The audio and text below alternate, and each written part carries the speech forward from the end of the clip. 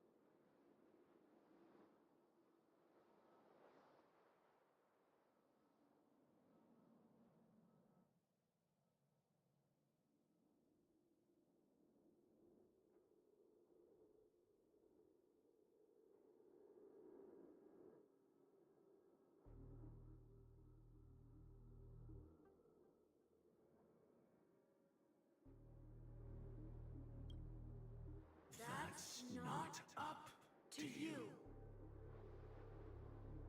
Did you know? People who come to the land of dreams for the first time, they'll subconsciously stop to reaffirm that they're still walking on solid ground. And then they will unanimously raise their heads to gaze at the sky.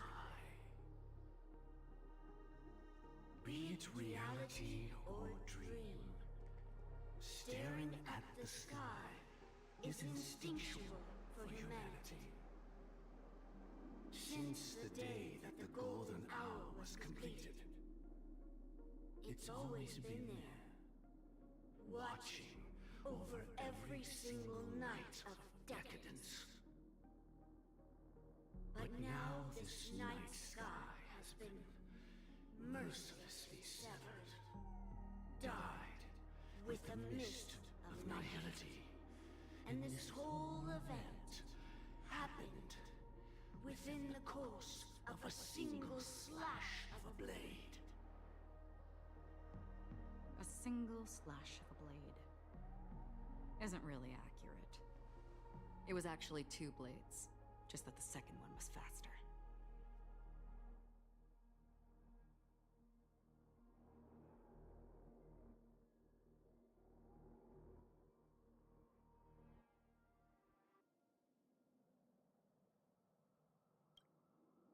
That's not the point.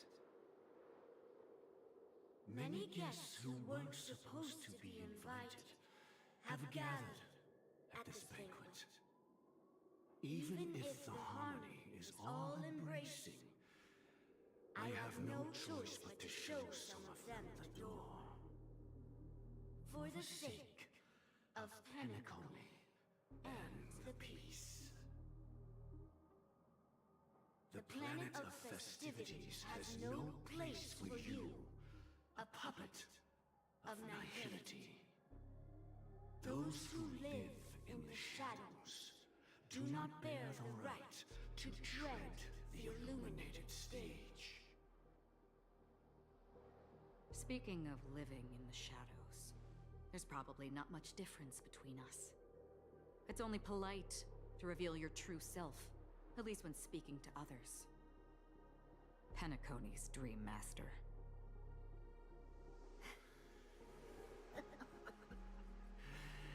That's just another reason that you can't stay. Whether you believe it or not, this is the real me.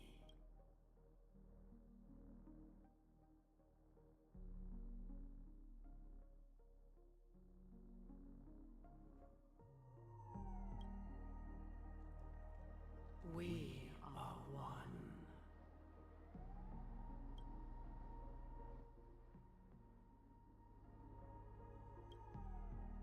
Is this the unity that the family espouses? My mortal shell has long since dissipated.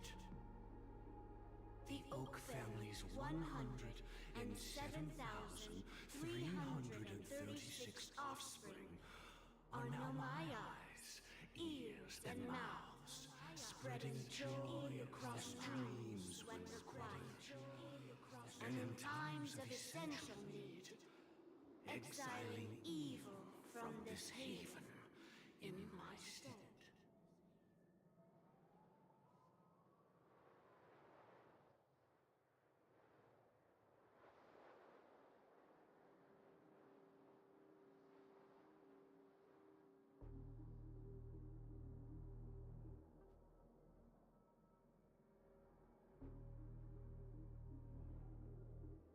Suppose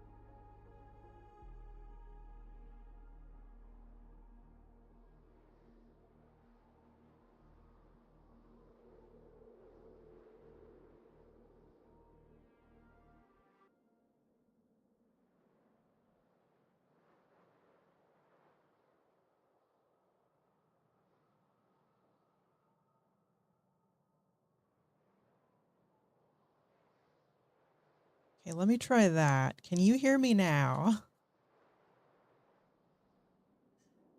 Say anything if you can hear me. I'm gonna have to open up my own stream and try to listen. Oh God, am I too loud?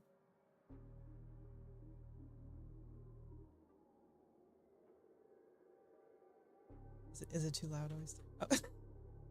I'm sorry. Oh my God. Okay, I had to put. Okay, wow. That means the entire beginning rant I didn't capture it. Yeah, I had to put my voice track on 1 with the game so the stream could get it. I'm sorry for scaring you, Oyster. Oh no. Well, let me say hi again. Hello everybody. Blazing Flame, how are you? Sorry you didn't hear me. I did greet you though. Oyster, how are you?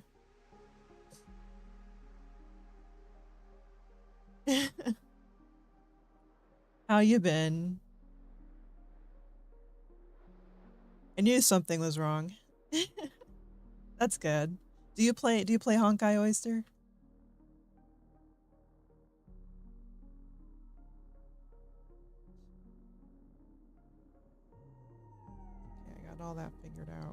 Good. No, that's okay. That's all right. I mean, it's a gacha game. I'm pretty sure a good chunk of my viewers probably don't play this or gacha games in general. I'm just like, I play it on my free time. It's a really nice game to play when you're working because you don't have to invest too much time in it. Except for the story, which I find the time and I'll do the story. And I was like, why not stream it? I mean, why? Like, I'm going to do it anyway. But what I was ranting about in the beginning was that the day before yesterday, I went to the Astral Express, which if you don't know what that is, it's like it's kind of like your home base, but it's like a train in space. And I went there because I was going to do one of the endgame contents that reset, because it resets every 2 weeks to get the rewards from it. And the next part of the story required you to go there as well. So when I teleported there, it triggered the first cutscene for the story the day before yesterday. And I was so upset because I was like, oh my God, no. I wanted to save the whole story for the stream. And the game just takes you captive. Like, you are captured by the game and held hostage. You cannot escape these cutscenes. You just are forced to watch them till the end. There's nothing you can do about it. So I was like, okay, maybe this first cutscene's not so long. So I watched it because I was like, okay, it's not a huge deal of the first cutscene, if I just do it. And then it finished and I was like, oh, good. And then it just started the next cutscene, which is this one with this girl here.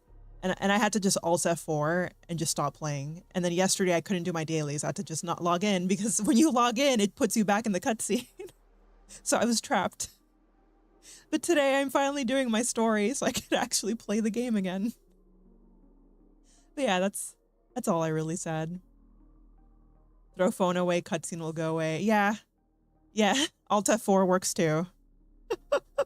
Just force close that bitch. You don't have to do it.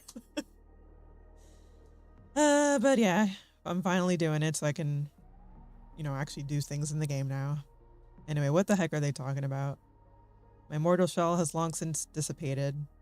The Oak family's 107,336 offspring are now in... Oh my God. Ears and mouths, spreading joy across dreams when required, and in times of essential need, exiling evil from this haven in my stead. Huh. Your mortal shell has long since dissipated. You know what this whole arc reminds me of, like, Sword Art Online? Because they're all just in this dream world and their real bodies in the other world. But so he's dead, I guess. He just, like, lives in the dream world. Whoever this dream master is. From the sound of it, it seems like you're asking me to leave, Penacony. I am glad that you're an understanding one. Alas, I'm not asking. If you think you can. Wow. Are you threatening me? I think she is, little dude. I ended it with a period. It was a statement, not a threat. Knowing who I am and still showing such malice. You're not the first, nor will you be the last. This scene played out many times before. And usually, when faced with my questions, most people retort, why can't I? The result has invariably been that they can't. You are confident, but be reminded, the family is forgiving, but not weak. The cords of the harmony extend across worlds. If you do not comply, when the blade is unsheathed for even a hair's breadth, you will never be able to escape the eternal Centurion's wrath in all of your lifetime. I don't remember what the internal Centurion is. 137 individuals.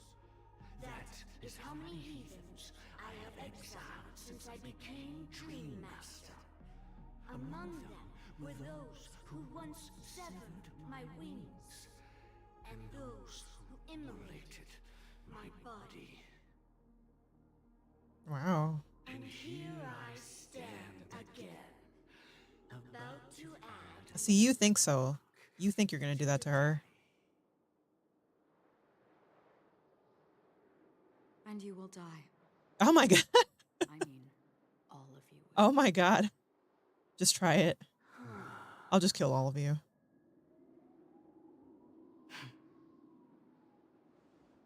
But that won't come to pass. I'll do as you ask. I'll leave. She's so nice. Wise choice. I don't think this guy knows. I wasn't aware there was a choice. To you, that surely is the only option. Please bear in mind, you and Penacony are of different worlds. Those born on the far bank cannot seek solace across the river. Leave and never return. The radiance of the planet of festivities is overwhelmingly bright, luring in tricksters, wrongdoers, and criminals. But even the harmony itself will never welcome the self-annihilator of nihility. And even more so, when this self-annihilator heralds the destruction of everything. Your strength is obviously a gift of the sleeping and shapeless, immeasurable and fathomless, like a tributary spawned from the abyss that brings death and sin to all. You're just jealous, man.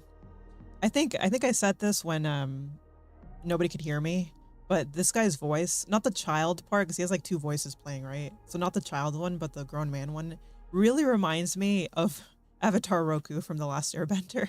Just like kind of sounds like him a little bit. Acheron. A befitting name. What does Acheron even mean? Take it from someone on the other side of your so-called river.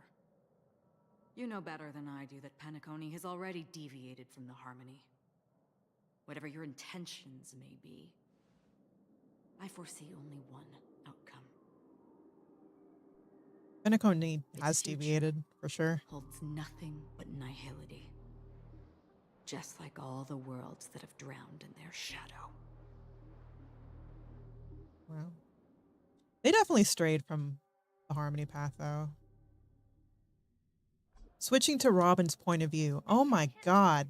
The unusual event that occurred moments ago was due to a technical malfunction at Clock Studios theme park. Technical The malfunction. family has promptly responded to secure the area, and we're happy to report that there have been no injuries. Man, it really just like holds you hostage with these cutscenes. Like I said. I couldn't imagine if I decided to just play them all out when I accidentally triggered them 2 days ago. Jeez.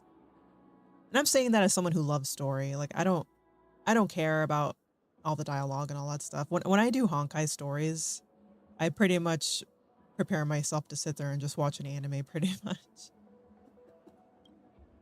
Oh, I swear that was no movie shoot. So many chips fell from the sky, and I even caught one of them. But it vanished in an instant before my very eyes. Excuse me. Are you talking about the Clock Studios theme park incident? Hmm? Yeah, what about it? Oh, Miss Robin! Am I seeing things right? No need to worry. I apologize for any inconvenience caused to your delightful dream journey. What you just mentioned about the chips really piqued my interest. Would you That's mind not providing more details about that's the a incident? sparkle, right? Oh, it was just those chips you normally see everywhere. The green ones? They fell from the sky as if it were raining. And then those chips simply disappeared. It appears to be the Dream Sim tech the Iris family has been developing. It's just the way she said that. It's definitely sparkle. I can't with long cutscenes. I'm the kind that presses skip, then has no idea what's going on. I mean, that's fair. My brother was always like that. He like didn't give a shit about stories and games. He just wanted to play, and that's fine. I'm the kind of person that likes both. I really like story and I really like gameplay. I'll say gameplay is probably way more important than story, because you can have like the most important, like the best written story in the universe in a game, but if the gameplay sucks, then to me the game just sucks. Like they should have just written a book or something or made a show. But if they're both good, then I'm okay with that. But yeah, I'm fine with long cutscenes. I mean, I'm willing to sit there and read out loud dialogue in all the games I play, all the Pokemon games I play, and all that stuff. If it's read to me, that's fine with me too. I don't really care. The only thing I will say is when I'm doing one thing or the other, so like if I'm doing the story, I kind of just want to sit back and do the story. Like boss fights are fine because boss fights are kind of a part of the story. But like if I'm running around and there's little mobs and stuff, I really don't care for doing them. Thank God for Acheron because she lets you kind of just beat them while skipping the fight. But yeah, I don't like being interrupted. And then like vice versa. If I'm in the middle of doing something in the game, so for example, if I'm doing one of the events in this game, like the past one that ended with the drink mixing the drink mixing event, I kind of just want to mix drinks. Don't like make me go and start with all this dialogue with all these characters. I don't care. Huh? Miss Robin, you mean those chips were all part of a performance? But I really... Shh. This technology hasn't been made public yet. It was originally planned to debut at the Charmony Festival, but it seems it's been leaked. Can you help me keep this secret? The raining chips were supposed to be part of my act. Raining Oh, chips. I see. Then it all makes sense now. Oh, I'll do it took me a second. Charmony Festival a success. It took me a minute to realize what they're talking about. As a This is definitely present, Sparkle. I'd like to give you a token gift. They're talking about the raining chips from adventuring getting wiped off the planet. Oh, this button is... Press it at just the right moment in the celebration, and there could be an unexpected treat in store for Okay, you. Sparkle. All right. It looks like there are other guests who are also confused. I'll have to excuse myself. Please, enjoy the dreamscape. So many people talking about it. This commotion at the theme park definitely Hey. made waves. Okay, I've got my follow-up team there. It's the team I was playing with before I got stuck in these cutscenes. Oh, Robin. Wait, so this is my Robin. This isn't support. Oh, they do give you support, Robin. Oh, we can't look at her, at what she has equipped, though. Because I don't have Robin's weapon. I gave her I gave her Ron May's weapon because when I pulled Ron May's weapon, I ended up accidentally, well, it wasn't an accident, it's not a bad thing, but in 110 pull I got 2 copies of it, and I never superimposed it because I was like, maybe one day I'll use the other copy. I still don't know what I'm going to do with the other copy, but for now I gave the leveled up one to Robin. My poor Robin, she's not really built that well yet. I'm almost done with her skills. I don't know what I'm doing with this. I'm still figuring stuff out. But I do want to... I feel like we're supposed to use Robin in this part. Oh, well, we'll keep the team like that. I like putting adventuring in my team when I do stories so I could just skip all the fights. But I don't think there's any fights here.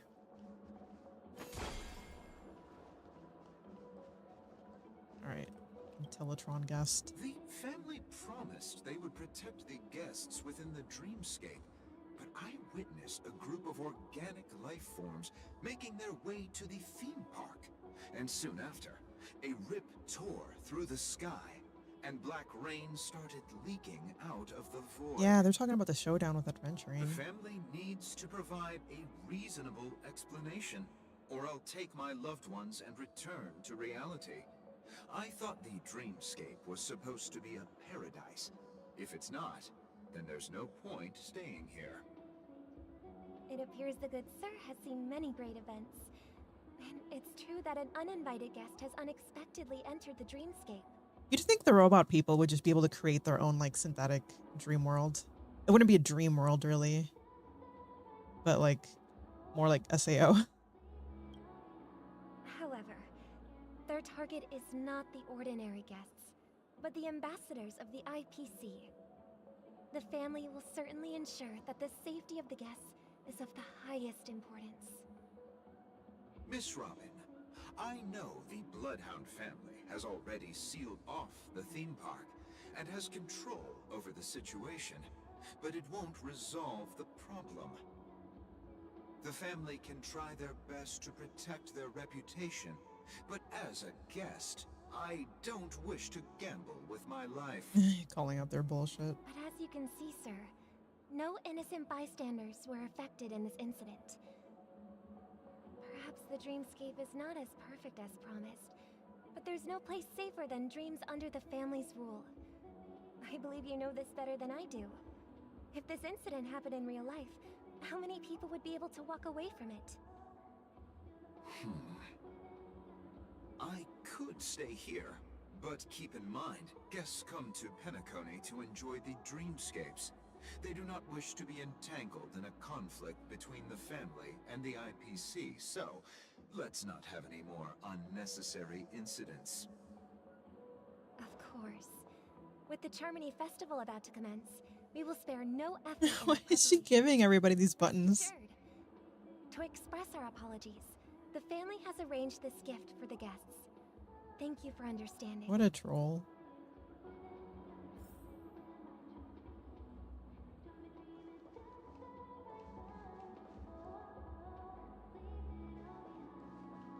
You've had quite a bit. Hello. I love talking to these nameless NPCs. Nothing to be worried about. There's been a small rehearsal. She doesn't even have a name. Studios theme park. Please stay calm. Hey, are you a fool? You don't even recognize Miss Robin? Oh my god. Who you talking to? This guy. He's like, I'm her biggest fan. How do you not know who she is? I'm sorry. I've just been transferred to the Bloodhound family, and I'm still not too used to working on the streets. I didn't realize it was you. I'm so sorry. Poor rookie. Hey, don't sweat it. You guys have a tough job. I know how it is. How's the situation looking? Oh, we've sealed off the theme park. Most guests are used to bizarre phenomena in the dreamscape, and so far, no threats have been detected. We can expect order to be restored soon. Rest assured, Miss Robin will intensify our patrols to ensure that no incidents occur. I trust you guys. But regarding what happened in the theme park, what do you hounds think about it? It's okay. Feel free to speak your mind. Well, Actually, I was there shortly after it happened. Is it true that the IPC's ambassadors came with ill intent? And that Galaxy Ranger who easily cut through the sky? Man, they even know she's a Galaxy Robin, Ranger. tell you the truth, I guess they're security. everyone's been talking about it. The myriad factions on Penacony have already been causing unease for everyone. Thank you all for your loyalty towards the family. The planet of festivities has indeed run into some trouble. The representative from the IPC, he's trying to regain ownership of Penacony and is prepared for a hostile takeover. Of course, the family did not agree. The result of the failed negotiations is as you see it now. No wonder. So this is the main reason why the IPC staff are banned from entering the dreamscape. Did they apprehend the troublemaker in the end? Don't worry.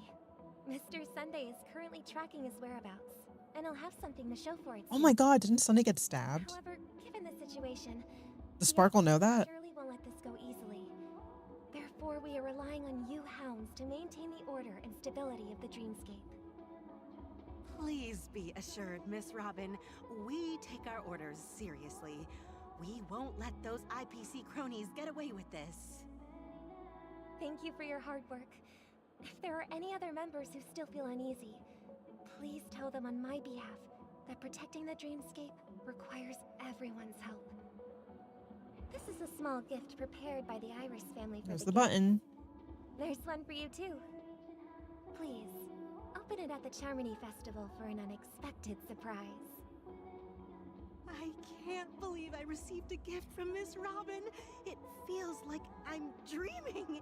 Wait, I am in a dream. If trouble comes knocking on our door, we're not afraid to go to war.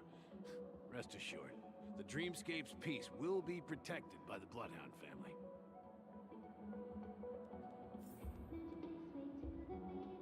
All right, who's next? Okay, let's give you your button. Miss Robin? That's the renowned cosmic superstar, Miss Robin!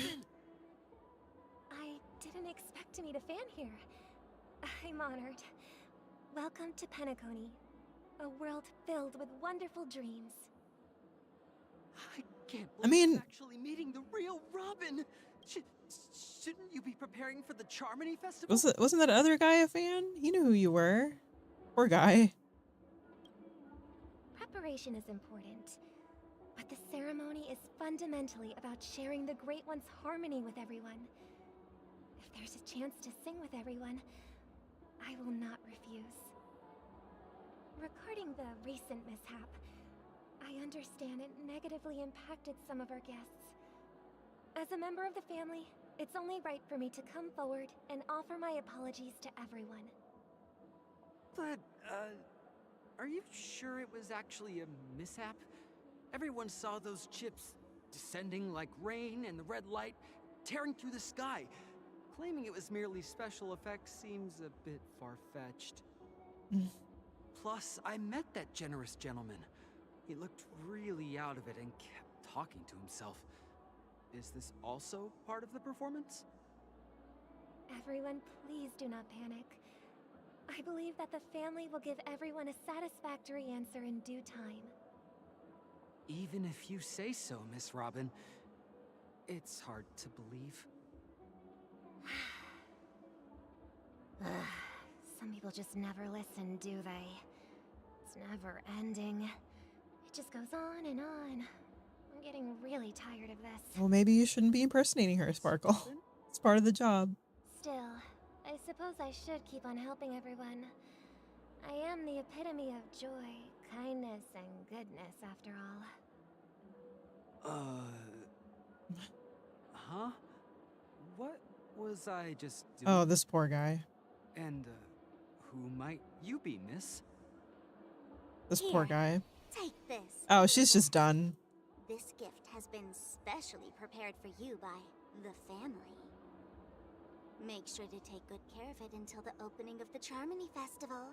Then, when the show reaches its climax, press the button together with the others around. It's like starting her own religion. You never know. Something very exciting might happen. I want them all to push the button. She's always giving these buttons away. Trailblazers POV. We're back to where it all began. Oh, that's right. You entered the golden hour from this place. And it is also from here where you will enter the true Penacony. Oh my god, I actually forgot that technically in the story he's here with her. I completely forgot. Dude, the fact that Firefly was Sam got completely spoiled for me. Because, you know, people can't keep their mouths shut when it comes to the story. Because, like, you know, everybody looks at leaks. Which is fine. Like, I'll look at leaks for upcoming characters, but I don't for the story. So, you know, you can't escape it. You can't escape it. People will just sit there and just say it everywhere in every comment section for every video related to this game, anywhere. And, like, even if they don't explicitly say it, they'll sit there and they'll put, like, Firefly/Sam, and then it's just like, well, okay, I guess she's Sam. No spoiler tag? No. People just say it. They'll just say it in the comment, like, as if it's this common knowledge everyone was supposed to know. I had no idea. Like, I got so annoyed because I didn't know. And, like, a lot of people were like, oh, well, it was super obvious. Like, you should have figured it out. It was so obvious that it was, you know, she was Sam. And I'm like, I don't know what cutscenes you were watching. I didn't think it was obvious. Maybe I'm just dumb. Like, maybe I know I can predict certain things, like in like Pokemon and stuff. I didn't predict that though. I don't know. And like people were like, oh, well, in that one cutscene, she said the word mecha. And I'm like, that's not enough proof for me to just come to the conclusion that she is Sam. So yeah, that got spoiled for me. So when I saw the cutscene of her taking the suit off, I was like, yeah, there she is. Yeah, no hype there. I already knew. But whatever. It's my little rant about that. It just, I swear these Honkai players, Genshin has the same problem. They just can't help themselves. But yeah, I completely forgot about that he was with her. Oh, little Firefly. What did she say? You'll enter the true Penacony. It is a pleasure to journey alongside you once more. But it's time I laid bare the entire truth before you. As you might have heard, I also go by another name. Stellaron Hunter Sam. I know, Firefly. Your fans told me. Are you all right? You lied to me. Are you Firefly's soul? I don't think so. I already had a feeling she wasn't really dead. So, are you all right? Fine. Sorry, I hope I haven't scared you. I know you have many questions. Do you remember when we encountered death in that strange dreamscape? When I was caught by that meme? Yep. In that instant before it killed me, I saw the reflection of another dreamscape in its ghastly pupils. So, following the clues in the script, I came up with some theories about the meme. That's why I instructed Silverwolf to issue invitations. Wait, what? Drawing everyone to the Dreams Hotel. Well, now I'm confused. So she gazed in the eyes of the thing that supposedly killed her. And then she told Silverwolf to issue invitations? Doesn't make any sense. We were all invited to Penacony already before she got captured by the meme. Unless I'm misunderstanding something. I intended to call upon death before you arrived. Oh, okay. She's not done. To solve the riddle using more direct means. And then invite you to join. However, contrary to my wishes, I couldn't defy the script. And I didn't get a chance to explain it to you. It is how you see now. I was impaled by the bladed wings of death. The heavy pressure of concentrated memoria, miasma, exploded in my mind as if it was actually reality. Oh God. But after the momentary numbness subsided, I found that my body was absolutely unscathed. I was still alive. And it was just as I thought. I had arrived at a place starkly different from this beautiful dream. Beneath the dreamscape of Penacony lies another, more chaotic, more primal memory zone. Its name? Land of the Exiles. Yeah, I watched a lore video about Penacony. Spoiler free. Thank God. And they mentioned how, like, the actual Penacony people see, that's like part of their little like theme park hotel thing, is like a very tiny part of what Penacony actually is. Or like a tiny part of what the dreamscape actually is. And the rest of it is this like enormous, vast, I don't want to say void, but like the actual dreamscape is much bigger and much more dangerous. Think of it like the internet. You've got like the internet everybody uses, and then but like that's like a tiny portion of what it is, and then you have like the dark web. That's like much bigger. I don't know. I thought that was pretty interesting. And I guess this confirms that if you quote unquote die in it, you get put on the other side. And so then I returned to the hotel in the dreamscape, hoping to tell you of its existence. Yet I could not reveal my own identity. So I could only divert your party's attention and lure you away from the battlefield. And after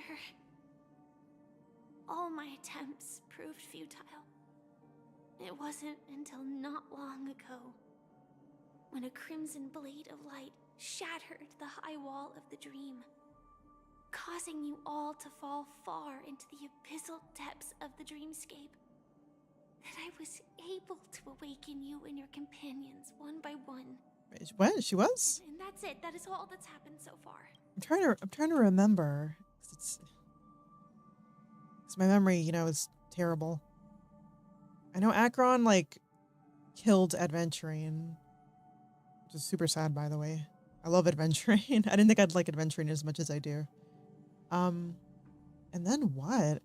I'm trying to remember. I mean, I guess I don't know about the other people, but I know the main character is here with Firefly, like, immediately after. I think. Or did someone bring... I can't even remember. I'd have to go watch, like, a cutscene, that last cutscene again. I completely understand. I'm completely confused. I guess I'm confused because now she's saying that everybody in the dreamscape has fallen into like a deeper version of it. I know it's tough to believe all this without reservations. I just want to say you are very close to the final answer. Just one more thing needs to be done. And then I can prove it to you. I mean, it's not that I don't believe you. It's just a little confusing. Oh God. Sorry. Hey, Blazing Flame. Sorry I didn't say anything earlier. I didn't realize my voice wasn't coming through the stream. But I fixed it now. Hi. How are you? Now, let's leave this place. Please close your eyes. Take a deep breath and visualize the dreamscape's outline in your heart. And remember, you must not open your eyes at all times. 3, At all times. 2, 1. That's great. Do you play Honkai or Star Rail, Blazing Flame? Don't be afraid. The one who has come to greet us has arrived. Did she call over the death thing? The death meme? After a piercing screech, a thick and ferocious surge of memoria crashes into your chest. Churning and ravaging, your consciousness becomes like scraps of paper caught in a whirlpool, breaking apart, dissolving, and dispersing. I can't read that fast! Innumerable voices resonated through the symphony of memoria. The growing thunder and then echo stood with exceptional clarity. You know it came from the girl beside you, your heart's beating to the same rhythm, peaceful and even more peaceful. Until in that quiet darkness, memories ripple into existence. Bro, they gotta slow these down a little bit. I never knew you could do this. Oh my god, it's Blade! Do you have a driver's license? Yeah. No. I do. Oh, he does. That is surprising. Wow, Firefly. Look, Blade can be very sophisticated, alright? Look at him in his snazzy suit. Looking so snazzy. She's got like a cool outfit too. I wonder what their whole dynamic like. Worst caption reading ever. Whatever. It's not my fault they make the dialogue go that fast. It's not like I was clicking through it. Maybe I should have turned off auto. But I wonder what their dynamics like her with the other Stellaron hunters. Part of me wants to collect all the Stellaron hunters, but like I can't afford all the characters. That's like way too much money. I'm probably gonna skip Firefly when she comes out. Why? Because this is Japella, the city of sins. Get money easy. Yeah, sure. I'll get right on that. No, it's nothing. I'm just thinking that you haven't slept in 20 system hours. Wow. Are you sure you're okay? She's probably like the sweetheart of the group. I don't play Star Rail, but I enjoy watching. That's fine. That's fair. Honestly, it's a fun game to just kind of watch the story. You don't really have to play it if you don't want to. But yeah, I ended up, I think I mentioned it in my update video. I ended up getting super obsessed with this game. I'm not even sure why. I just really like it. Maybe it's because it's so easy to play when I don't have time, because dailies take like 5 minutes. I'm fine. I'll survive. Same goes for you. Oh, he's so nice. He's so nice. Sure about that. Slow down a bit. Like he's so edgy when you use him in a battle, and he's so nice as like an actual person. The later stories are a lot better than the first two. You know, yeah, I agree. I agree. Infiltration is over. Feel free to activate Sam anytime you like. Activate Sam. There's still some time before the next part of the script unfolds.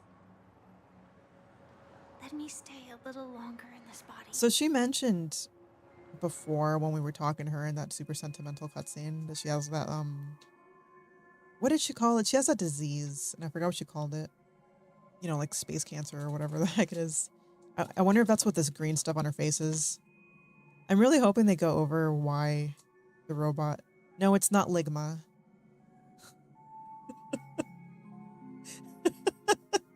No, it's not Ligma. I hope they go over the lore of why her mecha is called Sam.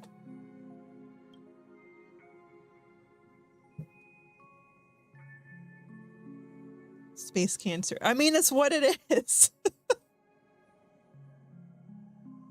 Oh, it wasn't until much later. A soft sigh once again brought the quiet in the car.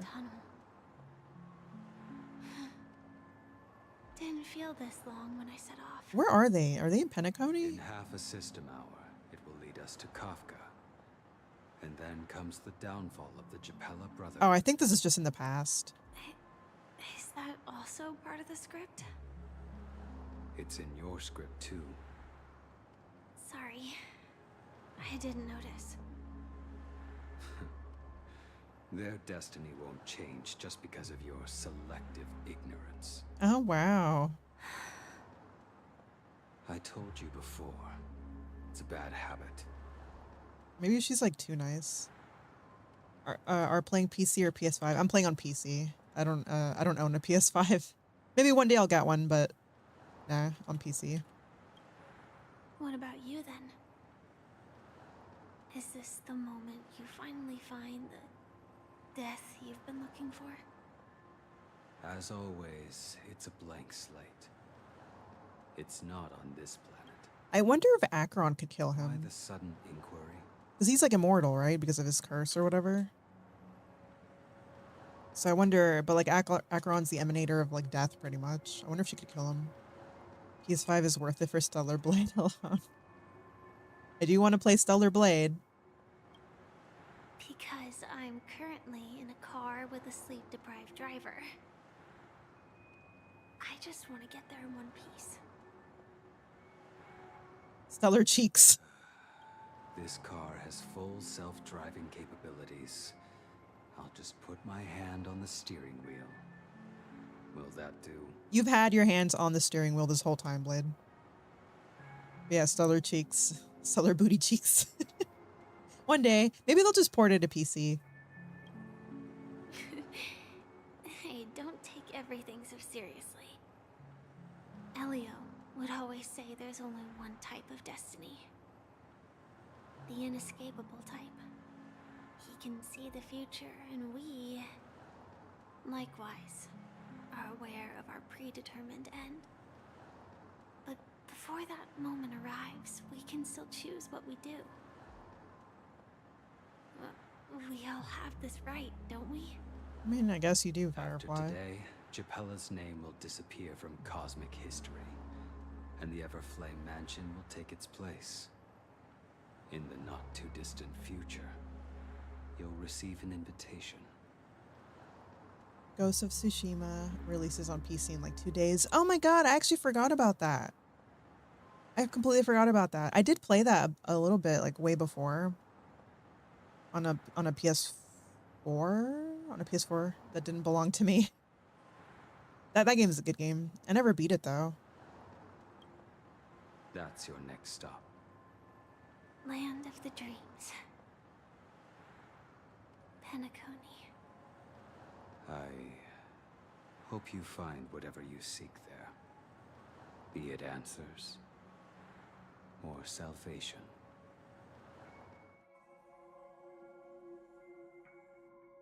You know, Firefly is such a nice, like, Glad to see girl. you're safe and sound. Such a nice, like, you know, like very soft girl. But I think she's like way smarter than she lets on. Which is why Blade made that comment about her feigning ignorance. What is left is Bloodborne. Oh yeah, that's true. They do it. They should just port Bloodborne. You'll wait a week or two in case it has issues. PC ports don't have a great track record. That is true. They don't. I'd like to imagine Ghost of Tsushima would be okay. At least if you play with a controller. Have Welt and Firefly even met before? I don't think Firefly's actually met any of the Express members, have they? I don't remember. Is this that voice just now? Mr. Yang, you're here too? Close your eyes. This is the answer. Isn't it incredible? The monster that we have always known as Death is actually the guardian of the land of the exiles. Oh. It abides by a certain rule. Abducting people from their dreams and bringing them here. Abducting people from their dreams and bringing them here. The guardian of the land of exile. So why would he bring them here if he's the guardian of it? I mean, he's obviously not really death. He just kind of like, you know, stabs people to make them come here. I also forgot she had to close her eyes. I guess it's not really Welt. The question that has been perplexing us, does death really exist in the dreamscape, appears to be a cognitive trap. It was laid by those orchestrating events from the shadows to cover up the truth behind the disappearances and the existence of this fortress known as Dreamflux Reef. Dreamflux Reef. They like always put these terms in that they've never said before. Huh. Orchestrating events from the shadows to cover up the truth behind disappearances. Oh. I guess that's the name of the area outside of the known Penacony. It depends on the PC specs of it for it to run. Yeah, that's true. But there's some ports though that they're just not done that well. Even if you have like a super PC, they're still, you know, it's not really quite there.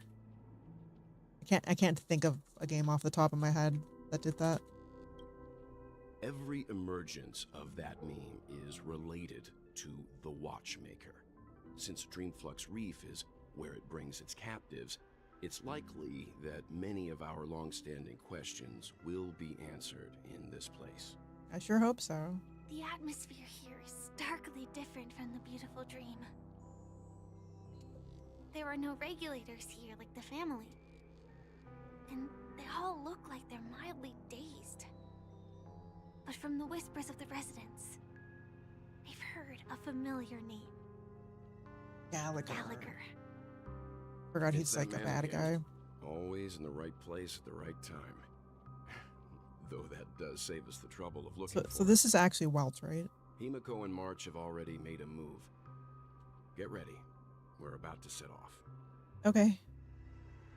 The real dreamscape, the land of the exiles. Before we go, should we speak to everyone first? Probably. Man, this place is cool. Look at that. Oh, it's like this balloon sleeping on the chair. Also needs to be done well. Sony has dropped the ball quite a bit. Usually lots of optimization patches needed. We'll see though, from what I know, Ghost is well liked and a great game. Yeah, Ghost is a really, really good game. I have a beefy PC, 32GB RAM with 3080 RTX. Not overclocked version though. Man, that's awesome. I have a 3070. So not the beefiest, but you know, it's works for me. 3070 Ti. Okay, whatever. I didn't think it was that important. Well, not that I didn't think it's important, but I know it's important. That's not what I meant. I don't know. I guess in my mind it was obvious for some reason. Laughs in 4090. Okay, dude. What's up, Firefly? I'm really sorry for waiting until now to tell you everything. It's okay, girl. I know you gotta follow a script. Why couldn't you reveal your true identity? Do the Stellaron Hunters also want a piece of the legacy? So who exactly is Sam? Well, Sam's her. Oh, I can ask all these questions. Okay, why couldn't you reveal your identity? Reasons. Firstly, the script. In the future that Elio saw, Sam and the Astral Express's confrontation was inevitable. I tried to break the shackles of the prophecy, but this is as far as I could go. Okay. 4090 that I used to mostly play Minecraft. That's how it'd be. Minecraft's a true benchmark of graphics cards. That aside, there were also my personal motives. I wished to travel with you as Firefly, and not Sam. Yeah, I mean, I can imagine. She probably has to be in the suit because of her condition. So she probably likes being able to just be herself. Especially when she's trying to just, you know, hang out with someone. It's alright, I didn't take it personally. This is still hard for me to accept. No, it's fine, bro. Thank you. Okay, here we go. These are the two I'm the most interested in. Do the Stellar Hunters also want a piece of the legacy? Elio only gave me one instruction. Allow the Astral Express to pursue the Grand Legacy. It means that the Watchmaker's legacy holds great significance to trailblazing. And to you. Allow the Astral Express to pursue the Grand Legacy. I wonder why. I guess we don't really know what the Stellar Hunters' like true motive is yet. We just know they're following some kind of script and that I have some kind of role to play in all this. The Watchmaker's legacy holds significance to trailblazing. Huh. Sadly, that is false. Minecraft is horribly coded to rely mostly on CPU, and one core at that. GPU does very little in Minecraft. I mean, I know. I was making a joke. I was making a joke. Unless you know how to mod the optimization even low NPC to run better. Well, I don't know how to do that. It runs good enough for me, I guess. Elio's scripts used to revolve and expand around certain specific Stellarons. But with your appearance, this condition has apparently ceased to be appropriate. Perhaps he also saw the impossible in the future. Oh. See, that I didn't know. So he used to only have them do things just strictly based off Stellarons. But with my appearance, this changed? Why? And so do they mean... Okay. Because I know the main character used to be friends with the Stellaron Hunters and like hang with them and stuff. Like before, you know, Kafka and Silverwolf did whatever they did and we lost our memories and stuff. So does she mean after that point? Or before? When I was still friends with the Stellaron people? Who's Sam? Do you still remember that medical cabin I told you about? I sure do. Well, that's Sam. Oh. Belongs to the Iron Cavalry of Glamoth's Firmament Frontline. A Firefly Type 4 Tactical Heavy Assault Mech. Oh, is her name not actually Firefly, I guess?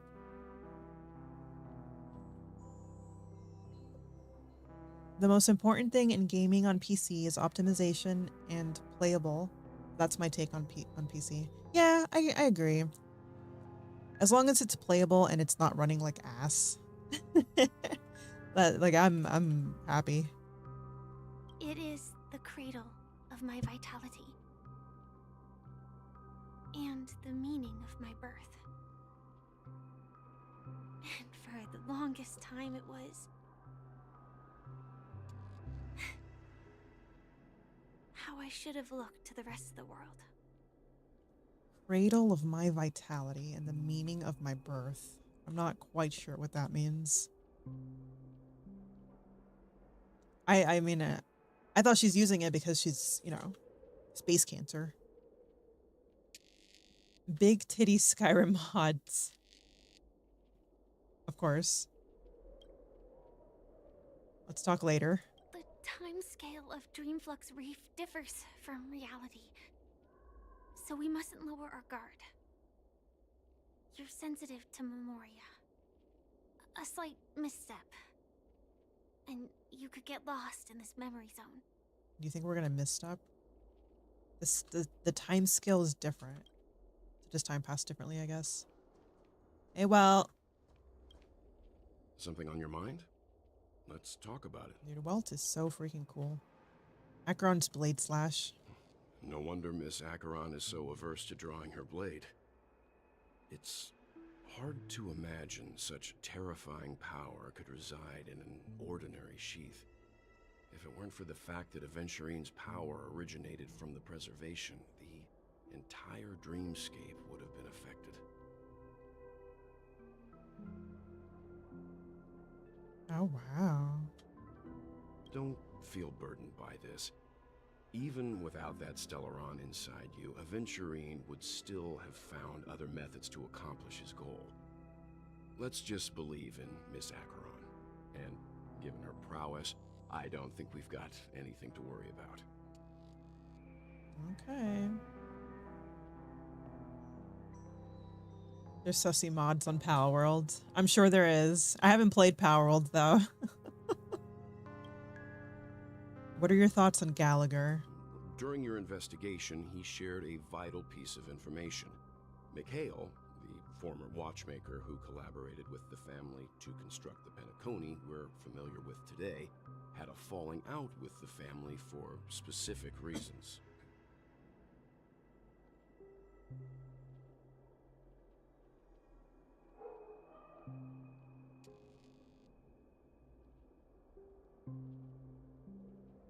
Is my game volume okay, by the way, compared to my voice? But this is precisely where the problem lies.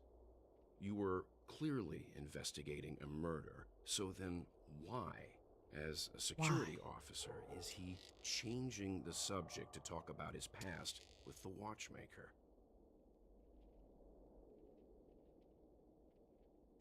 You have my tab muted, so you don't know. Okay. That's good to know, Vampiria. Oh my god. So Blazing Flame says a little louder. Oyster says it's okay. Doesn't help me, guys. Here, I'll put the game a little bit louder. I'm assuming you mean the game needs to be a little louder. I'll put it like a little bit louder. Okay, yeah. Let me see. Okay, put it a little louder. Tell me how this is. And now, with Firefly mentioning his name again, it's hard not to be suspicious.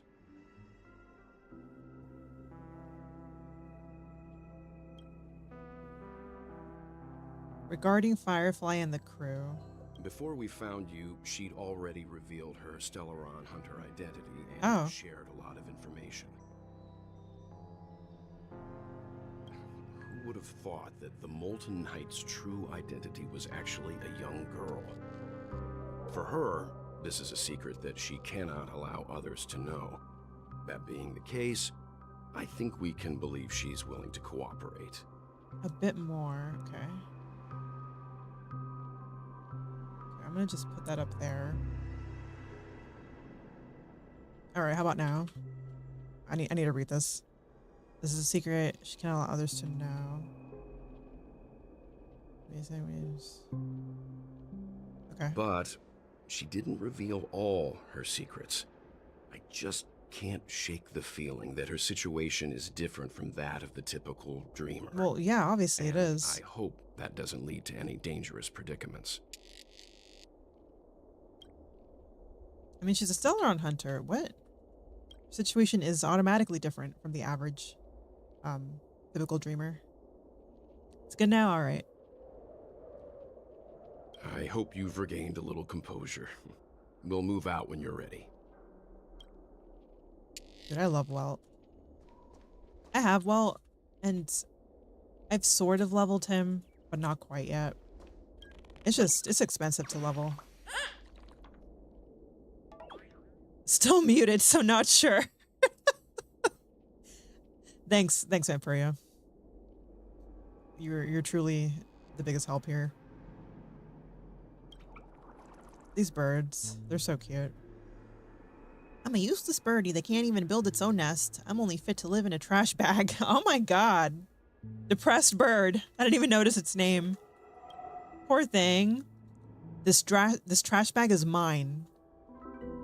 You know what? It sure is. Boo-hoo, I couldn't even defend my own nest. I'm really the most useless birdie alive. Oh my god, this poor thing. What the heck? Goodbye, stranger. I'll give you this trash bag. Am I actually getting one? Fleeting happiness. I don't think that's a trash bag, but I'll take it. I could use some more happiness. Everybody could use some more happiness. Is Vam trolling you? Probably.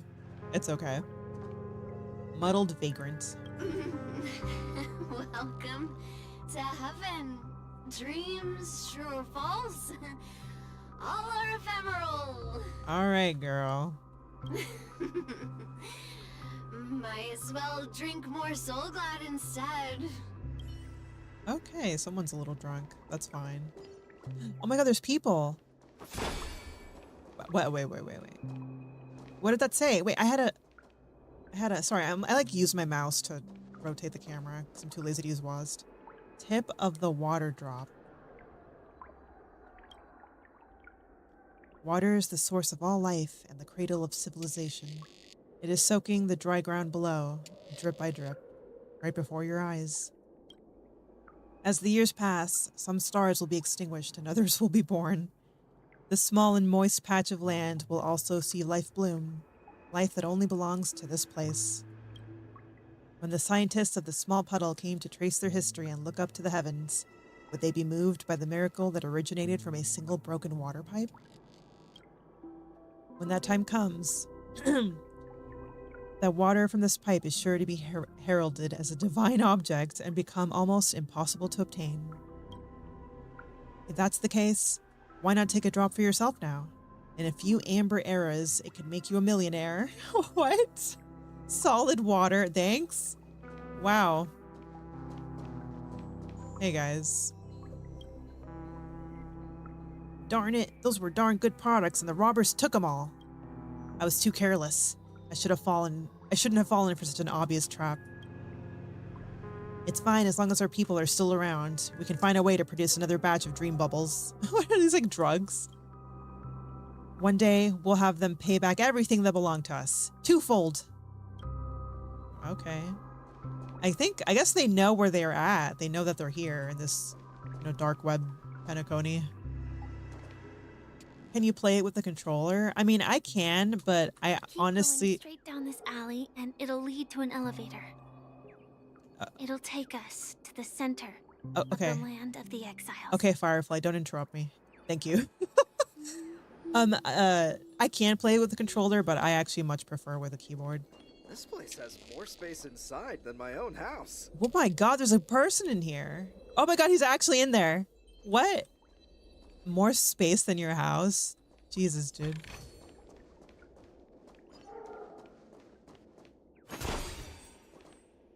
What? Oh, is it a bird? Oh, it is a bird.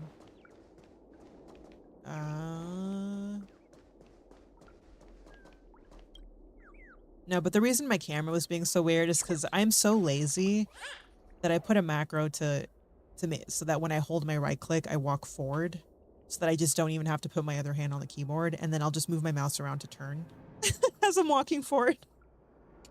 That's how absolutely lazy I am. And then if I need to like interact with something or talk to somebody, I also set the side keys to be like the interact buttons. So, and like the buttons to like do my attack and stuff. So I can just play this one-handed. I don't have to touch my keyboard. I probably shouldn't do that so much while I'm streaming, though. I think it gets a little bit nauseating. Can you play Elden Ring with the keyboard? I don't know, because I actually still haven't played Elden Ring. I know, it's like blasphemous that I haven't played it. I haven't even played the Dark Souls games. I played Dark Souls 1 for a bit, and I got to the sewers, which were really annoying, and I haven't continued it. But it's not like I want to. I just haven't. Heretic. I'm sorry.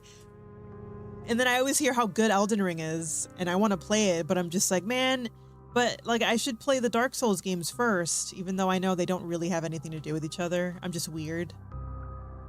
But like, I mean, yeah, no, I haven't played Elden Ring, so I don't know if I can play it with keyboard and mouse yet. I think that's a game I would probably just play with a controller, though. That's a little different than like a gacha game. Because like gacha games are kind of designed to, you know, be played on a phone, even though the UI is a bit different. Hey, did I blind you with my super awesome radiant spark? Yeah, you sure did. Can a bird's feathers make a light brighter? I'm researching this problem right now. You feel the difference in the light? It was darker after you left. You know what? Yeah. I'm different from those birdies that only know how to build nests. Goodbye, friend. One day I'll turn Rooseville's? I can't pronounce things. Pitch black darkness into a light show. Chase your dreams, little bird.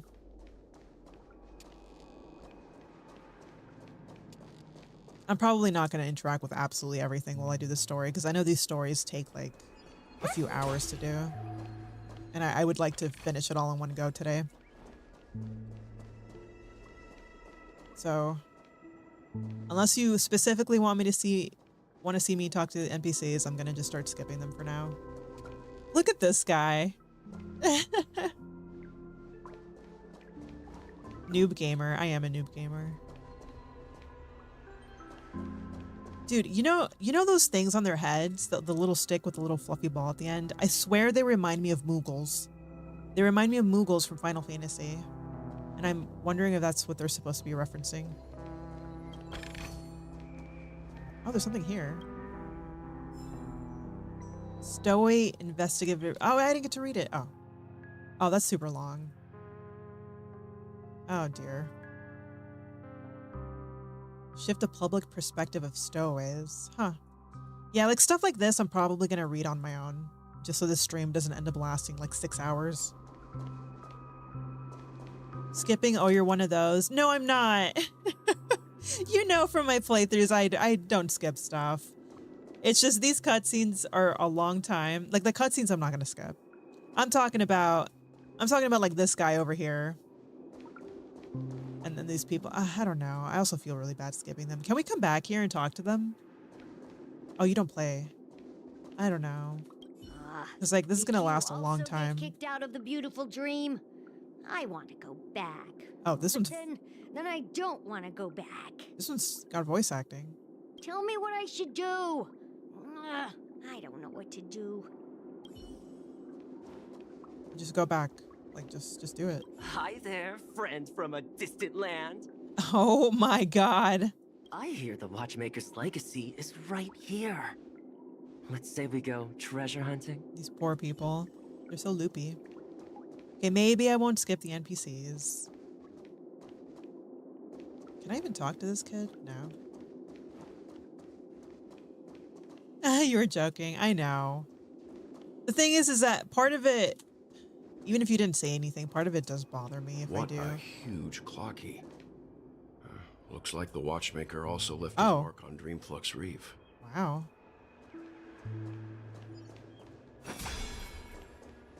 Oh, there's a bird in here.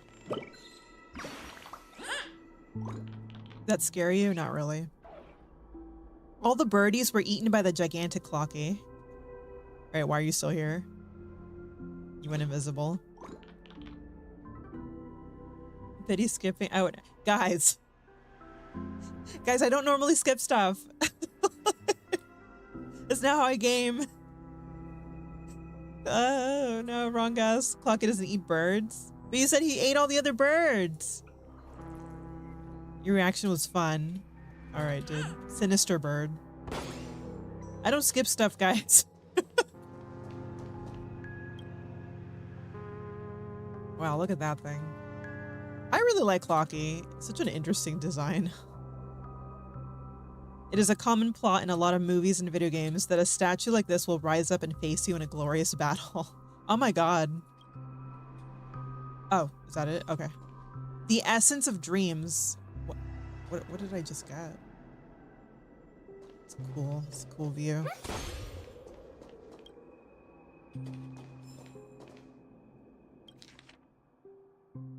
See, this stuff I'll skip. I'll say that. Like, I'll read it later, guys. I'll read it later. It's just a lot. Yeah, this is just like a Clocky story. I'll read it if I think it's really important. Are they bullying you, Pity? You know, I'm not sure. I'm not sure.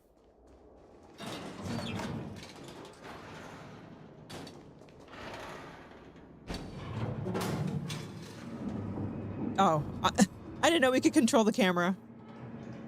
All right, just stand right here, right where it's safe, right up against the elevator door. You know what this reminds me a little bit of? Investigate. Wait, investigate what? I missed it. This reminds me of BioShock, just ever so slightly, like the original BioShock. Unbelievable. To think there's a settlement of this size within the dreamscape. And all beyond the family's reach. Beyond the family's reach. So can they not come here of their own free will?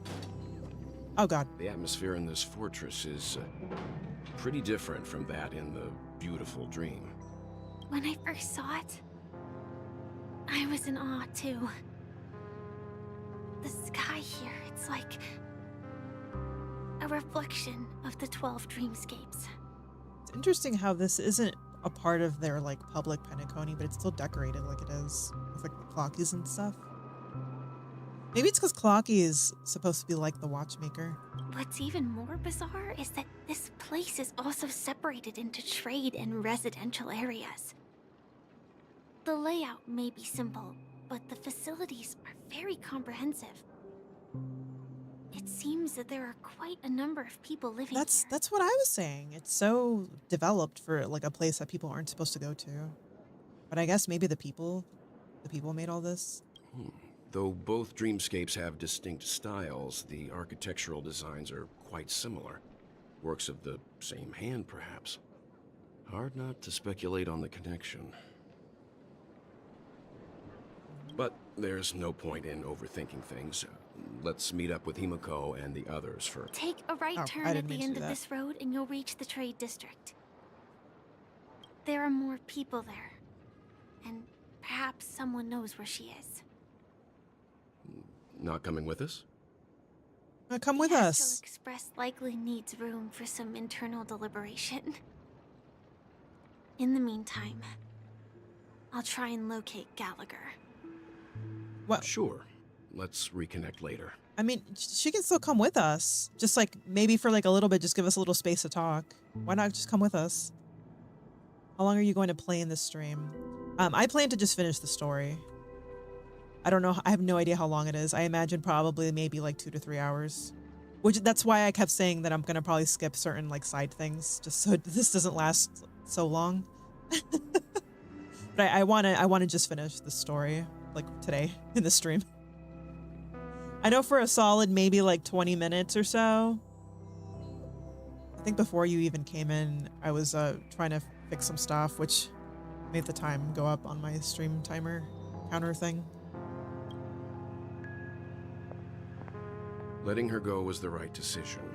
Further observations are needed before we decide whether to trust her. But first, there's someone I need to talk to. Oh yeah, the LK, yeah. I've had to do that before. I like that they also put the little button here to just have them voice acted for you if you missed it. It's pretty nice. Who do you need to talk to? Macron? Let's go. I'm sure you've already noticed Oh, Misha. He's right there. I saw him right away. Who? Familiar face. Yeah, I know. He's right over there. Yep. The Reverie Hotel's bellboy. How did he end up here?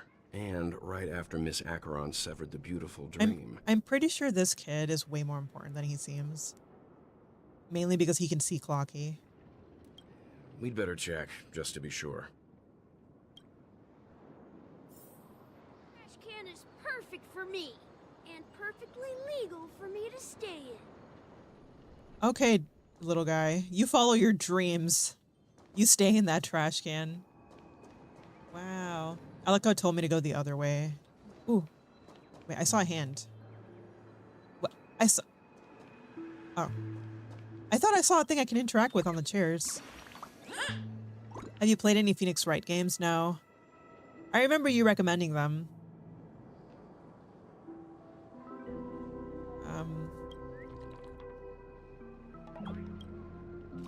Say hello to my baseball bat.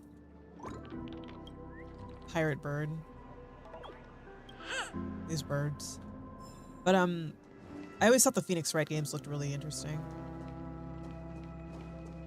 I should probably just explore all this later on. Oh my god, wow! Look at that! There's a bird in the middle on that thing. Oh, well, I have to go look at this. I see an interactable. Oh my god, it's people that I can I can change their emotions. No, I didn't want to talk to you. I wanted the chest. I see the flow of time frozen, a city full of lights shining on the gaze of the savage. Stars float between dreams, sending ripples across the mysterious sea of memories. I see travelers who come here, admiring the magnificent scenery with me. The primitive dream is so truly mesmerizing. With the rest of your journey, linger. Would you rest your journey and linger here? You talk weird. Yeah, you talk weird. I must sound ridiculous. It's only natural that one's emotions would be stirred when overwhelmed by such a resplendent view.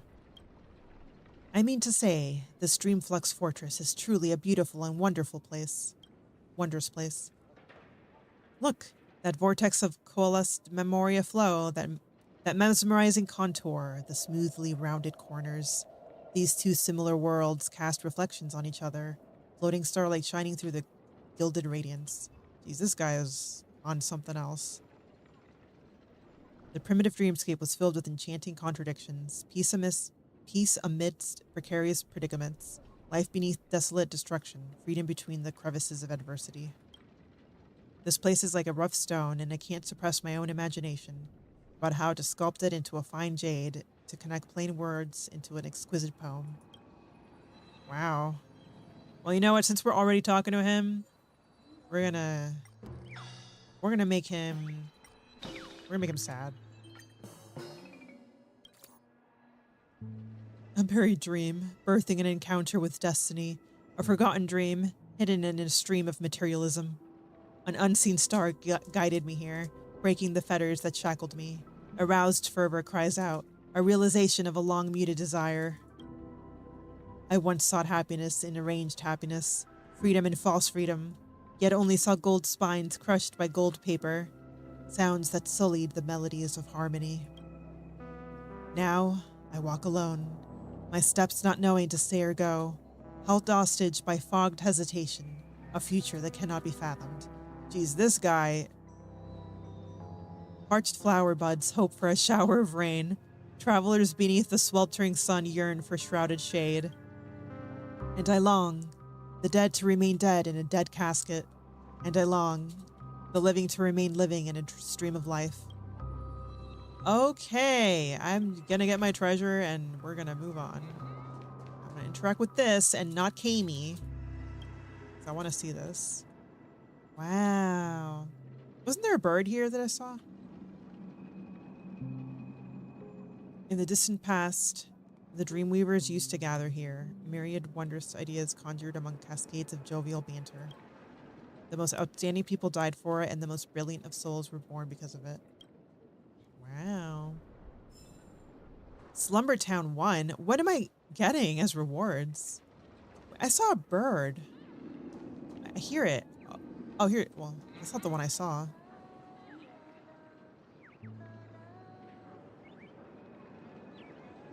Sorry, I thought I heard Robin's song. He walks a lonely road, the only road. Yes. That's the energy he was giving off. Passing friend, can you solve a riddle of mine? Why can notes and clocks become friends, but birds can't fall in love with a cat? What? Cats and birds are natural enemies. You're taking great risks. That one. Even you say that. What a cruel karma. Oh, cat. Cat, wherefore art thou a cat? It'd be much better if you were an origami bird. Farewell forever, my feline love. I hope you'll never cry once I leave. What is with the things in this part of the dreamscape? They're all crazy. I swear, there's another bird over there. Dude, I swear, there it is. Oh, I don't think it's one I can interact with. Give me that. No, not the manhole cover. The hot steam from under the manhole cover bursts upward like lightning, as if chasing something before dissipating straight up into the heavens. This is one of the great 7 manhole covers? The manhole cover of The Hunt? Sure, give me this. Thank you. Okay, we're gonna move on. I need to explore this on my own, because if not, we're gonna be in this stream for like 7 hours. All right, hey Misha. Huh? You're the guest from before. We meet again! And a new friend. Forgot to introduce myself. I'm the hotel's bellboy, Misha. Hello, Misha. I'm Welt. We met in a dream. They did? When was that? And who might this Oh be? my god, Welt can see Clocky. Tick-tock! Old friend and new friend! Let's high-five! Why do I love Clocky so much? Like, I love hearing him talk, and I don't know why. But why can Welt see him? Yeah, Mr. Welt, you can see him? You're still young at heart. Oh my god. Or memory zone meme? Can they define what a memory zone meme is? Nope. Clocky is a good friend of mine. We all live here. He lives here? How did you get here? This dreamscape isn't supposed to be open to the public. I wonder if it has something to do with Sleepy. Who is Sleepy? But yeah, Misha lives here. Like, I knew it said people lived here. There's another bird in the background. So this is your home? Yep. After my work in the beautiful dream ends, I'll go back home. Commuting used to be more convenient, but ever since travel became cumbersome, Sleepy started ferrying people back and forth between the 2 dreamscapes. Who's Sleepy? This Sleepy. Can you describe what it looks like? Sleepy is a memory zone meme. Looks fierce and has many eyes. But it's actually really well behaved. Gallagher's been taking care of it. Clocky sounds like one of those cheesy 80s dopey cartoons. Yeah, he does, Flame. He does. And like, that's like the point of what he is. Like, they even went, they even took the next step with creating this Clocky, and they made a whole entire like short little animated cartoon for him and put it on YouTube. And like, I think it's in black and white, and it's like, you know, it's got that oldies, like super old cartoon feel, kind of like Cuphead. So yeah, he's actually supposed to kind of be like that. This description could, oh wait, I didn't even read him. Looks fierce, has many eyes. Oh yeah, dude, it's the death meme. It's actually really well behaved. Everyone's like dying from this thing, and Misha's just there like being friends with it. Gallagher's been taking care of it. So is maybe Gallagher's not really evil, because he's not really killing people. Maybe what he's trying to do is show people the truth, or like bring them to the other side or something.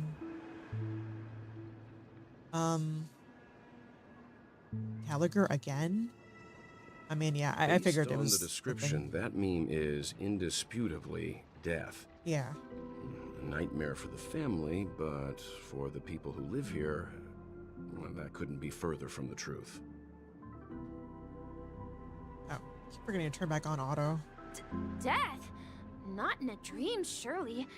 Sleepy's just a little aggressive, and sometimes messes up by fetching the wrong guess.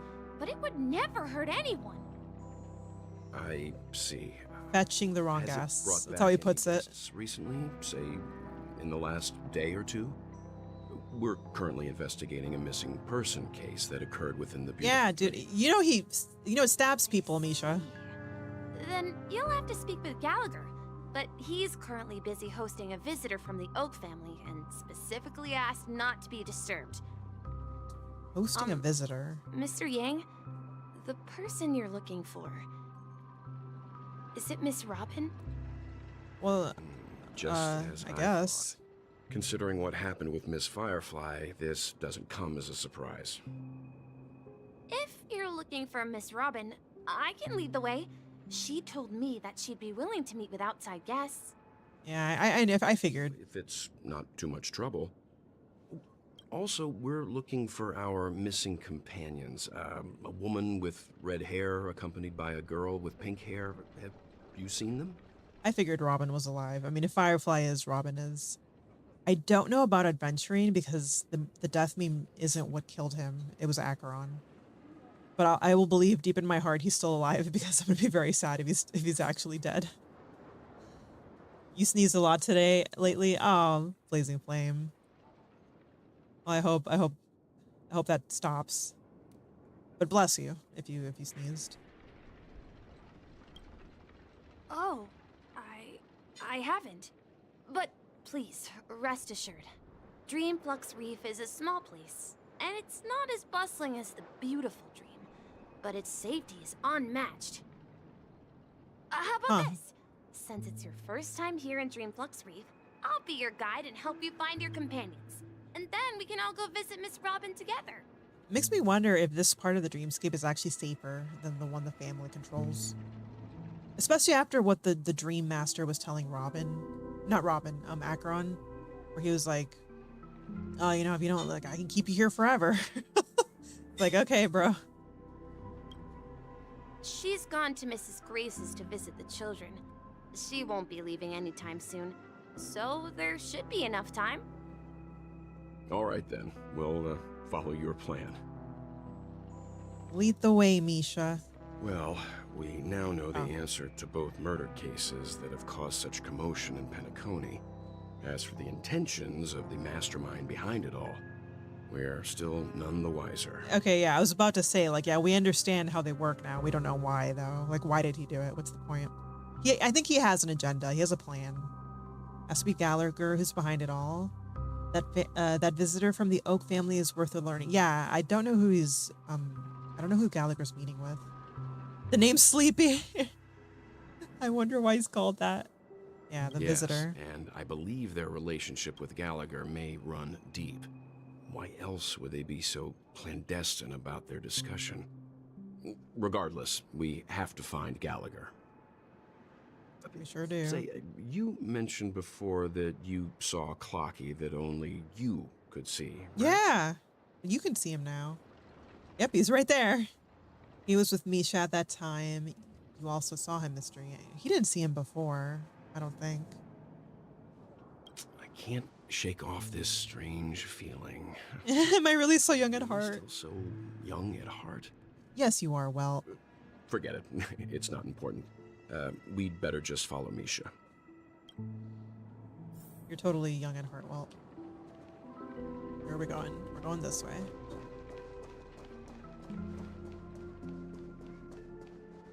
I've lost the quest. Oh, follow Misha. Wait, where? Am I stupid? Oh, okay. Everyone, look! From here, you can see the most spectacular view of Dreamflux Reef. I already saw it. Sorry. A black hole? No. An accretion disk formed from consolidated memoria? Was Dreamflux Reef built on such unstable memoria? Oh, so Mr. Yang is also versed in memoria dynamics. I was just trying to figure out how to explain this huge hole to everyone. I still don't. You guys have a lot in common with Miss Kami. I still don't understand what he said. I don't understand what it is, Misha. Please explain it. I don't know what an accretion of memoria disks are.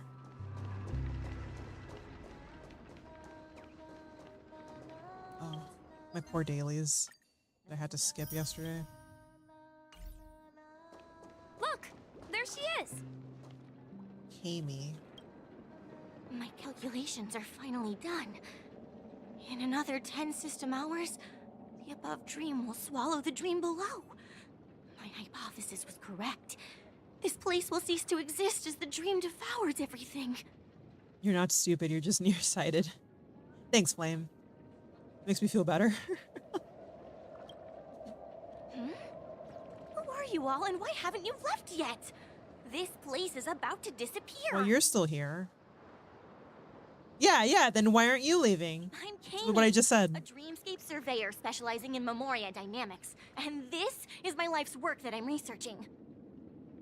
See that huge gaping hole? It was just a narrow rift many years ago, but now it's grown into a giant hole. The surrounding Memoria has been flowing towards the other end of the hole at a constant velocity, slowly but surely. But the scary part is, according to my calculations, the flow rate of Memoria has recently changed, and it's faster than ever before. It's almost as if something is sucking it in from the other side.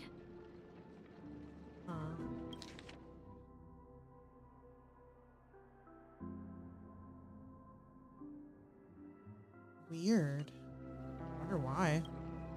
By constantly improving upon Madame Rosalina's Memoria measurement method, I've finally obtained accurate results. After 10 system hours, the Dreamflux Reef will cease to exist.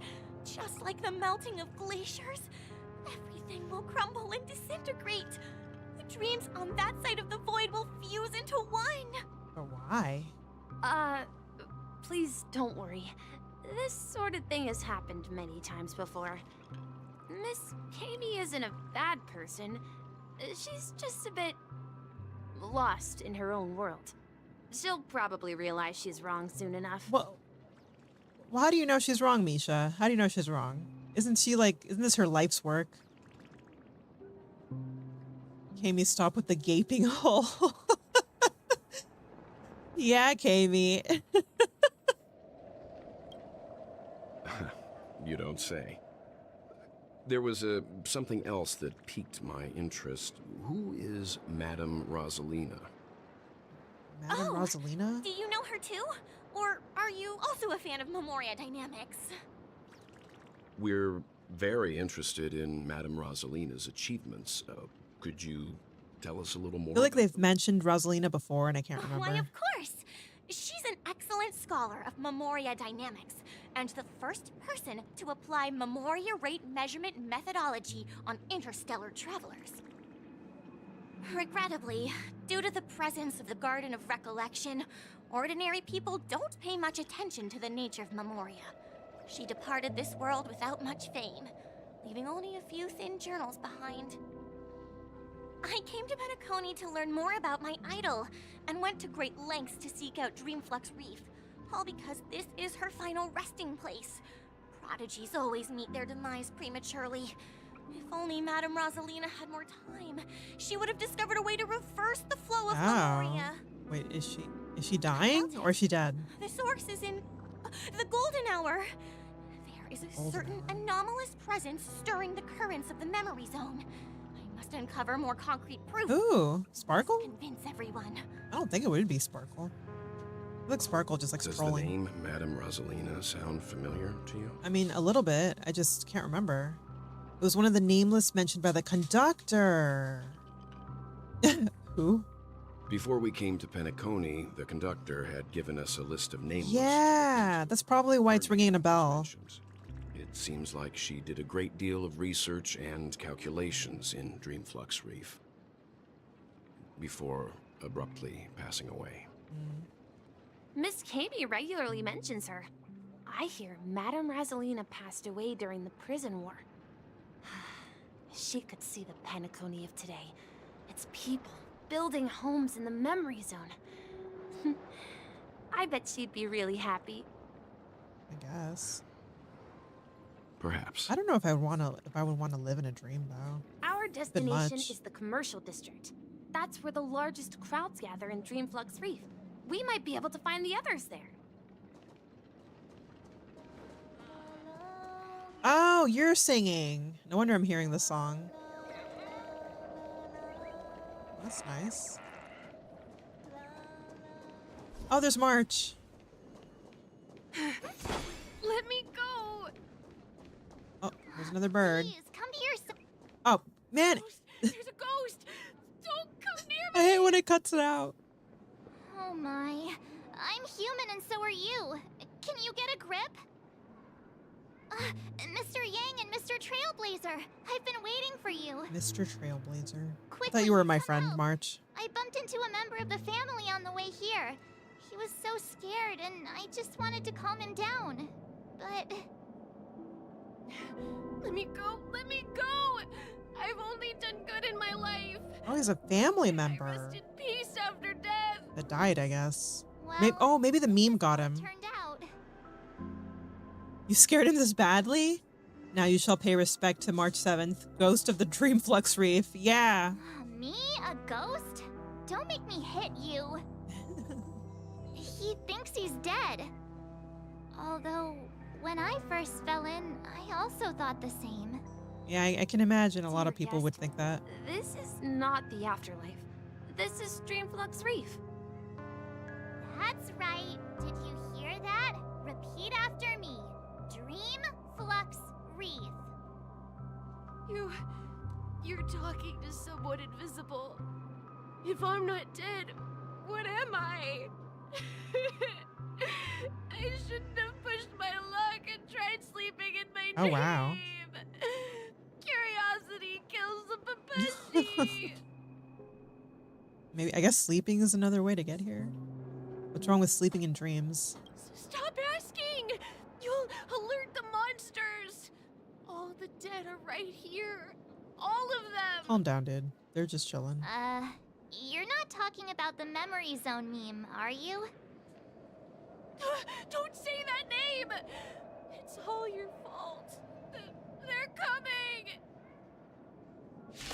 Oh, shit. I didn't know we were gonna start fighting. Oh my god, Robin! I need to build her. Harmony and unison.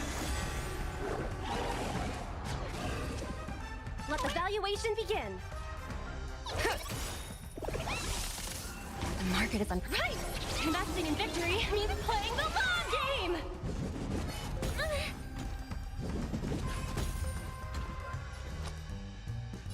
It's on some seals. Your answers? A test. Freedom. You know, sometimes my ratio does incredible damage, and then sometimes his damage is so bad. He passed out. It's really funny. Intense negative emotions attracted the nearby memory zone memes. I see. But why aren't the other people around here scared?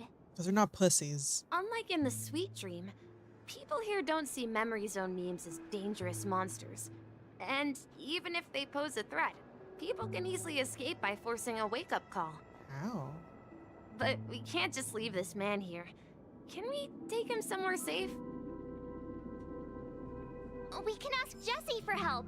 I've gotten to know many locals while waiting for you guys. Everyone here is living a self-sufficient life. I don't know how to describe it, but this place feels like the real dreamscape. Sorry about that.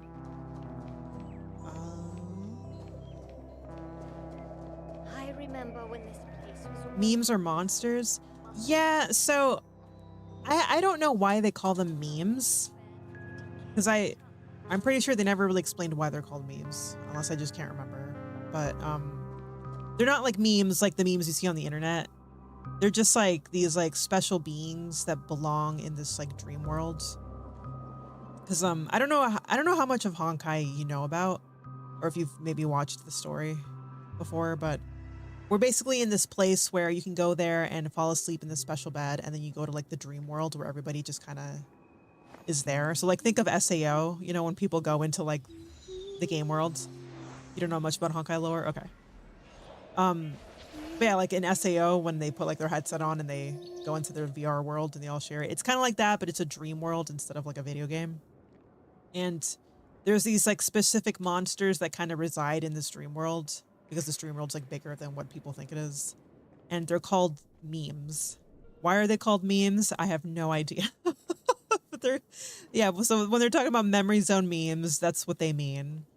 And one of them is this like big monster that stabs people and they end up in like what I like to call the dark web of the dream world, the part that people don't normally see. And the other meme, I believe, is supposed to be Clocky, that little cartoon character. No. They like only exist in the dream world. Will be done for. Done for. I think that violin is sentient.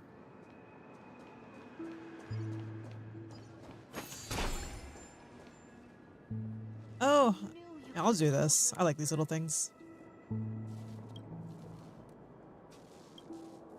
All right, I just want to do the puzzle.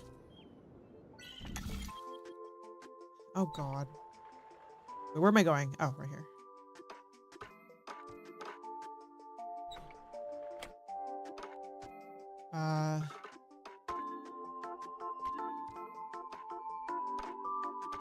Okay, I don't normally struggle this much with these. Okay. And I think here.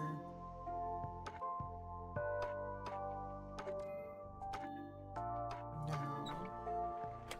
Wow, this one's hard.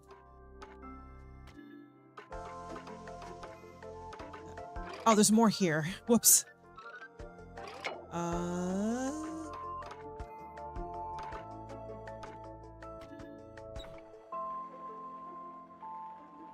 Oh, wait a minute.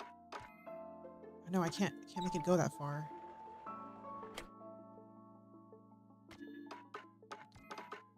Dude, I feel like an idiot. Oh, okay. I just didn't rotate the blue one enough. Oh my gosh.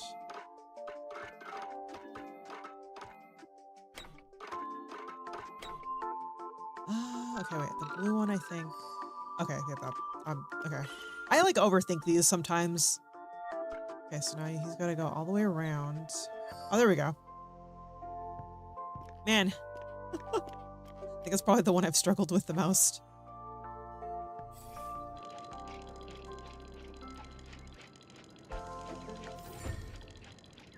I hear memes. I thought you're imagining them saying it differently, like memes. Yeah, no, they mean memes. Or that's how you pronounce it. Or more evil, more powerful. I wouldn't be pushed around by the family and guests. Aw. Yeah, thanks for that. Oh, I'm going the wrong way.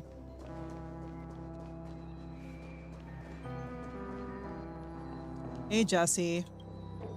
Evening, Jesse. Is it evening? Welcome, Miss March. Who might these be? I guess March has just made herself at home here. Friends. As for the man lying on the ground, he's a scaredy cat who fainted from fright. I see.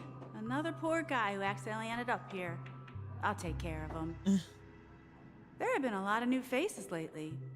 Things must be tough in the beautiful dream. The few remaining havens of freedom in Asdana will soon face trouble. Do such things often happen here? Not really, but they're becoming more frequent now. Guess it's one of the signs of the Sweet Dreams collapse. This man has had quite the shock. Could you help me find a Halovian lady, March? Halovian lady. Heal mental wounds. A Halovian lady? It's quite the name, Halovian. Have you played Paper Mario Thousand Year Door? I don't think so. I've only played one Paper Mario, and I can't remember which one. Like, I can't remember what it was called. It's the one that was on the Wii. The one with the little butterfly that follows Mario around. I played that one to completion. That must be Robin.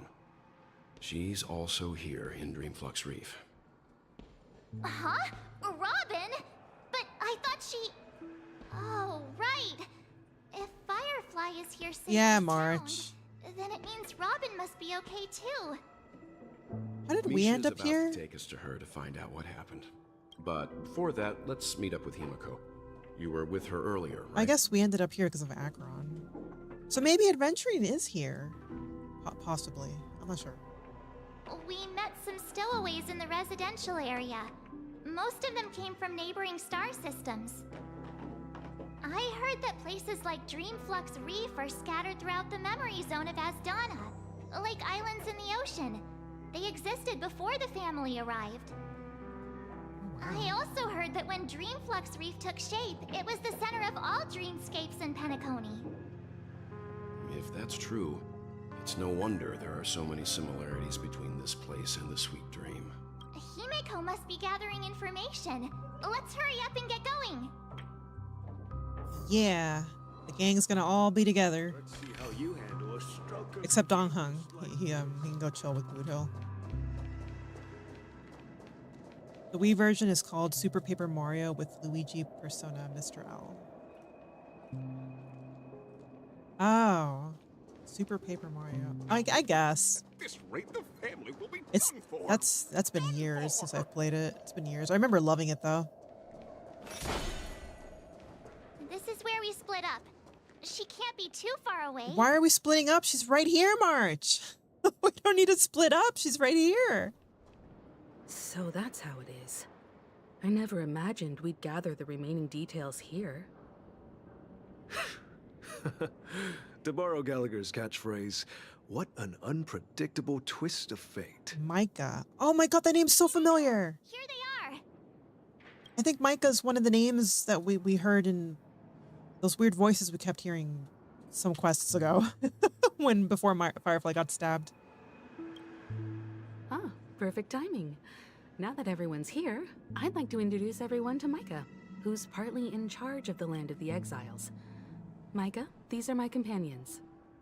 You might love even more the 1,000-Year Door. Probably. There's so many games that exist and that I want to play, and it's just, there's so many that I end up just not playing. It's like really sad. There's just so many games. To meet the Nameless. You know us?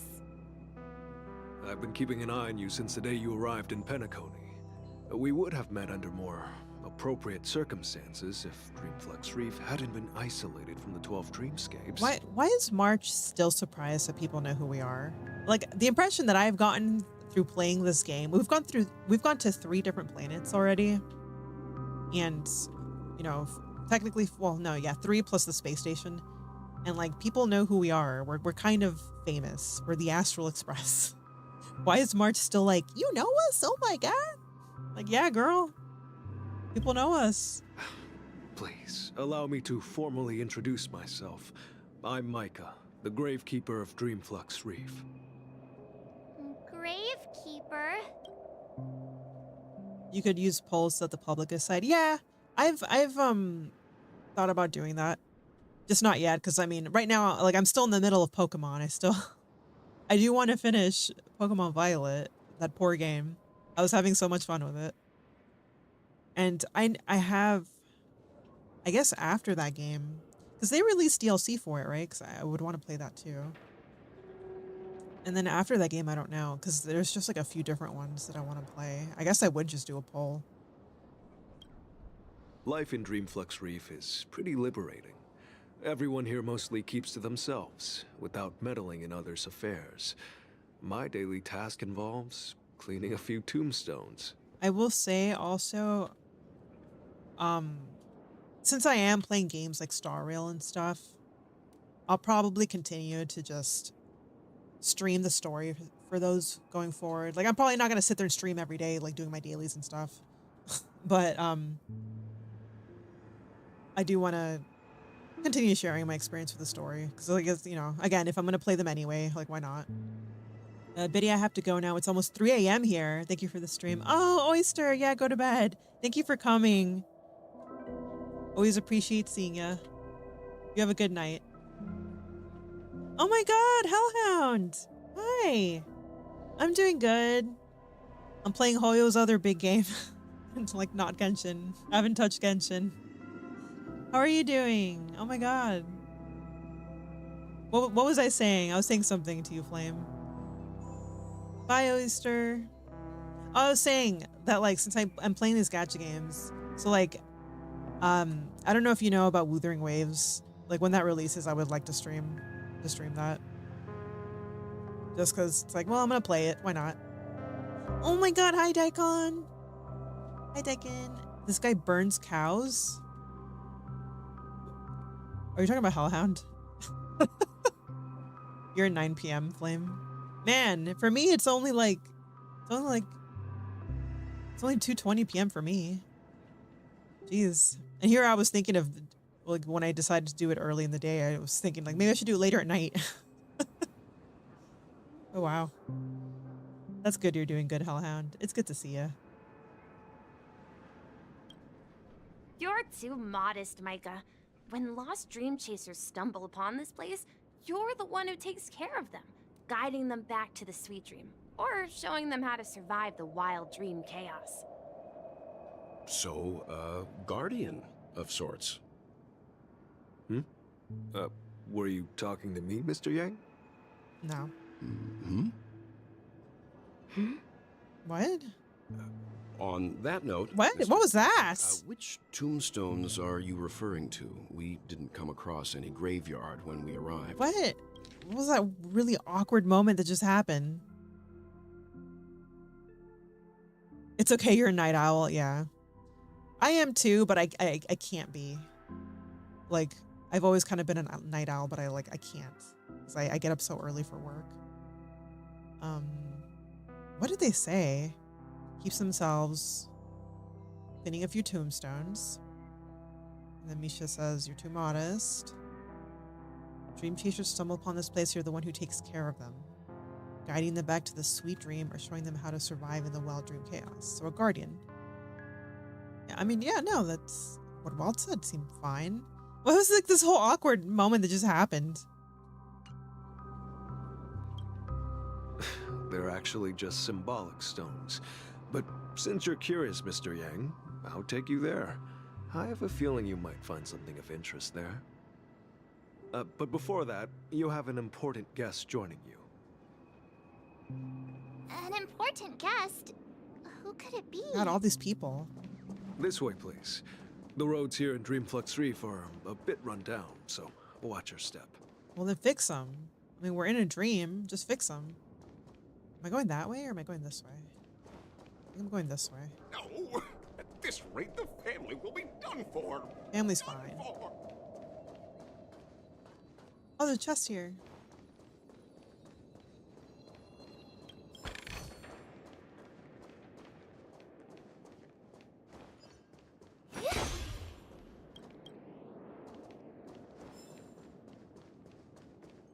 All these things I'm getting. Wow. High Rise's edge.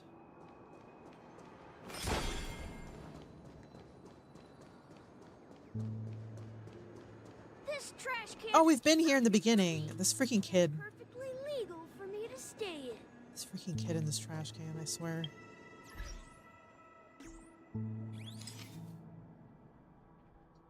Oh god, what happened? I can't see my screen. Oh, one second. My monitor does this thing where it loves disconnecting.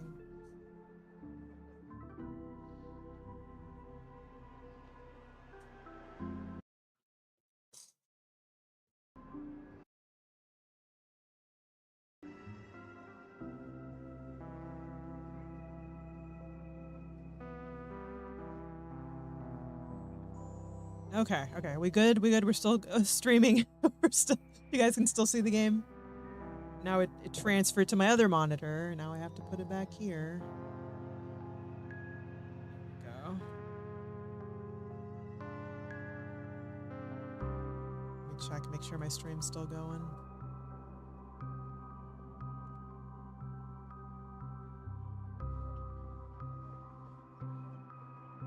Okay, we still streaming. We still good. Jeez. Let me take my picture with this weird ass kid. Perfect.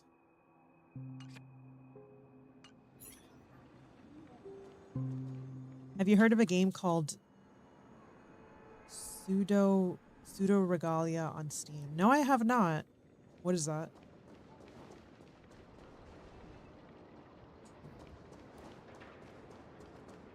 There she is. Oh my god, double Robin.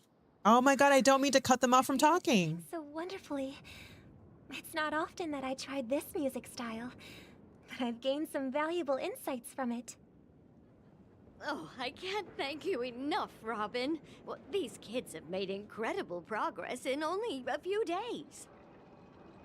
It was nothing, Grace. I merely taught them how to sing. It was you who brought hope into their lives.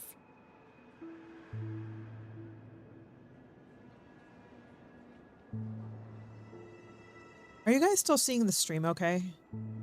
I'm just asking because it's telling me that YouTube's not receiving enough video. So I'm wondering if me, you know, reconnecting my monitor maybe mess something up.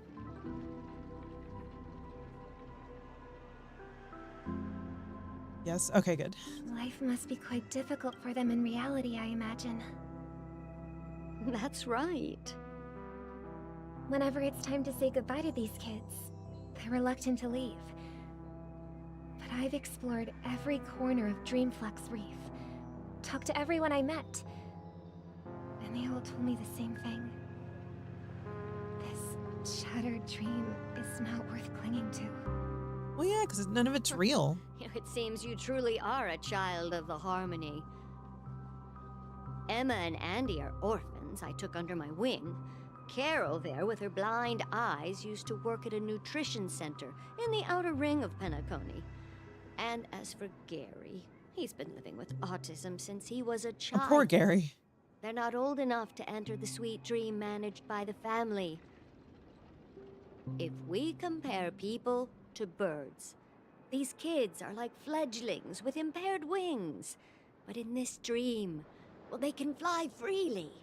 Even if they stumble along the way, This girl's they're still hairstyle. relying on their own strength. She's so cute. And me, an old lady with no legs. Well, without this dream, I couldn't even walk toward them. I'm glad that you found a new life here in Penacony. It's just... Don't worry, Robin. Dreams have their significance, but they aren't everything. Both the children and I understand this. No matter how long we fly through this dream, we will one day return to reality. But you know what? Emma and Gary aren't plagued by their insecurities anymore. No, and Carol is learning how to cope with her blindness. And Andy is livelier than ever. Well, even I've become more optimistic. It's great for you see, guys. In dreams, we learn how to live. Once we return to reality, we learn how to survive. That's a really sad way of putting it. Should our feathers be damaged, then we share our wings with one another. There's no need to covet an illusory sky in dreams, because we have the right and the ability to fly towards a broader horizon. It's a Metroidvania / Mario 64-esque style that's heavily parkour. You do a lot of maneuver in that game. Oh, that sounds fun. I like parkour games. I liked Mirror's Edge, I think it's called. I remember loving that way back in the day. That game is just parkour. And like, I like the parkour. I don't know if it counts as parkour, but I like it in Assassin's Creed and stuff. It's a relief to see you safe and sound, Miss Robin. It's nice to see you all again, Astral Express crew. I heard my disappearance caused quite the commotion out there. I'm really sorry about that. Since you're here, can we assume that you're fully aware of the situation in Penacony? Ever since I returned to Penacony, my voice started to change. Yeah, she did have something wrong with her until voice. it gradually faded away. At first, I thought it was a temporary ailment. Perhaps due to having been away too long. I thought maybe it just takes some time for my body to acclimate to the high concentration of Memoria and Asdana. But now it seems the root of the problem goes way beyond me. There are elements around me that don't align with the harmony. And losing my voice is just one of the signs of the sweet dream's collapse. The sweet dreams collapse. That memo keeper mentioned the same thing. So it's real. While I was away from Penacony, the boundaries of the 12 dreamscapes kept expanding outward. But whenever I mentioned the anomalies in my dreams, all the family heads refused to talk about it. Only my brother was willing to respond. Later, I discovered the secret letters from the IPC ambassador, which further convinced me that there are hidden secrets beneath the surface of Penacony. So, following the clues in the Oak family's dossiers, I found my way here. Yeah, she was investigating it. Concealed by the family under the guise of death. A dream within a dream, where Penacony's past is buried. Hearing you speak, it sounds as if your voice has made somewhat of a recovery. Yeah. I hate to admit it, but the harmony in this place resonates more broadly than within the sweet dream. It's regrettable, but the family has experienced betrayal. The traitor, or traitors, abandoned their original principles and, using the name of harmony, exploited people's weaknesses to turn Penacony into the planet of festivities, trapping everyone in the illusion of the sweet dream. This is not the strong defending the weak, but rather the strong exploiting the weak. A world without equality won't ever be favored by the harmony. Yeah. And naturally, those voices blessed by them have lost the ability to sing. You get more upgrades on maneuverability when you progress the game. It's never gold, it's all about exploration. Oh, that's really cool. That's why it's Metroidvania. Oh, that sounds fun. I think the last Metroidvania type of game I played was Ori. Like, I think those types of games were fun. Could there be another force influencing the family's shift in philosophy, Miss Robin? Considering what happened with Acheron, it's difficult to conceive of another entity within the realm of the Harmony capable of influencing everyone. Unless a power surpassing that of an emanator is involved. I'd heard about what happened to the Xianzhou Alliance, but as far as I'm aware, the family hasn't faced any such external interventions. Who knows? Perhaps I've just been away too long and missed something. Give me 1 second, I'll be right back.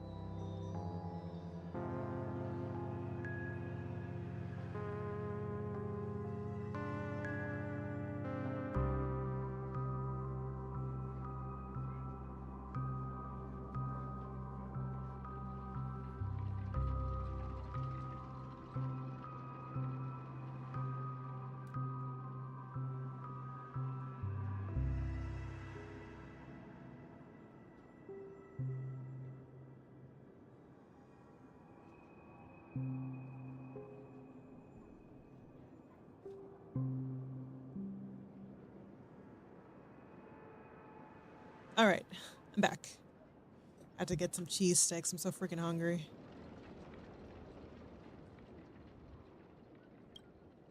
Regardless, I cannot accept my home is moving towards the very opposite of what the Harmony represents, while still claiming to uphold it. I must uncover the reason why Mikhail cut ties with the family, and who exactly it was who betrayed us all. Do you remember our arrangement, Mr. Micah? Well, here's my answer. Maybe Mikhail's the name I'm remembering, not Micah. I decided to forgo my role, and never step foot on the Charmony Festival stage again.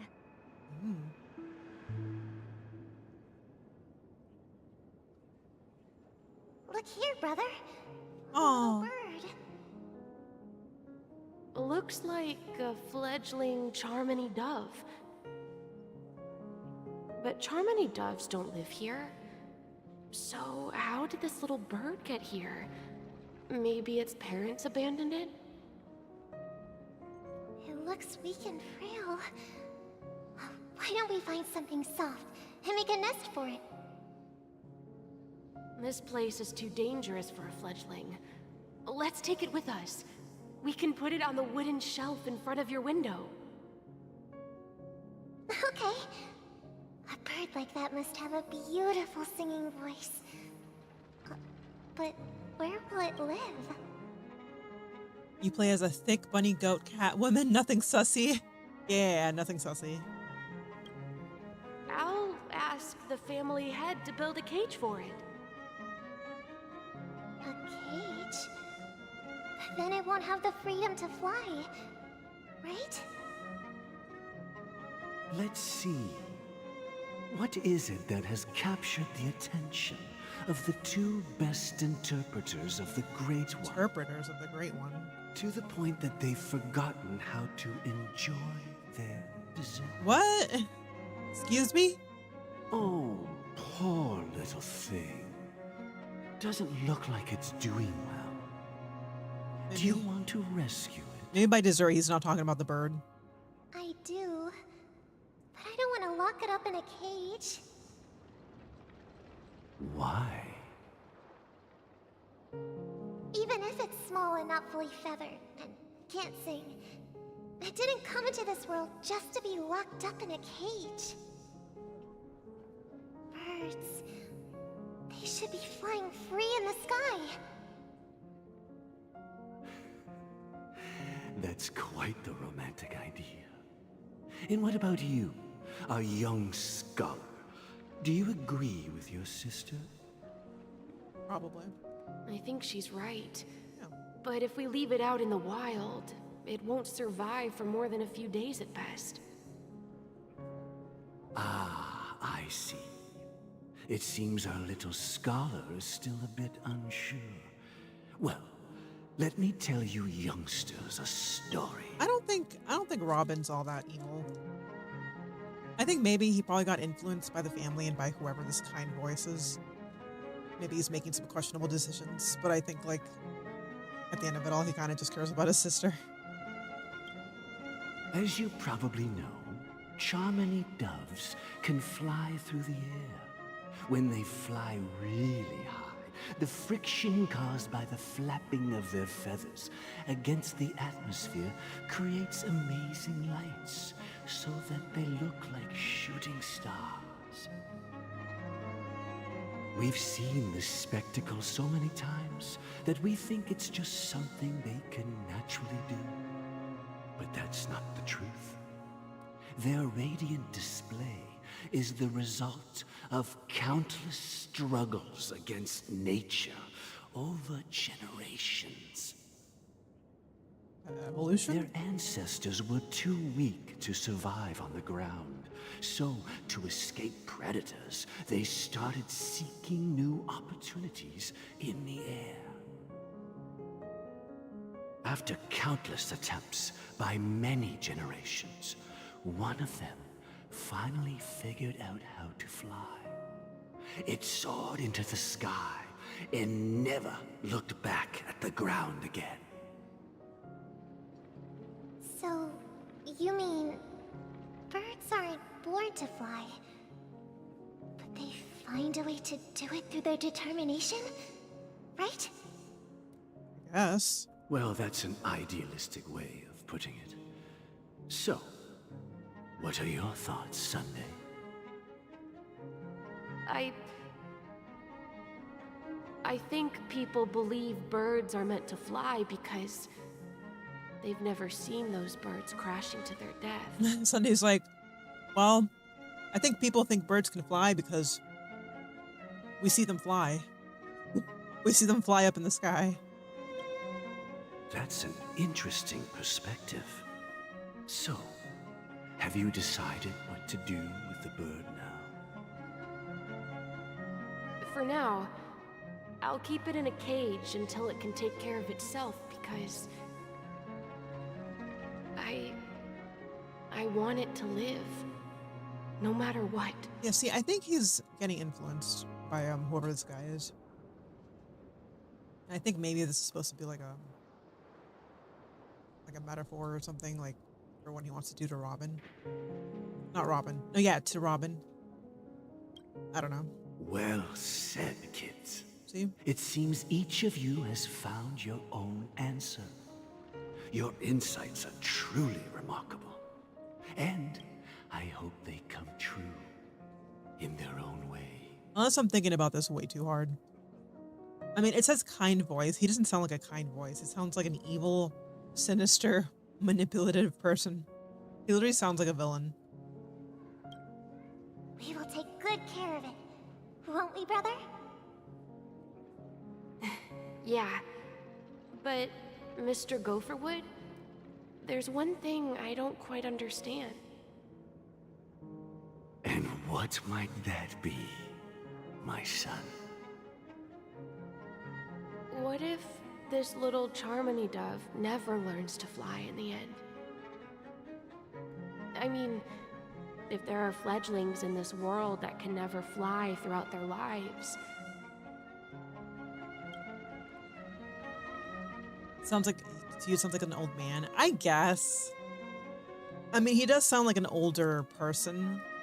I don't know if kind voice is what I would use to describe it, though. I mean, they could have just put old man or old sounding voice or something, but they specifically put a kind voice. Just not. Just it's a little weird. Never mind, I've changed my mind. Okay. They updated the game to have a map as an upgrade. The game doesn't have the map in the initial release. Oh wow. Yeah, no, maps are nice. Should we let them go back to the sky? Only to see them crash to the ground and die. But you just said you don't see birds crash and die.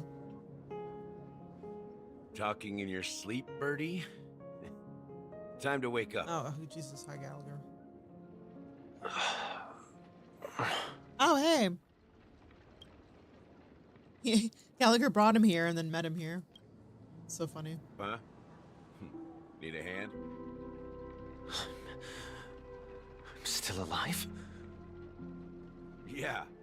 Maybe Happy about maybe that? Gallagher's not evil at all. Where is Robin? Tell me. Now. She's around, bro. Right over there. I knew that was going to be the first thing you'd ask. Don't worry, your sister is here, safe and sound. She's probably walking around the streets now. If I were you, I'd be more worried about myself. After all, right in front of you is the guy who just stabbed you in the chest with a dagger. Yeah. If you wanted to kill me, you wouldn't give me the chance to speak. Just tell me your demands, lackey of the Watchmaker. I want to be so serious. So, you figured out who I am, huh? No wonder you had the guts to go against the Dream Master and the Four Families. Looks like I made the right choice. Choice? Yeah, I don't think... You are aware of my plan and see through my act. Time is running out, so let's drop the charades. I'm gonna assume Gallagher is not really evil. You know, and he's like friends with Misha and stuff, and he's just like doing this to show Robin the truth or something. I'm suggesting we cooperate. Cooperate? What makes you think I'd cooperate with you? The fact that the famous Robin has chosen my side. Yeah. Plus, some clues about a traitor and a bright future for Penacony. Any of that catch your interest? I find it hard to believe a man who's full of deception. Fine. You don't have to trust me. What you should trust is... Poor Robin. Like, he thinks he's so smart. And I mean that in a nice way, but like Adventuring was like Robin was playing checkers and Adventuring was playing chess. Adventuring was like 20 steps ahead of him. But he still thinks he won. And then like right now he's just being so careful and so like serious, and it's like, bro. Gallagher's like literally not a bad guy. Watch me be wrong though. Just watch me be wrong. If he's not the bad guy though, I don't know who is. I guess the family. The sense of justice inside of you. Show me Robin first. All right, as you wish. Here she is. Right on cue. What's your trick this time? Just kidding. I mean, this lady will lead us to Robin, right? Firefly does not look amused. And the crew, too. there are too many people who you owe an explanation. Well, the crew doesn't That'd be know what great. he did to Robin. Please follow me, Honorable Oak family head. Now, all the actors are on the stage. Although I guess his name has come up a bunch to them.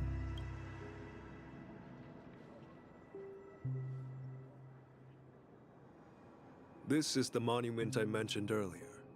The names inscribed on it should be familiar to all of you. Rosalina and Tiernan. When Penacony was known as a frontier prison, it was the Trailblazers who connected it with the stars.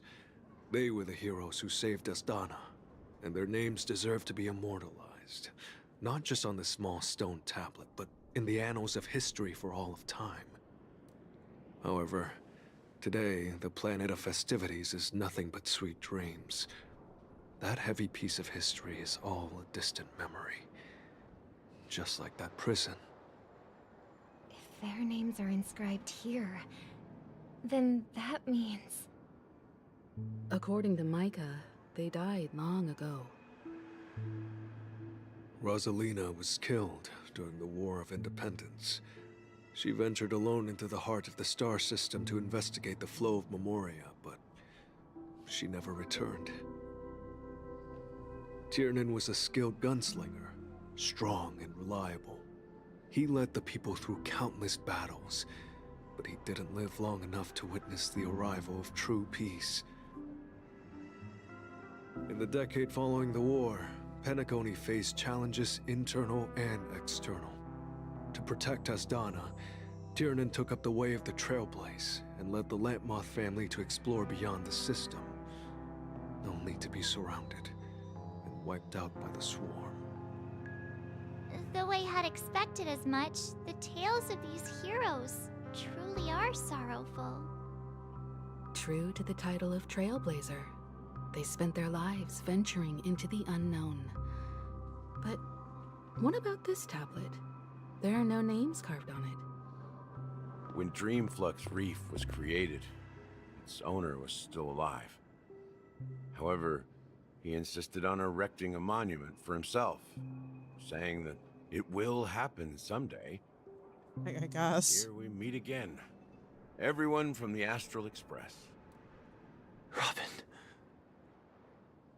Of Sunday. He's just like not listening to anything they're saying. He's just like thinking about Robin the whole time. There's only one thing he cares about. Like there he is with the sister. The tombstone thing's a little weird though.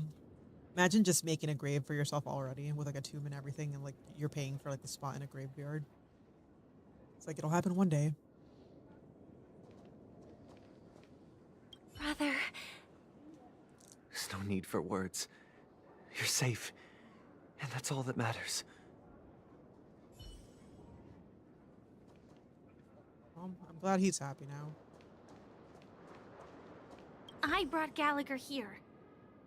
It's time to face the truth. Huh. The atmosphere sure is livened up with all these people in here. No, Misha, he's just like a happy kid. Alright, let's hear the truth. I promised to give the siblings some privacy, so let's talk about our business first. What do you say? That sounds sensible enough. Since you went through the trouble of gathering the family head, the crew, and the Stellaron hunters, I'm guessing you have something important to say, Mr. Gallagher? Oh, is it that obvious? The look on your face is practically screaming, I'm the one behind all this. You're right, Mr. Yang. It is indeed time to come clean on everything. The siblings already know what they need to, and they've made their choice. But you, Nameless, arrived a bit late. So it's only fair that I answer your questions. Before we begin, let me reintroduce myself.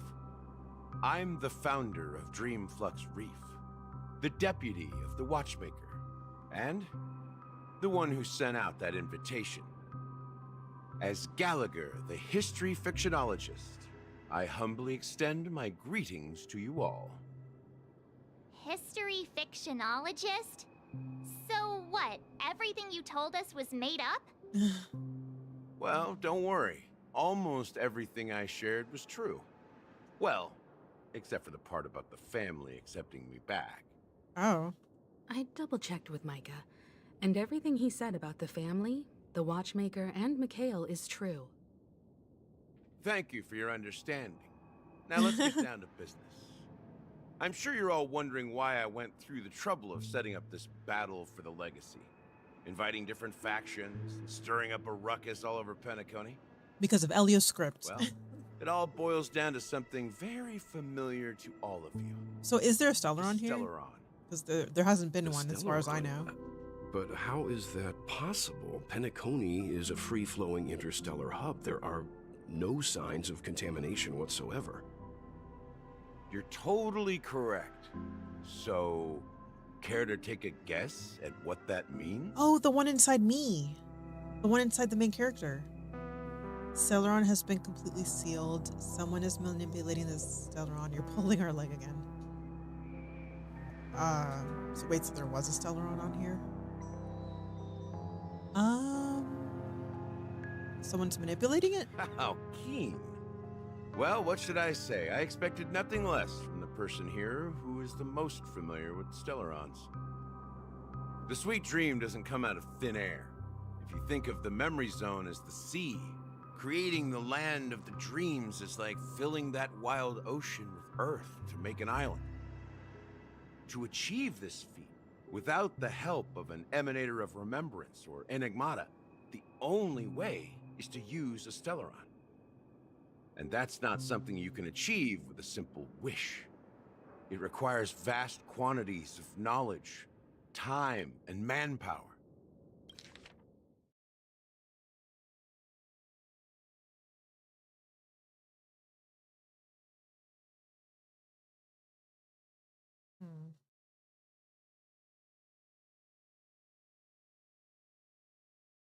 Okay, sorry, I got confused. Okay, so you have to use a Stellaron, I guess, to manipulate the Land of Dreams. Or to, like, create it, I suppose. Yeah. So I guess, maybe, does the family have one? I'm sure you get what I'm hinting at. In Azdana, the planet of festivities itself is a Stellaron disaster. Oh, wow. The planet of festivities itself is a Stellaron disaster? It all started a long time ago, back when the Watchmaker and his crew liberated the frontier prison. They faced countless challenges as they began building Penacony from the ground up. That's when the idea of using the Stellaron came into play. Maybe that's why the Stellaron hunters wanted us to come here. Because, like, so far they've just been leading us from Stellaron to, like, fix the problem or whatever. I guess that makes sense, because before I was like, well, I don't know why they wanted us to come here. The Stellaron first entered the Azdana system during the war. The Nameless warned everyone against the folly of attempting to tamper with such a power, and most heeded their words. But there are always people in the shadows with ulterior motives. The turning point came after Tiernan's death. With two of the Nameless gone, the Watchmaker had to go to the front lines. It was at that moment his rivals saw an opportunity. By the time a representative from the Montour Systems family arrived at the Watchmaker's call, the Stellaron had already been activated and was seeping into the primordial synesthesia dreamscape. And I suppose the family happened to possess the knowledge to seal the Stellaron? Not just that. They knew far more about the Stellaron than the average person. They helped Mikhail swiftly quell the civil unrest and played a part in building Penacony under the disguise of the Harmony. Those three eras were known as the Age of Dreaming. The Watchmaker, who had been left in the dark, sent out invitations across the universe, spreading the hype around the land of the dreams. Then, how did they turn against each other?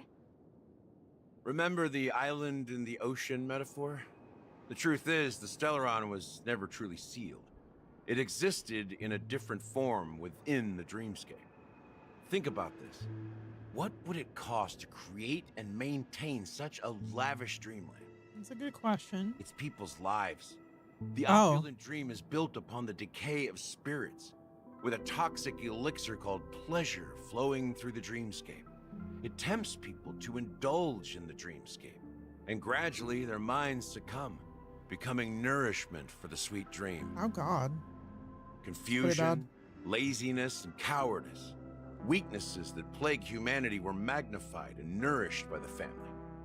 Penacony became a new kind of prison, even more impenetrable than the previous one. Sadly, we realized this far too late. By then, the family had a firm grip on Penacony, swiftly quelling any opposition that arose. At my wit's end, I had to use the power of the Enigmata and sought refuge in this chaotic realm.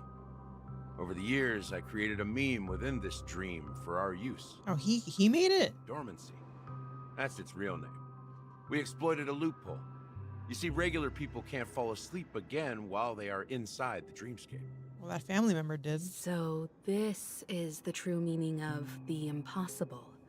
You sent out invitations in the Watchmaker's name to find forces capable of resolving the Stellaron disaster and draw them into Penacony to uncover the truth. It's not just that.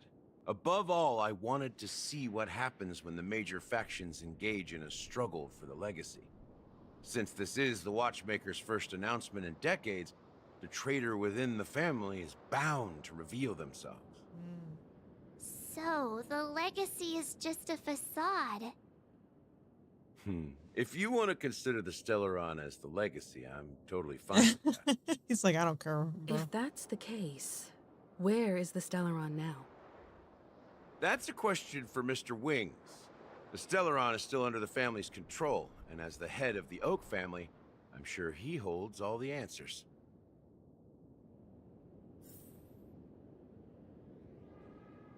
Okay. I wonder if they see something different. Go ahead. I'm sure Mr. Wings holds all the answers. Yeah, you just said that. As I suspected, the core of this issue lies within the Stellaron. Yeah. I should have seen that coming. Like, there hadn't been talk about a Stellaron this whole time yet. Quite serious.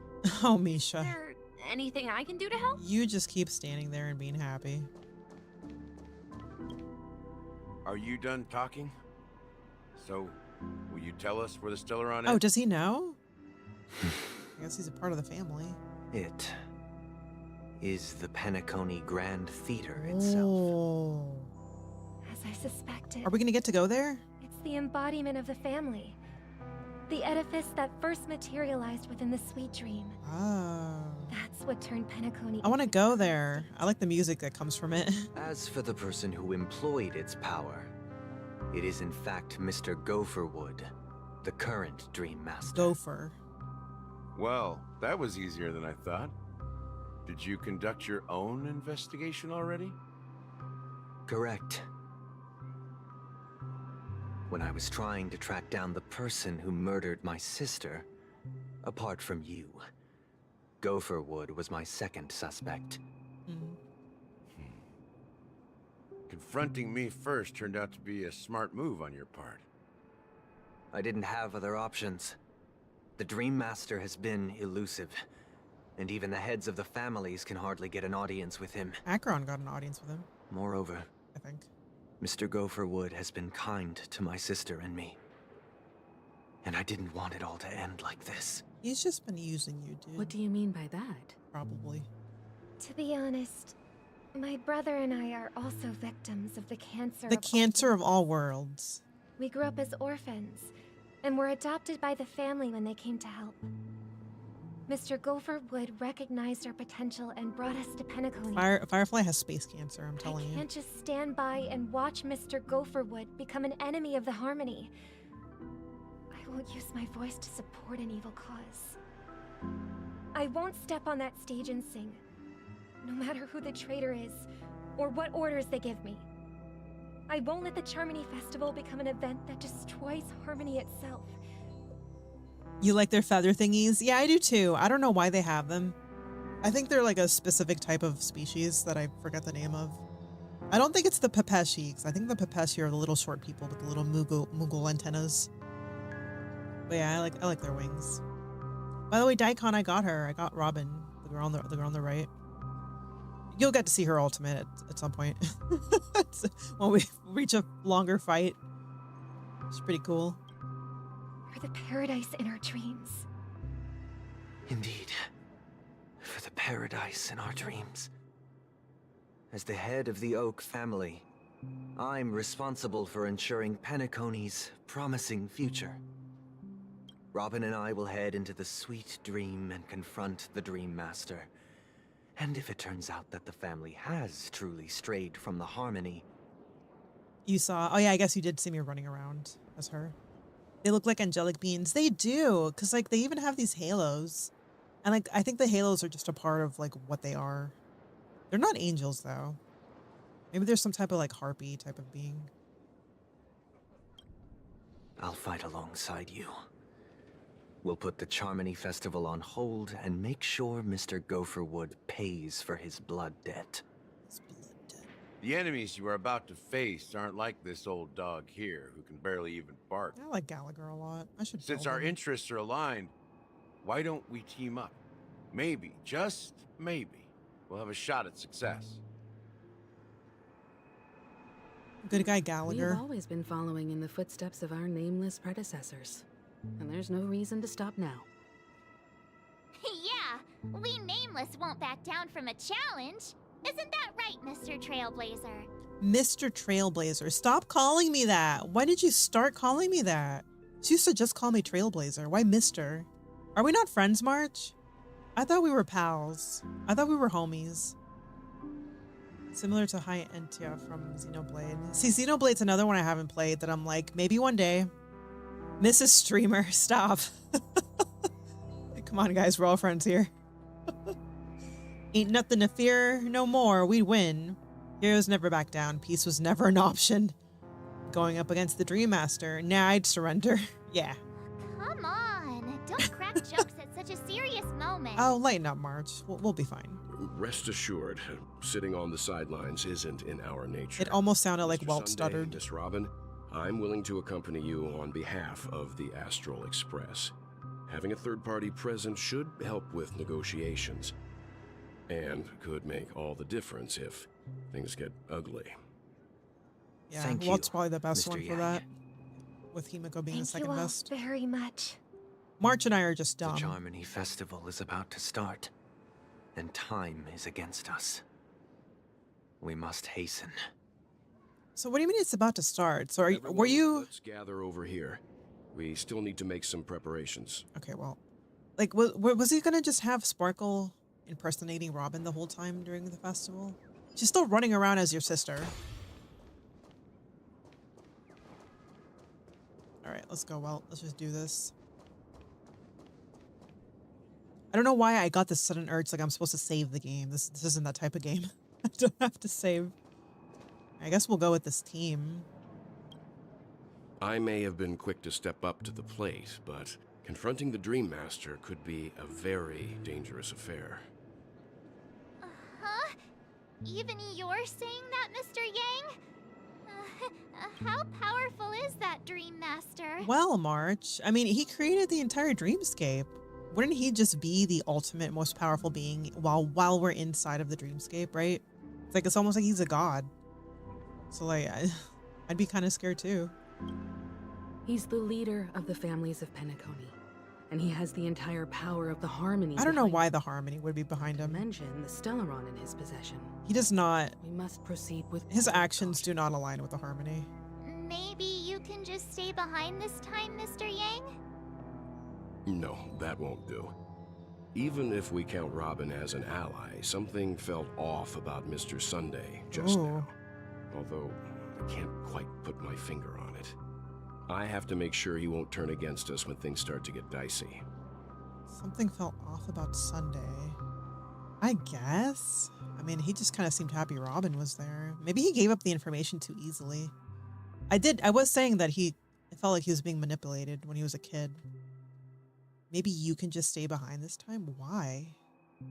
I had to go back and read it because I was like, did I read that right? Did I hear that right? Why would he like pussy out? Hello. You're still carrying the keepsake the IPC envoy gave you, right? May I borrow it for a moment? The keepsake?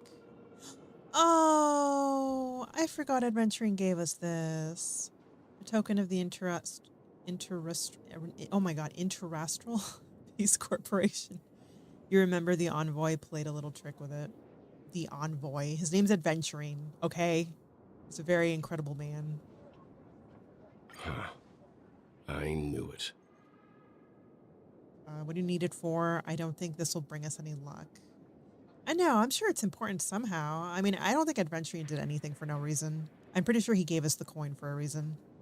What do you need it for? As I suspected, this chip Adventuring gave to you is actually a miniature transmitter. See? Adventuring is like a 5-head. He intends to use He's playing it to chess track out your here. location or contact you when needed. As it so happens, this may actually be of some use in the current situation. Adventuring? Is he still alive? And what does he have to do with our mission to confront the Dream Master? Remember what I said earlier? Working with the IPC is a way to keep the family in check. Yeah. If negotiations go south and the family show their true colors by going after the Stellaron, I'll use this transmitter to send a message to the IPC. It'll be just the opportunity the IPC ambassador was hoping for. That's a smart thing to do. Is this game pay to progress? No, it's not, Flame. Just like Genshin, it's completely free to play. You don't have to spend like a penny on it whatsoever. Like at all. You could play the entire game, like everything, all the content. You could beat all the content without spending a single penny. Like, yeah. It is a gacha game though, so like you're obviously not going to be able to get every character as a free to play. But like you do earn currency every day from playing, from the dailies and from just doing story quests and things like that. Do you think that coat has enough buttons? Yeah. You know what? No, Daikon. I think I could use some more buttons. Maybe some on his like shoulders and things like that. He could probably put buttons on his pants too. This jacket doesn't have enough buttons. But no, the whole game is free to progress. Adventuring's current status. But the IPC is always listening, especially senior strategic investment department heads like him. Getting the message across shouldn't be a problem. Good luck to you, Welt. Well, you take care too. If anything goes wrong, don't worry about me. Just make sure to seal the Stellaron. You're only in for the stories. Yeah, that's fair. The stories are a big chunk of what this game is. Spoken like a true hero. Even if the Dream Master is innocent, the family's corruption runs deep. It sure does. I won't make the same mistake Mikhail did. Let's wish him the best of luck. Don't you have something else to tell us, Gallagher? Oh, like what, Himiko? There's a freaking bird in the background. Before we departed, the conductor asked us to inquire about the 3 nameless in Penacony. We've already collected intel about Razelina and Tiernan, so the only one left is legwork. I forgot that we were asked. If I'm not mistaken, we've already met him somewhere, haven't we? We have? It's not enough to say meet, but the answer is pretty obvious. After all, I've hinted at it in quite an evident way. I've been watching over you I didn't catch since that. I received the reply from the Astral Express. And I've seen the great effort you all put into linking different realms together across the cosmos. And now, after getting this far all in one piece, you have truly proven yourselves. Wow, geez, he's been watching us, not since we came to Penacony, but just since we said we were gonna, since we said yes to the invitation. So what, he was watching us on like Belobog and the Jianzhou Lofu. Jeez, dude. Miss Himiko, were you the one who repaired the Express and got it sailing through the cosmos again? She sure did. Yes. And you two, young Nameless, You have very interesting life stories and extraordinary skills. How do you know what my life story is? I don't even know what my life story is. Neither does March. She has no memory, just like me. Oh, you're making me blush with these flatteries. Keep them coming. Of course, my reputation precedes me. Believe in the galactic baseball or supremacy. Wow. Which one should I pick? It doesn't even matter. They both have the same energy.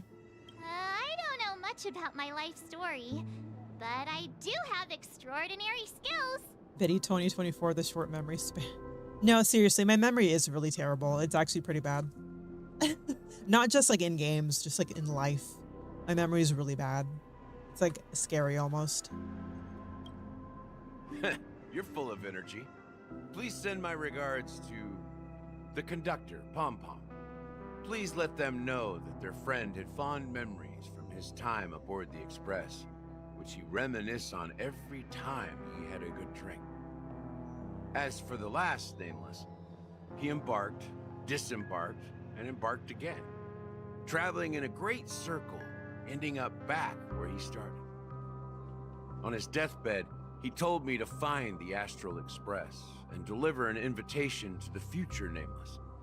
He left behind a special gift, a true legacy. Something that belongs only to the successors of the Trailblaze. Come with me. Now is the time to reveal it. Okay, let's go. I'm glad Gallagher's not really a bad guy. It was really cool, like that it seemed like he was, but I should build that guy. I should build him. I just don't have the resources. Back here again.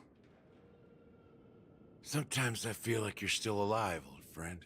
Oh. Like you've still got so much to say and do. I've kept my promise. Brought the future Trailblazers you've waited so long for. I don't know why you were so hi, obsessed Firefly. with that train. But I remember your last words. Don't let us down, old man.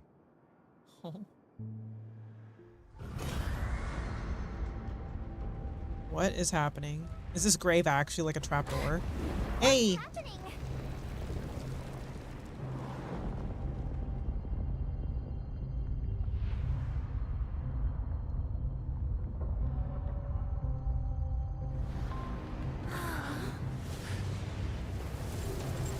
Wow. Oh, is that the theater? That is pretty. Theater looks freaking cool. Go ahead. His resting place lies in the garden up ahead. Oh, it's a garden. The first and last nameless of Penacony. Mikhail Char Legward, the Watchmaker. Oh my god, he was the watchmaker? The last nameless? So since I know you guys don't really play Honkai, so the people on the Express, which is the train that we like live on, that, you know, travels through space, like those of us that like are on it and like live on it and Trailblazer or whatever, like we're called the Nameless. That's why they keep saying that. And like he's saying that the third nameless that we were looking for is like the Watchmaker, which is like the guy, I guess, that created Penacony in a way. Wow.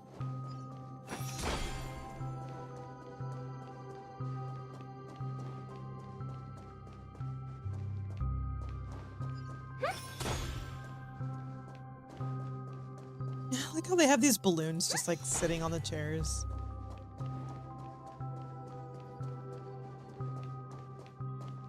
Yes.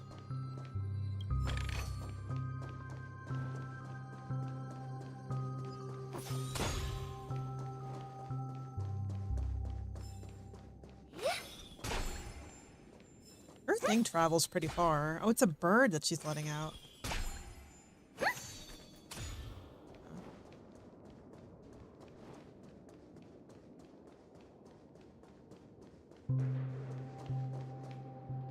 Oh, it's right here. Oh, maybe that is the theater up there then. Cool. Oh, I love this. Every time I see things, this is probably like a really weird thing I do. Every time I see stuff, I think of like ways that I can imitate it to decorate my Animal Crossing world. I'm so weird. You like the music? Yeah, the music's really good in this game. I hear a bird. I thought I heard a bird. Is there someone sitting on that chair? Oh. I don't think they're alive. Beneath this... Well, let me not do auto. Beneath the sea surface of Memory Zone, in a garden closest to the full moon in the water, an elderly man rests on a recliner, enveloped in utter silence. The watchmaker, Mikhail Char-Legwer, has passed into that endless, timeless dream where no sound could ever awaken him. Sure enough, Aww. the watchmaker is the third nameless. Even I could guess that one. Aww. He's holding onto a dream bubble. The legacy he left behind was a dream bubble. I believe inside that bubble, there's something that holds meaning only for the nameless. After all, when I checked its contents, I found nothing inside. Maybe some Trailblaze runes? Even more mysterious than me. Trailblaze runes? I'm pretty sure it's something like way more important than that. Well, let's have a look.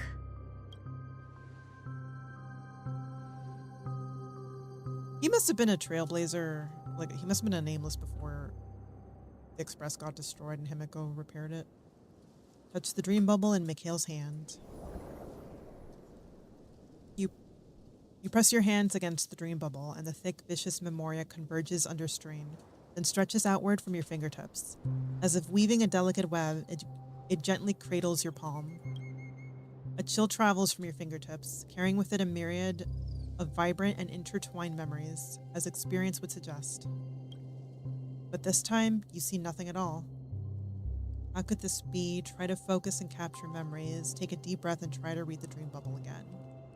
Now let's try again. The dream bubble is clearly extraordinary. Perhaps the approach was wrong, you think. Holding your breath and closing your eyes. With one knee on the ground, you press your forehead against the thin film coated in memoria. Described with a black screen because it would be too hard to animate. Yeah, it's like really funny. The freaking Genshin does the same thing, and it's like they do have some cutscenes that are like actual cutscenes, like you saw, like when the world started changing. But I don't know. I mean, they're like billionaires. You think they would just go ahead and just animate everything? Yet, before you, there remains an abyss of darkness. No crimson sun descending upon snow-capped mountains. No gentle laughter. No twinkling stars. No echoes of swords clashing. And most of all, no traces of Trailblaze. There is nothing, and nothing is there. Indubitably, this is but an empty dream bubble. Oh, God. Wait, what's going on? Seriously?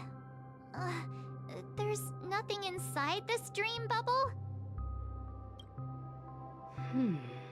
It's like when you fall asleep and you don't have any dreams. How could a dream bubble be empty? Just as I suspected. Okay, Gallagher. I'm sure that's exactly what you predicted, Mr. Trailblaze Runes. That old man always had this strange belief in the nameless and the Trailblaze. And I never understood where he got that confidence from. Especially since he never managed to get in touch with the Express while he was alive. I could never figure out what was going on in that old man's head. But this empty dream bubble is so typical of him. He was always full of weird fantasies and incomprehensible romanticism. I don't gotta know about his fantasies, dude. Just keep that to yourself. That mischievous old man. Well, I didn't expect him to leave anything concrete behind anyway. Don't think that's the case, Gallagher. I'm sure Mikhail has left us the most precious thing of all. I don't know what it is, but like, yeah, no, I don't think he literally just left a dream bubble to prank us.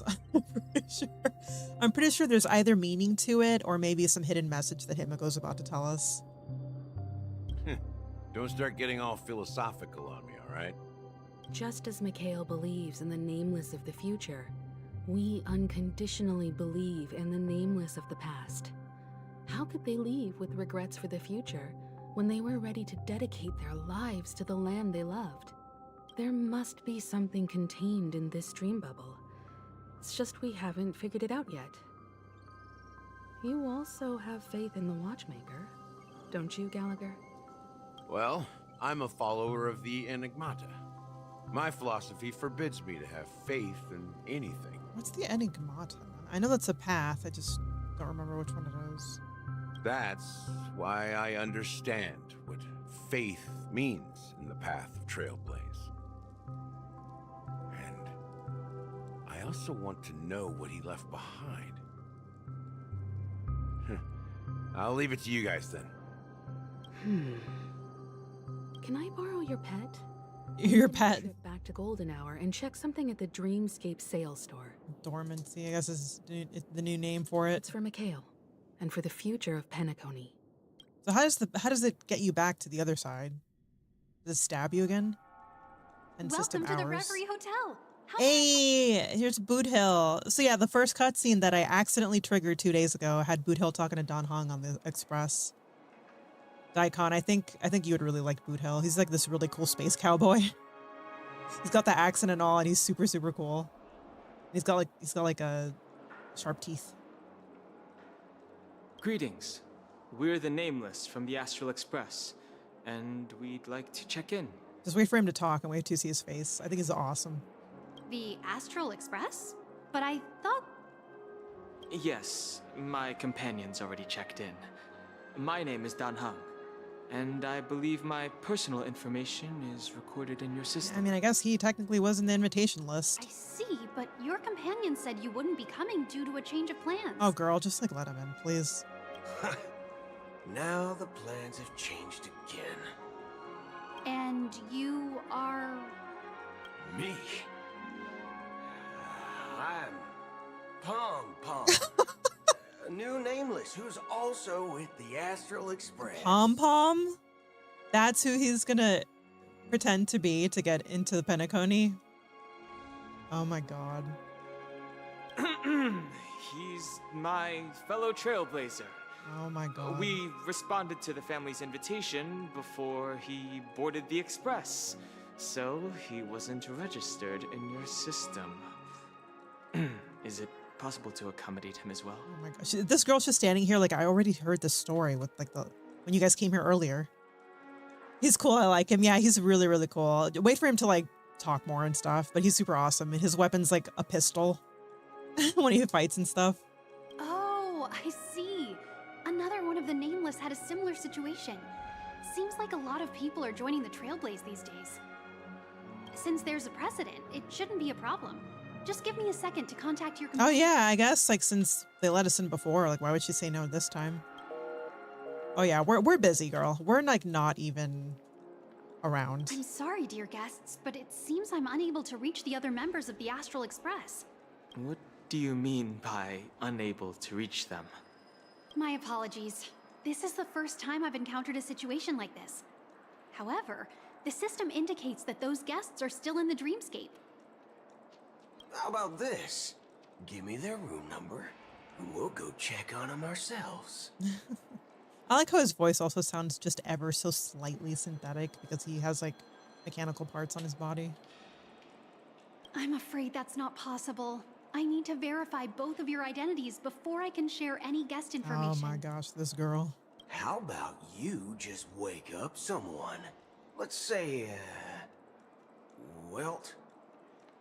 I'm sorry, but there are strict rules regarding forced awakening. It cannot be done without the proper clearance. Then go get the proper clearance. So nothing works, huh? What's your solution then? Are you saying we sleep here? At the reception? Dude, Boot Hill's just being a Karen right now. Please be patient.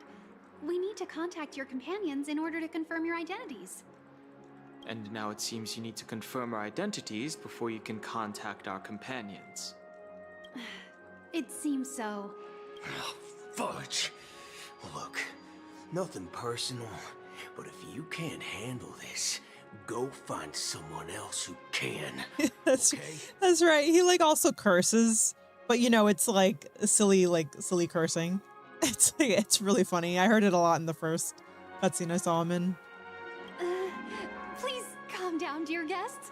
I do recall that Mr. Sunday, the Oak family, had personally handled this issue earlier. Oh, please wait a moment while I contact him.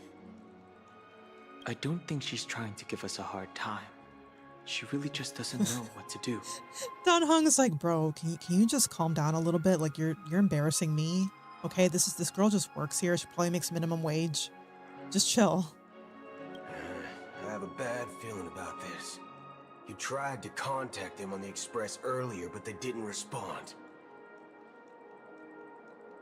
What's the age rating for this game? I actually don't know. Let me look it up. It's not like rated R or anything.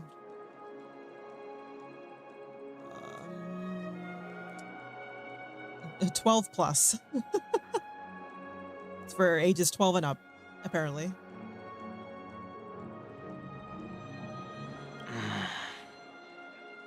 Something doesn't seem right. I need to leave for a moment. You can stay here with the receptionist. Sure thing. Just don't keep me waiting forever. Don Hung's worried about his companions. I should give him some space. Oh my god. About it won't help anything. Oh my god, I get to play as him. Wow. Bro, look at him. Oh, how freaking cool. Oh my god.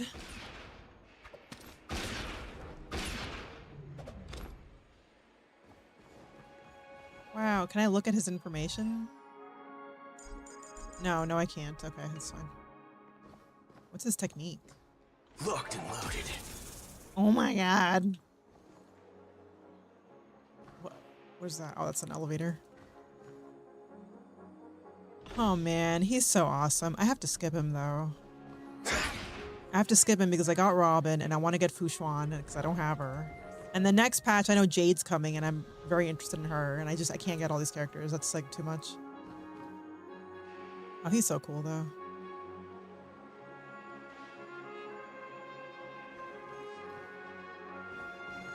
Does he take you in bed any day? You know, sure, probably.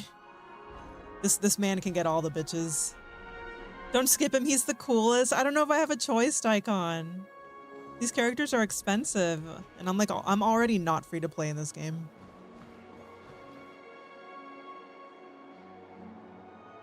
He's so cool. He's a hunt character.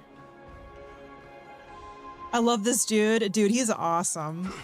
I love his poses.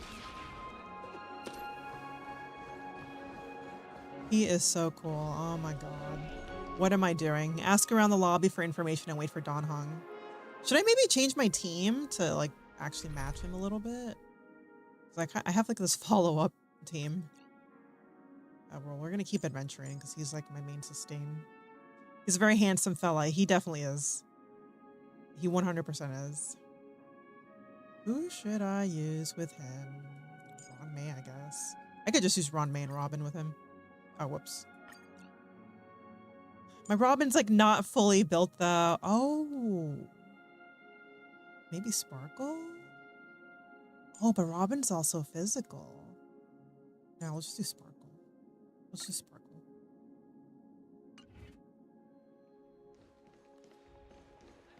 All right, Sabrina. Wait, what am I doing? Here is so tall. Ask for information. Oh, okay. I didn't mean to get so close to her. About to start. I'm so excited. Hey, are you guys here for the Charmony Festival too? Well, I didn't come all the way here specially for the festival. Honestly, I don't really even know what it's about. But I heard it's a lot of fun. Okay, bro. Why wouldn't you like look it up and stuff before like coming here? Isn't this place expensive? Well, back in my home world, Oh my Anaria, god. we have festivals like that all the time. My dad threw me a birthday party one time that was just as extravagant as the charm. Oh my god. Okay, lady. Back in my homeworld, Anaria, you know, I had a birthday party, even more extravagant. Like, okay, girl. Why'd you even come here then? Oh, come on. The Charmony Amber Era event. How can a birthday party compare? Bro, dude, some people are just that rich. Well, you never know, right? Maybe on her world, birthdays only happen once in Amber. Once an Amber Era. Typical Anarian. Yeah, Daikon. Anyway, let's forget about that. Have you heard about the, unsettling things happening in the dreamscape? Unsettling things? What could possibly go wrong? It better not ruin the Charmony Festival. I've been looking forward to it. It's probably going to ruin the Charmony Festival.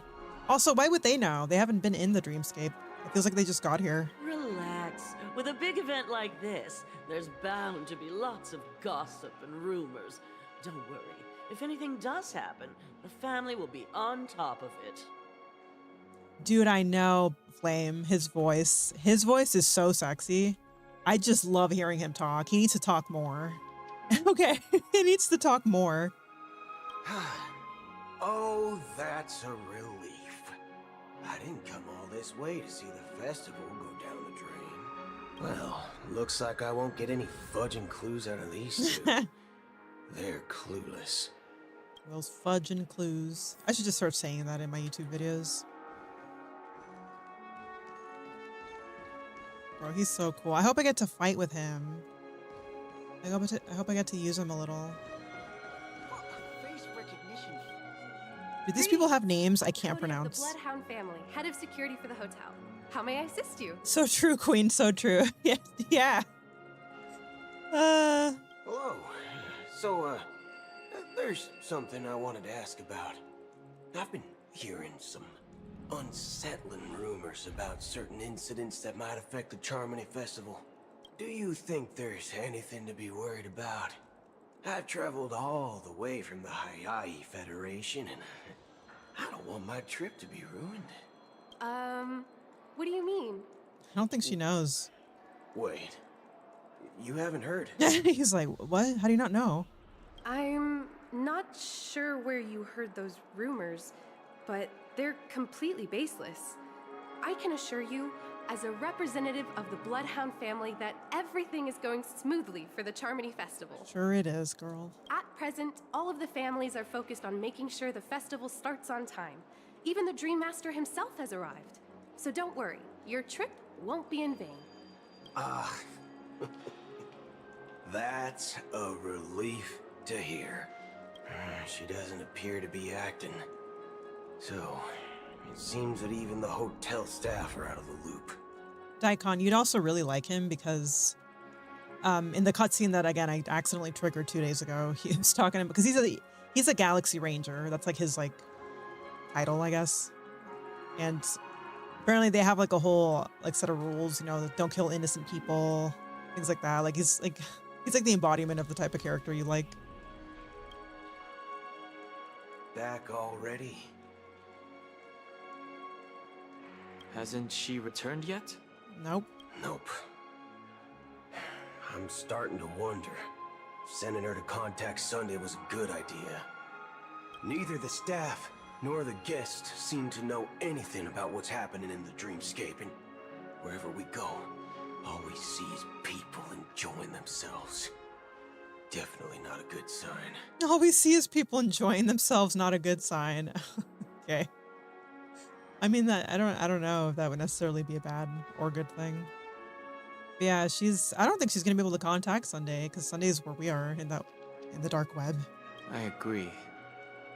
Another unusual thing is that the Oak family is supposed to be in charge of organizing the council and managing everything inside and outside the dreamscape.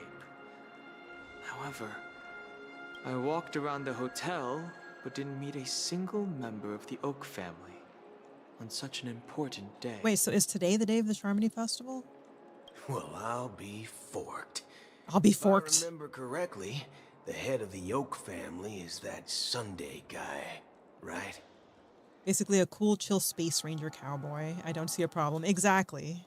Exactly, Flame. He's like the coolest space cowboy. He stands for justice and not hurting the innocent. But he is the hunt path, so if someone, does something or betrays the Rangers, he will hunt you. It's like almost like bounty hunters, but not really. We shouldn't linger here too long. Let's go back to the Express for now. Not so fast. Have you ever robbed the IPC, bro? If you run away now, everyone will be chasing after you. Are you suggesting we sit here and do nothing? I wouldn't say do nothing, but let's stay put for now. Even if the family has ulterior motives, they couldn't have anticipated us showing up here. We're the surprise factor for them. They don't want to attract unwanted attention from certain outsiders, so they won't do anything reckless. See? The IPC lackeys are keeping a close eye on this hotel. Yeah, they are. You don't like the sharp teeth? I do. I think it looks awesome. Which alignment is law good? I mean, I would say the Galaxy Rangers, which is what he is, but that's more of like a job than an alignment. So like the way the alignments work in this game, like they're called paths, right? You follow a path. They're not, it's not very black and white. Like when you follow a path in this game, so for example, the path of the harmony, which they keep mentioning, the harmony. The harmony is supposed to be like what it sounds like, you know, things living in harmony and stuff like that. But you can interpret it however you want. And there's different groups of people that form because of that. And those different groups can technically have different ideals while still following the same path. Does that make sense? And like in this case, for example, the family that runs this whole hotel in Dreamscape, they're not really good, even though they follow the path of the harmony. I hope that makes sense. And then like, for example, he follows the path of the hunt. And the path of the hunt, you know, is, forget what they stand for exactly, or like what the concept really is. But, you know, that's the hunt, you know, you hunt people. And like, depending on who you are and like what group of people you're a part of or how you interpret it, you could either be good or evil, right? Like he's a good guy, obviously. But there is no specific alignment that's like good. For one that's law, I guess would be the IPC that they mentioned. Like he's mentioning here, the IPC. They're the Interastral Peace Corporation. And like that sounds good, right? They're supposed to be keeping the peace, you know, throughout the stars and stuff, but they're kind of corrupt, right? Like they're supposed to be keeping the peace and like, you know, standing up for the weak and things like that. But they're very corrupt and they follow up on debts a lot. Like they won't help you if it doesn't help them, you know, like if it's not beneficial to them. So like there's that kind of thing as well. And like I think they follow the path of preservation. Like preservation's what it sounds like. I understand what you mean. Different factions, different beliefs. Yeah. So like none of it's really black and white. It's a really difficult question to answer without really getting into the lore of everything. If I were a family member, I'd find an official excuse and keep the surprise factors here. If we just wait here, that would be like walking into their trap. Of course, we don't need to walk into their trap. I gave a backup plan to the memo keeper. If it turns out we won't be allowed to enter the dreamscape, she'll order a drink for me in the VIP lounge at the hotel. In reality, a secret signal. That's right. I forgot he talked to the memo keeper. A concrete object can indeed help the memo keeper establish a connection with you.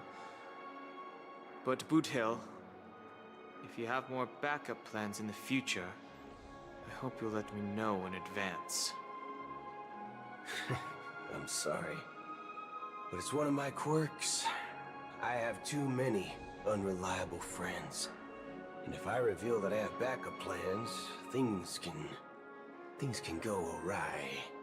And that would leave all backup plans completely useless. Yeah, that makes sense. I mean, like, it's not like Boot Hill completely trusts Don Hung and vice versa. No, I understand the lore. I got through Kingdom Hearts rabbit hole, including the mobile games. Yeah, the Kingdom Hearts rabbit hole is very big.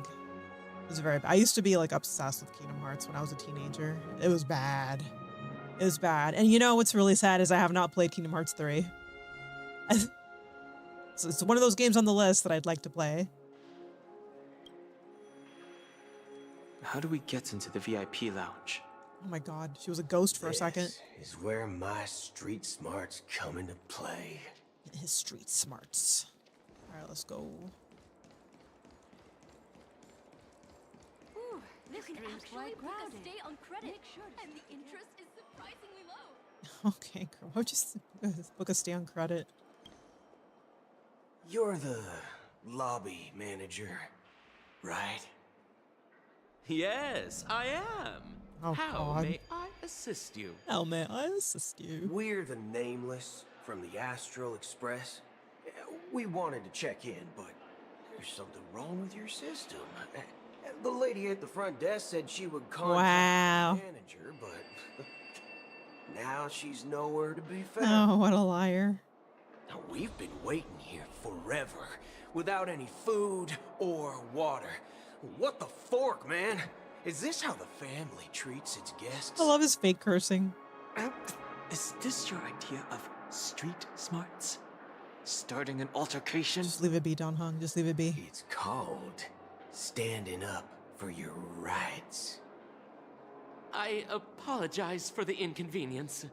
Please wait while we try to contact Mr. Sunday. I'll arrange 2 premium seats in the VIP lounge so you can rest there while you wait. Wow. See? Just like that. Just don't call yourself Nameless next time. Poor Don Hung. He's just like, oh my god. Wow, this bar's something else. Certainly worthy of the planet of festivities. If the 12 plus age rating would go up, he could curse. Oh, I know. I know. I just think it's funny that they even put that in. He's the first character like that. We know what he's really saying. Right, Mr. Bartender. Good evening, gentlemen. Hey, I have an order for a bottle of Hasdana's White Oak. Can you help us find it? Hasdana's White Oak. I think there might be a misunderstanding. We don't serve that here. Oh, no way. Are you sure you're not mistaken? If someone had reserved such a beverage, I would definitely remember it. It sells for hundreds of thousands of credits per bottle, after all. Wow. I couldn't afford to cover for such an item if it were broken or lost. That's strange. Well, could it be that the memo keeper couldn't afford it? I doubt it. You're probably misunderstanding what she wanted you to do. Then what should we do now? Oh, no need to rush. Well, let's grab some drinks first. Maybe I arrived too early and she hasn't come yet. Let's see what kind of juice malts you all have here. Well, give me a glass of Heenum Valley, 40 years. I'll have it neat. No ice. Are you gonna pay for that? Wow, that's the most expensive one on the list. Oh my god. You have a taste for the finer things. Juice malts. It's on the house, anyway. Look, they're totally alcoholic, Daikon. All right. What can I get for you? Anything you recommend is fine. Then I would recommend today's special, Glass Village. It's classic Soul Glad mixed with Laboom juice. It's refreshing and suits your cool demeanor. Just 1 minute. All right, Anderson. I guess the drinks are free then. Man, imagine going in a hotel and you can just go to the bar and just get free drinks. Just because you're a guest there.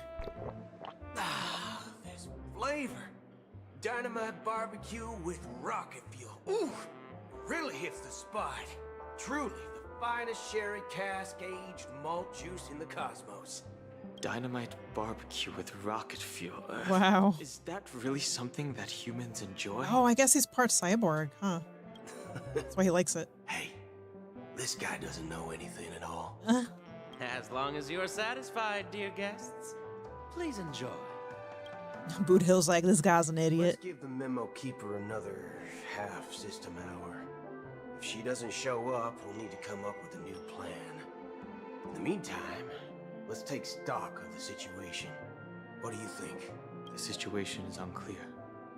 Something must have happened on the planet of festivities, but the public is unaware of it. Someone in a position of power within the family must be covering it up. You're pretty sure his entire body is robotic? Probably, yeah. I mean, I can't see his legs. His shirt is only down to where the zipper ends. Yeah. It's unusual for the followers of the Harmony to invite other factions, let alone the IPC and the Masked Fools.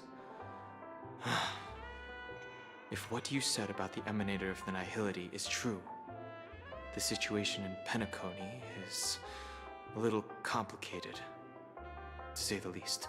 Boothill has that explosive appetite. Yeah, he does. Actually, there's something else I'm concerned about.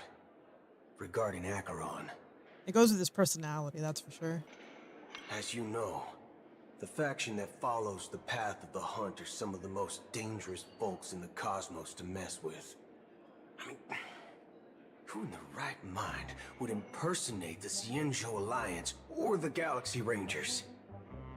It's like asking for a death wish. Isn't there a saying among the Xianzhou people that the Rainbow Sect lets their Lux Arrow do all the beating? Talking. Do all the talking. Well, you know what I mean. Even though the Galaxy Rangers have been out of sight for years, we've been keeping an eye on this region. Even the dumbest criminals know better than to mess with the Annihilation Gang, much less the Rangers. His left arm has a revolver cylinder in it too. Yeah, it does. I didn't even notice that. But that Acheron lady, she doesn't seem like a lunatic at all. On the contrary, she's highly logical and organized. She knows exactly when to hold back and when to strike without mercy. Oh, yeah, it's because she's smart. He is literal dynamite of a man. Literal husbando for the whole shebang. Yeah, he is. And do you believe that someone like her would have an ulterior motive for impersonating a Galaxy Ranger? I'm not entirely sure, but I do have my suspicions. Maybe she knows a Galaxy Ranger, or perhaps she's trying to lure us out for some reason, which I can't figure out. I mean, she might. I think she's just calling herself a Galaxy Ranger because she wants to be one, even though she's an emanator of nihility. Anyway, what worries me more are the anomalies within the family. They've summoned followers from various paths for the festival. No matter how generous such a gesture is, this move seems highly unusual. The bullets on him and his hat aren't handgun bullets, I think. Oh, Unless I'm not sure. The invitations weren't sent by them. If that's the case, it's even more intriguing that the family insists on organizing the Charmony Festival, despite the chaos. Maybe it's Shipei the Harmony pulling the strings. You find it beyond human understanding because it wasn't arranged by humans at all. People do stupid things out of irrational impulses. They abandon their principles when self-interest is involved. They believe in things they know they shouldn't, and fudge, they even break their own rules. But Eons don't. They stick to their determined path and never turn back, even if they reach a dead end. So, since you guys probably don't know, Eons are like, they're not gods, but they're almost like gods, and like every path, so, you know, like the path of the Hunt, the path of the Nihility, the path of the Harmony, like it has an Eon that is pretty much like the embodiment of that concept or path. You think Shipei's will is behind all this? And Shipei would be the Eon of the Hunt. His eyes are reticle too. Yeah. It may not necessarily be Shipei. There's definitely some higher entity involved. I know it may sound pessimistic, but if human free will were reliable, why would we even need Galaxy Rangers? It's much simpler when you boil it down to the eons and paths. Like how Lon always follows the path of the Hunt, or how the Express stays true to the Trailblaze despite Hackavilli's disappearance.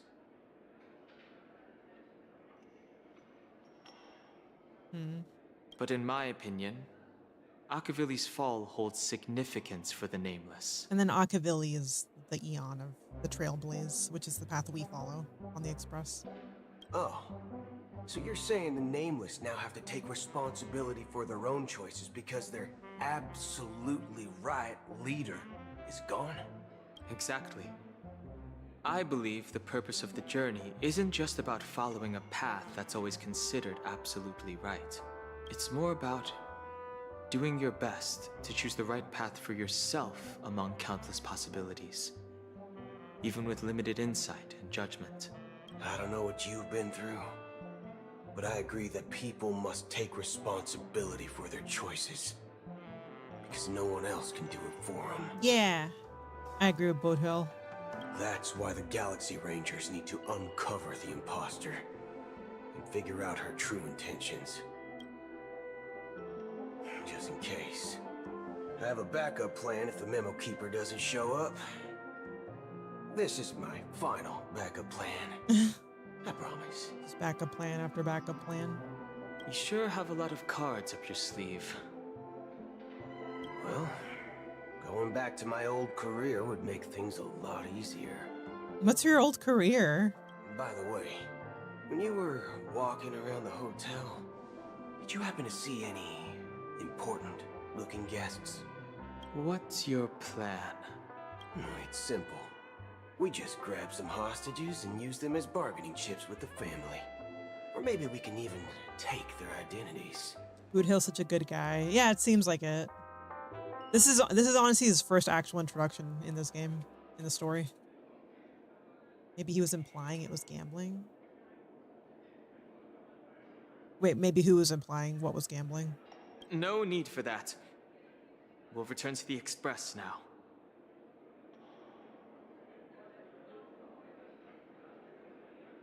Wait, are you getting scared? Draw your weapon. Let's make a big scene. Are you leaving, esteemed guests? Would you like to cancel that as Donna's White Oak you just ordered? What? Oh, wait, so he can order it? Huh? As Donna's White Oak? But didn't you just say? Boothill, because he said he has cards of his... Oh, yeah, maybe. He's kidnapping for bargaining chips, I guess. Ha ha. Looks like you are a bit intoxicated, esteemed guests. You What? ordered a bottle of As Donna's White Oak just... What? This friggin' bartender's gaslighting us. He literally just said they don't carry that. Maybe the Memo Keeper did something. Looks like your Memo Keeper friend has finally arrived. Oh, right. Sorry. Your memory's not the best. Me too, Boothill. I feel you. Too many modifications and all. Anyway, let me check. Well, fork me. It says Donna's White Oak, all right. And there's a note. I'll be waiting for you on the Astral Express. Oh, hey, looks like they have to go back anyway. No mistake. That's her message to you. She knew the hotel wasn't safe, so she suggested we find another place. Well, looks like we took a detour, but now it's back to the Astral Express. So, what are we waiting for? Let's go.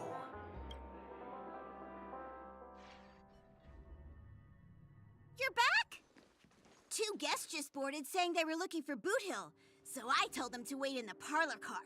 Two guests? Oh, just in time. Two guests? Yeah, or two. Hey. Look, we welcome all passengers on the Astral Express, but sneaking in like that, you have no regard for etiquette. My apologies, conductor. It was an oversight on my part. I assumed you were already acquainted with the garden. Given the chaotic situation in Penacony, the Nameless are the only ones we can truly trust. Oh, I forgot that door that's on the Express. It's kind of like a Garden of Recollection.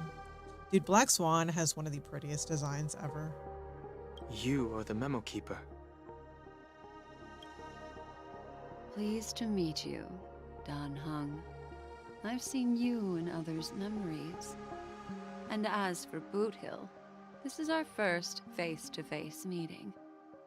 I hope you enjoyed that bottle of Astana's white oak. You sure have a refined taste. So he does actually get to drink it. That's a mascot of the game. Oh, you mean Pom Pom? Yeah. Why the belt? I know how much you love belts, Daikon. Finally, Memo Keeper. Well, let's cut to the chase. Spill everything you know. That's precisely what I intend to do. But before that, please allow me to introduce myself. My name is Black. Oh, Acheron's the other one. Oh my god. The Garden of That's what he's looking for. As a memo keeper. As for Acheron's story, I mean, I don't mind the belts. I know you hate him. I don't mind the belts. I'm sure she knows it better than I do. Greetings. I'm Acheron. Hi, Acheron. What? You Garden of Recollection shirtbag! You betrayed me! Bro, she's just going around betraying people left and right. She's not really betraying you, dude. You want Acheron? Here she is. Come talk to her. I apologize, but she did that at my request. Due to certain reasons, I have been exiled by the family. Thankfully, this memo keeper came to my aid and helped me escape their surveillance unnoticed. To be honest, it was more like stalking than helping. And the process was far from unnoticed. But we did escape. I asked her to guide me to a place beyond the family's reach and to contact a few trustworthy individuals. Namely, all of you. Trustworthy? Son of a nice lady. You think I'm dumb or something? How about this? I'll put a few bullet holes in your head and see what secrets spill out. Then, we can talk about trust. It doesn't have to be like that. I'm willing to answer all your questions, but not right now. If my cover hadn't been blown, we might have had more time, but at the moment, we don't have any other options. So just to give you guys a little context, the reason why he doesn't trust her and he's been like looking for her is because she's been impersonating a Galaxy Ranger. It's like what he is, but she's not one, I think. And like she doesn't actually follow the path of the hunt. She's the path of nihility. And like not only is she path of nihility, she's an emanator of nihility. And what an emanator is, it's like this like super powerful person that like I don't know how to say it. So like those eons, those like gods of the path can like gaze upon somebody, and if they gaze upon you, you kind of gain a little bit of their power. And she's, you know, the eon of nihility, which is in a way kind of like the eon of nothingness or of death, if you want to think of it that way, gazed upon her. So she's kind of really dangerous in a way, but she's like not a bad guy. But Boothill doesn't know that. He doesn't know what her motives are. He doesn't know why she's impersonating a Galaxy Ranger. No other options? What do you mean? Okay, sorry. Because I know like Daikon also doesn't play this game. This is the only way I can ensure everyone's safety. I kindly request an immediate warp jump out of the Astana star system. Right now? We're not gonna warp jump right now. The rest of the Nameless are all on the freaking planet. This passenger is requesting... As far as I can tell, she's not a threat and seems to be telling the truth. I've briefly traveled with your companions and know their whereabouts, Donhung. Please rest assured, your Nameless companions are safe, but they need our help. Maybe she means after we finish up here. As for Boot Hill, you may have guessed. I've been waiting for you. Galaxy Rangers are known for their elusive nature and limited contact with each other. So this was the only way I could reach out to you. Only by doing this can I find a true Galaxy Ranger and fulfill a long-standing promise. To return his relics to their rightful owner. Someone once told me that every rainfall is like a gift from the heavens. a sign of their mercy upon the world. Raindrops are said to be the tears of the gods, shed in response to the sorrows of the world. Their constant pouring is a reminder that the gods haven't abandoned us yet. So, how long has this rain been going on for? I used to believe, just like you, that it would eventually stop. Years and decades passed. And in the end, such hope faded away before the rain did. Wow, where are they? Is this like her home planet or something? Look at the arms. They're all reaching towards whatever this is in the sky. It's like dripping. Looks like the god you mentioned doesn't exist after all. As he spoke, the old man's gaze remained fixed on the distance. Amidst the final drizzle of black rain, countless shadowy hands emerged from the sea, shrouded in an ethereal mist, reaching out towards the sky one by one. Reminds me a little bit of Death Stranding. That's so cool. Yeah, it is. Well, let me share a story with you. Mortals who walk the paths are like sailors on a vast ocean, leaving behind a trail that creates countless ripples of possibilities. These ripples last longer than the fleeting lifetimes of humans. And for some, their presence leaves such a strong mark that it's reflected in the waves. Like those shadows on the ocean. Sin-thirsters, the obsessions of the Pathstriders. They emerge from the depths of IX, seeing themselves as masters of their own destiny, unknowingly repeated the actions of their past lives. And this is very serious. So IX is the Eon of Nihility. Pseudo-Regalia is a short game, but I recommend you play it live so we can help out unless you don't like backseating. Sure. So backseating, it depends on the type of backseating. Like, so like, for example, if I'm playing like an open world game and I want to go to the right to explore there, and someone tells me to go to the left first, that's when I'm just like, no, I want to like go the way I want to go. But it's a little different if like maybe I missed something and you like want me to see it, or you specifically want me to type or want me to talk to an NPC that's like where I'm at. You know, stuff like that I don't mind. I don't know how to explain what I mean. It's very difficult to explain. Like, it just, I don't mind backseating, I guess. It just depends. They emerge from the nihility and head toward it, leading purposeless lives. However, these hollow phantoms... Unless you asked. I mean, I don't have to ask. Like, if you want to, like, say something or want to point something out or tell me something you want to see or whatever, I'm fine with it. Like, at the end of the day, I'll choose whether I end up doing it or not. Like, I don't know. I guess I'm a lot more lenient with stuff like that. Doesn't bother me too much. They were once my dear companions. A group of galaxy rangers. Oh. Are you watching over them? Watching over them? No. I'm guiding them toward transcendence. It was a brutal war. A crusade that shook the universe. The universe witnessed the fall of Zulo, the Lord Ravager, but it came at a price.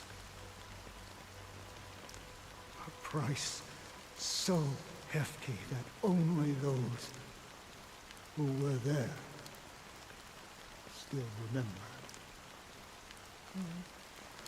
The unwavering determination of the Hunt followers persists even in death. So someone must guide these lost souls to their life beyond. They were heroes in their time, and they shouldn't be reduced to mere puppets of nihility. You know, the rain's falling towards the right, and she's holding her umbrella in this angle, so she, like the front part of her body's probably getting wet. As for me, I've suffered too many losses on that battlefield to advance any further. And that makes me the most fitting person to carry out this task. But you know, these sin thirsters, they're not who they used to be. Does this seem pointless to you? Well, some tasks have to be done, even if they are pointless. I can help you. For what? For the meaning of the nihility. That's what I've been seeking. She couldn't see the moon if she held it at the other angle. I mean, yeah, I know what she's looking at. I'm just saying. While like listening to them talk, I was just kind of looking at her and thinking about it. I see. After all, this realm is off limits to ordinary souls, right? Thank you, stranger. I wish that you find what you seek. Before we part ways, I have one more question. It is true that their actions and even their entire lives may seem pointless from our perspective. But if, and it's just an if this is what the departed ones expected, should we try to change it? It's only $5.99 on Steam. It's dirt cheap. Oh yeah, that is really cheap. A good question. And a profound one. I don't know the answer. What I do know is that one day I too will pass away. And when I bid farewell to this world, someone will stand at my grave and place a bouquet of flowers on it. Aww. I wonder who that old man is. Robin's point of view. I didn't get to fight with Boot Hill. When I appeared as a child, my speech, mindset, and soul reflected immaturity and innocence. As I grew into adulthood, I left behind my childlike side.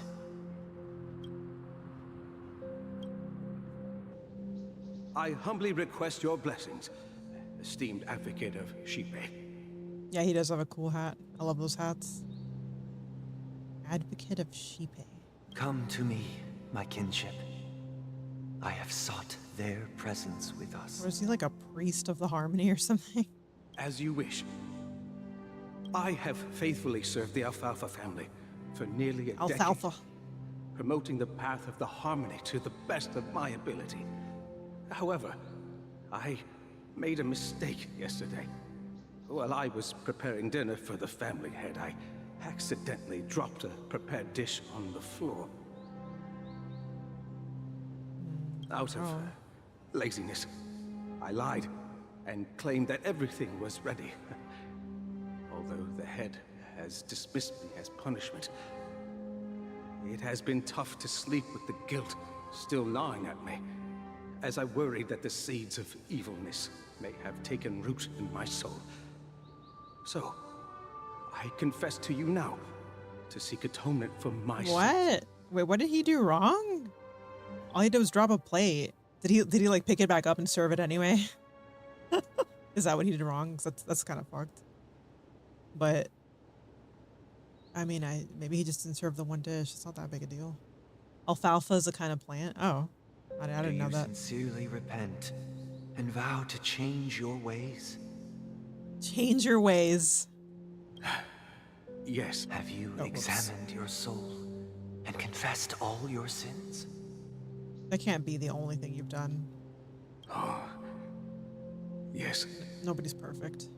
Are you willing to accept the process of atonement? Yes. This is so weird. Very well. Show your dedication and goodwill to the family, and you shall be reinstated among them. Now, please, leave in peace. Oh, praise Sheepy. And thank you, esteemed advocate.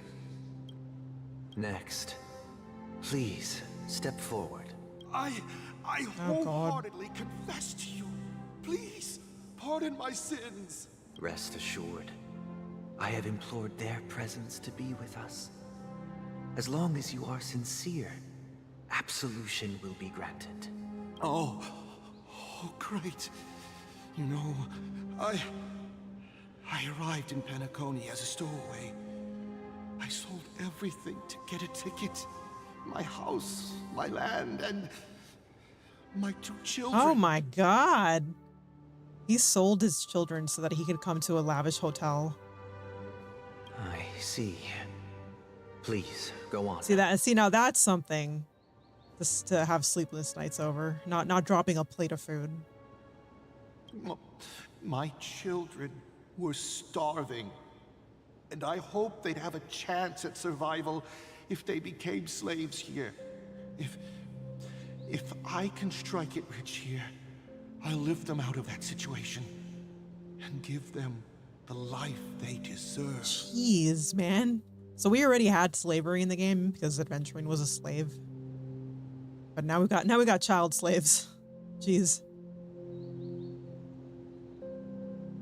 He sounded like he had Oroga something. It cut off the rest of what you said, so I'm not sure. You hope they'd have a chance to survive if they became slaves here. Man, you couldn't have maybe come up with like a different way. I didn't know they're doing okay as slaves. I mean, we saw, I saw Adventuring's situation as a slave. It wasn't good. But the Bloodhound family got wind of it. They're on my tail, hunting me down. I thought I could bring my kids here. It was all my fault. All my fault. I mean, I don't know. I don't think they're going after your kids. The family is ready to forgive all sinners. I'll ask the Bloodhound family to cease their pursuit. You don't need to live in fear anymore. Couldn't say because YouTube will censor my word. I know. I'm not the brightest sometimes, so I'm not sure what the word's supposed to say. Oh, thank you. Thank you. I'll work my hardest to redeem my children and make them part of the family. Praise the harmony. His poor kids. Next, please step forward. Hey, long time no see, Mr. Sunday. The most esteemed individual in Penacony, and the next leader of the Oak family, right? I have sought their presence with us. Let us proceed. Sunday's like, okay, look, their presence is here. What are your sins? Sure, let's just get this over with. I have sinned, please forgive me. I wasted half a pizza at breakfast. What? And a bottle of Soul Glad. Wow, he doesn't sound very sorry. That's it. Nothing more. Can we wrap this up? I've got a Robo-Ball game to catch, you know? Robo ball game. Well, he doesn't sound very sorry, Robin. Looks like he can't get atonement for wasting a pizza. Aren't you not supposed to know who's in the confessional? Yeah, you're not. Oh, you mean like, oh yeah, he does know that it's Robin in there. I don't know. That's not Robin. Sunday. His name's Sunday. I keep mixing up Robin and Sunday. Soul Glad sounds like Gatorade. Yeah, so Soul Glad's supposed to be like, it's like the famous soda that's in Penacony. That's a heinous sin. Yeah, you're right. Do you seek to atone for your sins through good deeds? I would say his deed is more heinous than selling your children to slavery. My sins? Starting to sound like a saint, huh? Well, let me tell you something.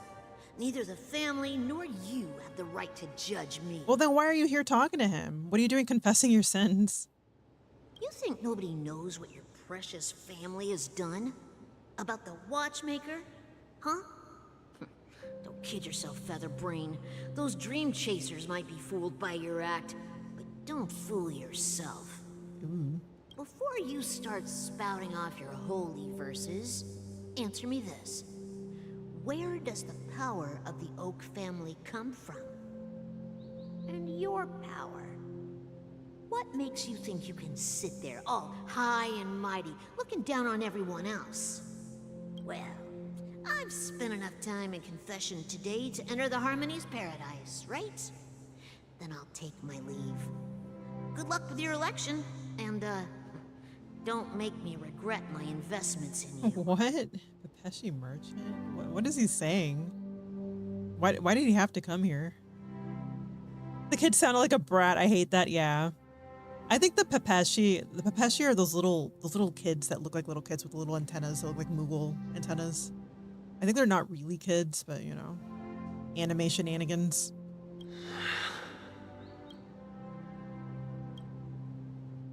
Oh, revered triple-faced soul, hear my doubts.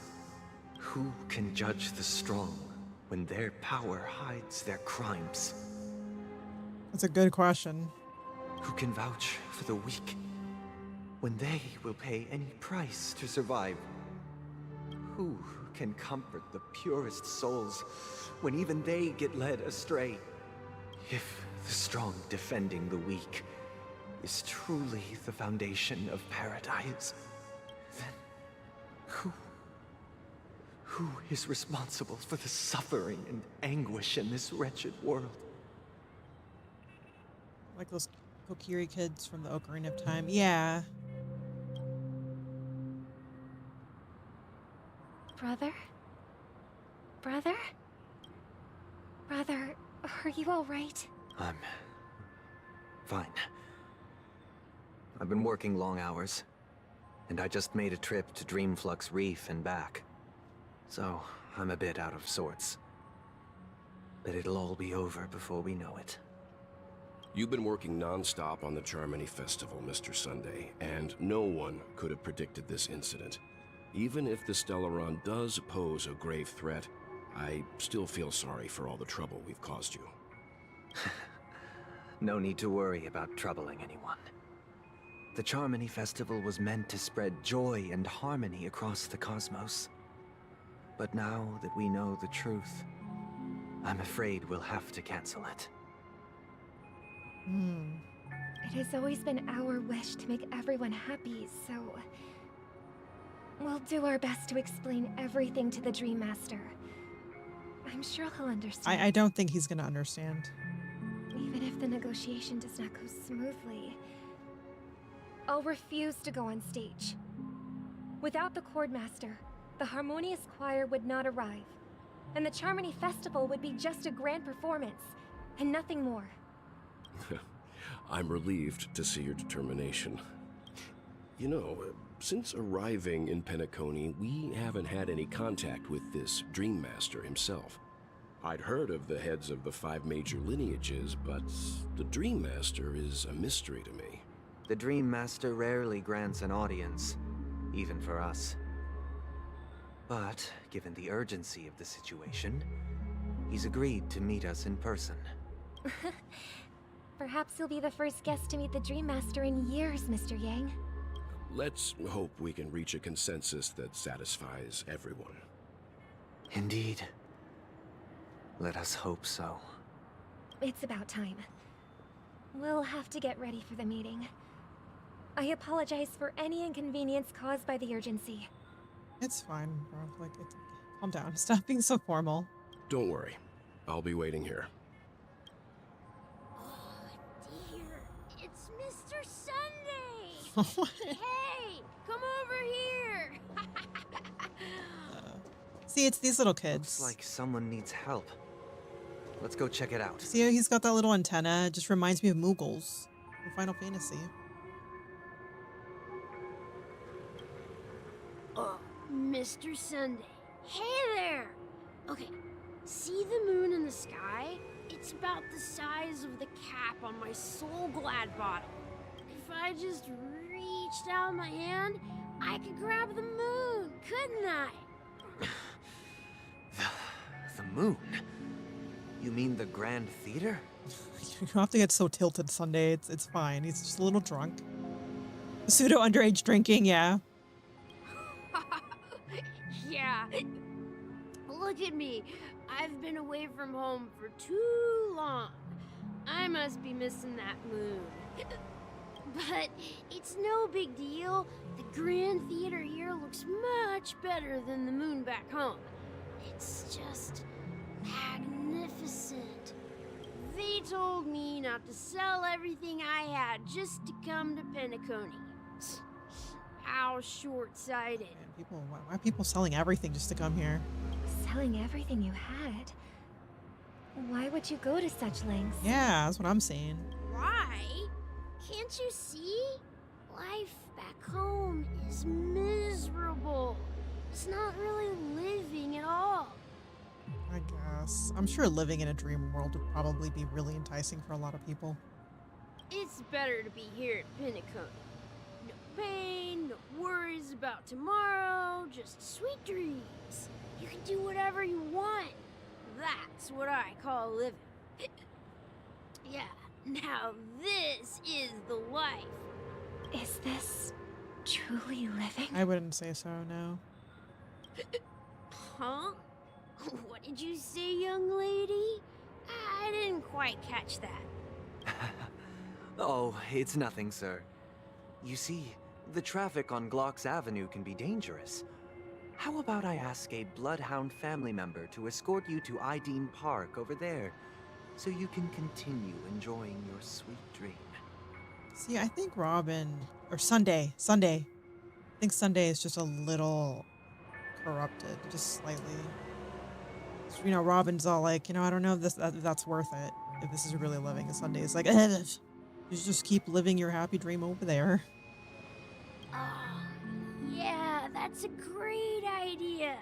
Wow, no wonder you were the leader of this sweet dream. You're totally a lifesaver. See you around, Mr. Sunday, and it was nice chatting with you. What's up, sister? This is the land of the dreams. But why do they live like this?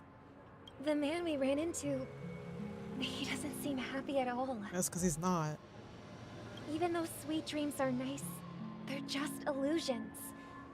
But for him, they're the only way to survive, even if it means giving up on reality. That's not really living at all.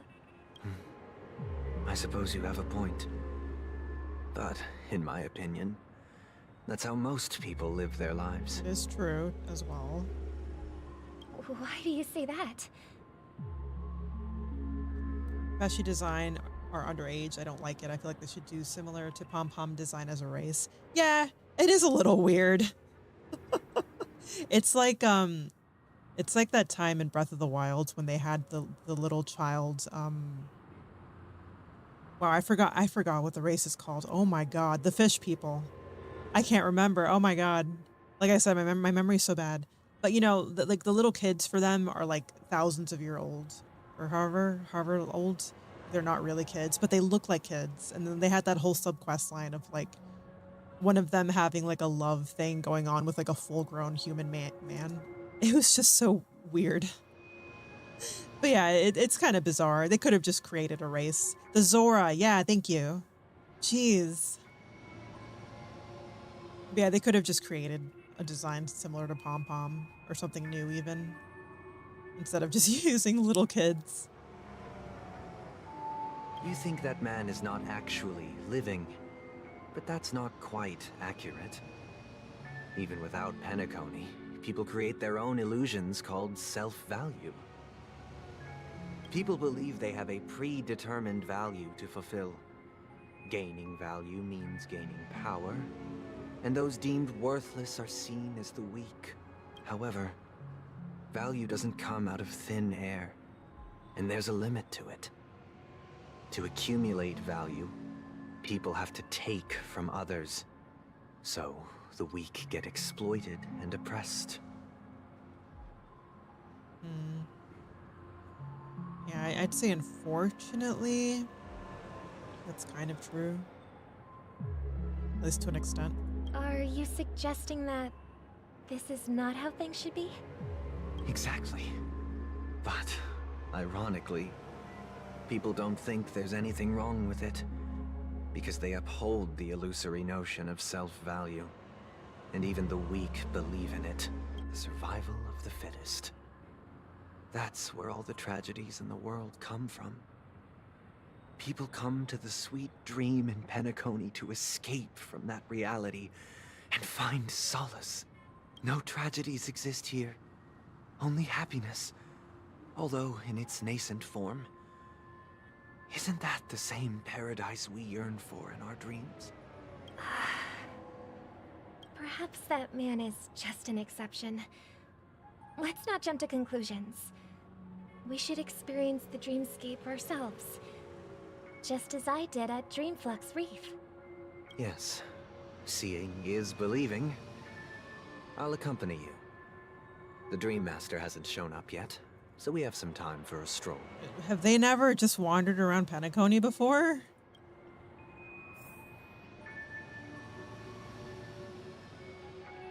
Oh, Welt's over there.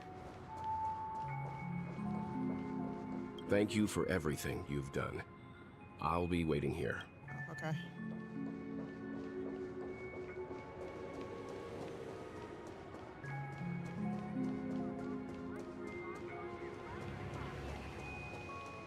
Alright, girl. Cheerful guest. Glad to meet you again, Robin.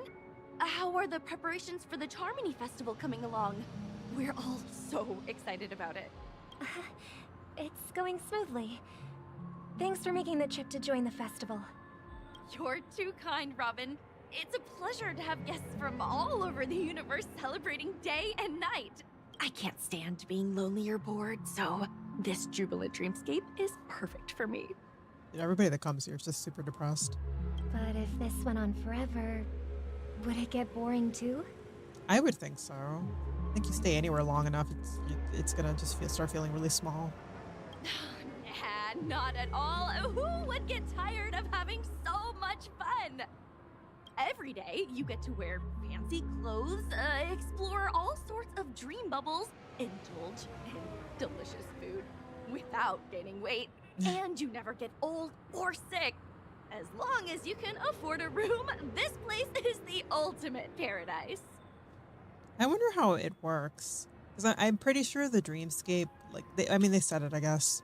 Right time in the dreamscape moves differently than real life.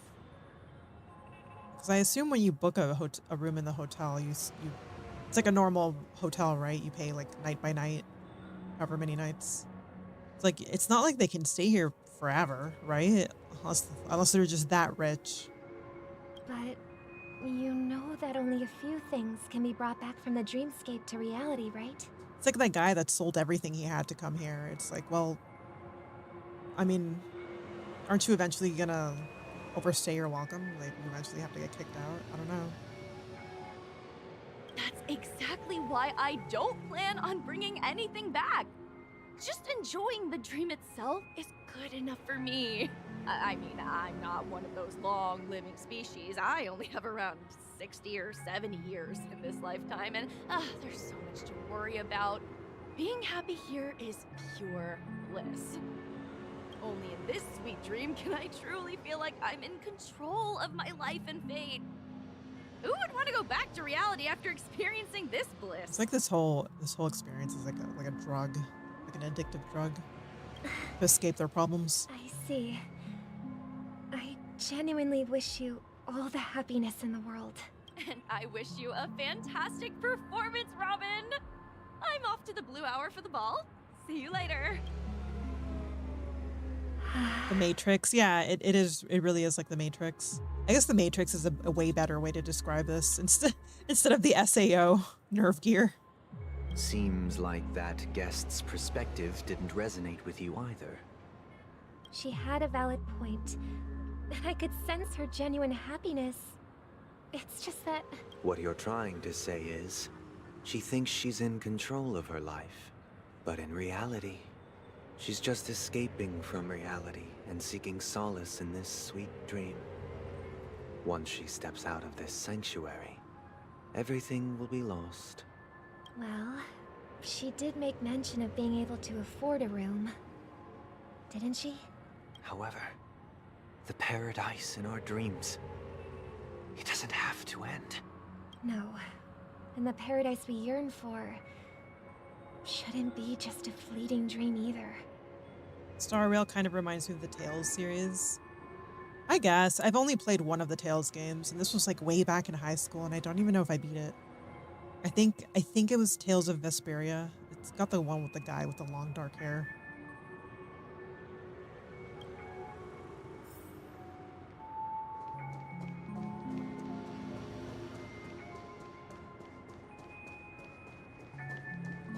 I don't know how long it's been, and we've done one battle. One battle. This dreamscape is truly breathtaking, isn't it? Oh, Robin. Can't believe I'm meeting you in person here. What an honor. You're right. Even though time stands still in this dreamscape, it always feels fresh. I find something new every time. A philosophical mind. I hope I'm not intruding. Oh, not at all. No. With little time left, I yearn for meaningful conversations, especially with someone as esteemed as you. Do you mind if we chat? He should dream about a better posture. Yeah, he should. It's my pleasure. No need to be formal. Just speak your mind. You said, with little time left. Please, forgive me for being blunt. But is that why you came to Penacony? Yeah. I was part of a war, and while escaping from the Sarkosian mothership, I got exposed to some radioactive materials. And then, all my comrades died, and my hometown was wiped out by neutron bombardments. I couldn't bear to live with everything I knew gone. That's when I heard about a possible solution here, so I came. Say he's probably the most justified to come here, especially since he's just old. But I think he could probably still, I don't know, find some sort of happiness in the real world. When you play Pseudo Regalia, I recommend you play with the controller since it's parkour heavy and jump tricks. Yeah, I would. It's like when I played Ori, I played it with a controller instead of a keyboard.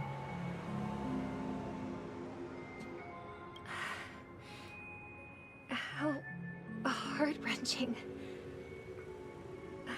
I hope the family has been able to help you. They have, and I'm truly grateful for that. They provided me with a comfortable room, the most advanced life support devices in the cosmos, and a stellar team of caregivers. My physical body is now in the dream pool, sustained by life support. The me you see here is whole, rational, and no different from any other person. But I can't say the same for the me in the hotel room. Wow, so he's truly just like on his last legs. Oh, that's kind of sad. Then that's fine, I think, if he wants to spend the rest of his time here. He at least gets to walk around and stuff. My true appearance. Huh? I hope you never have to witness it, Robin. So, you'll be living forever in this dreamscape, right? Just being able to live at all is good enough for me. Whether it's in this dreamscape or not, well, I don't really have much say in the matter. My world has been torn apart, and my life could end any second. So, even if this whole place is an illusion, it's still my paradise. And I'll treasure every moment I spend here. Yeah, see, and he's a lot more grounded. Like, he knows it's all an illusion. He's not dumb. He just wants to spend his last moments not just stuck in a bed. How I envy those everlasting things. That old man's story. It's so tragic. Fortunately, this sweet dream gives him joyful memories to hold on to for the rest of his life. That's precisely why this sweet dream in Penacony exists. However, even this sweet dream has its limitations. While it provides solace to the disillusioned, it can't completely eliminate pain in reality.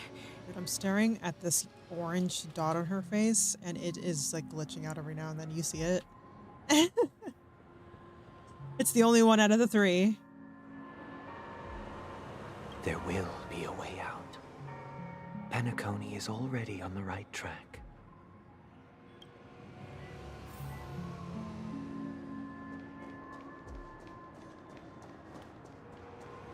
It's fighting the skin texture for its territory, yeah. Look what we have here. A lovely young lady. Oh my god, it's Sparkle. Wait, is that me? Oh, I should have taken a picture next to her. What a surprise to see you again. Show yourself. Your trick won't work on us. I've heard that a skilled masked fool received an invitation too. That must be you, right? So she was invited here. Barely. The people here are way too gullible. A little bait is all it takes for them to bite. And they run away at the slightest hint of danger. In other words, they're naive and cowardly. Now that you've had your fill, it'd be wise to leave before it's too late. The music of the harmony doesn't tolerate discord. What? Now that you have the real Robin, I'm useless? Oh, how disheartening. I've done so much for the family. You should be thanking me, because if it weren't for me cleaning up this mess, Penacony would still be in shambles. Don't you think? That was a personal request from the head of the Iris family, and it has nothing to do with us. Oh, wow. Step aside and stop causing trouble for the Charmony Festival.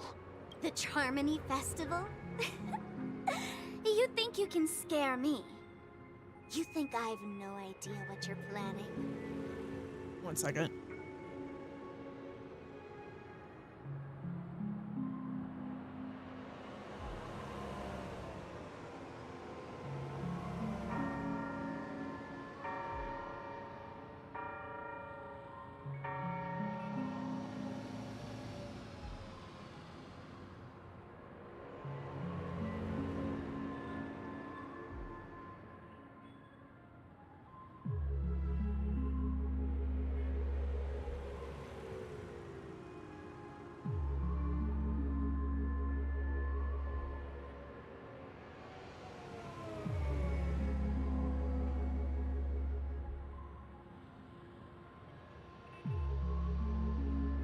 All right, I'm back. Sparkle sounds like a brat.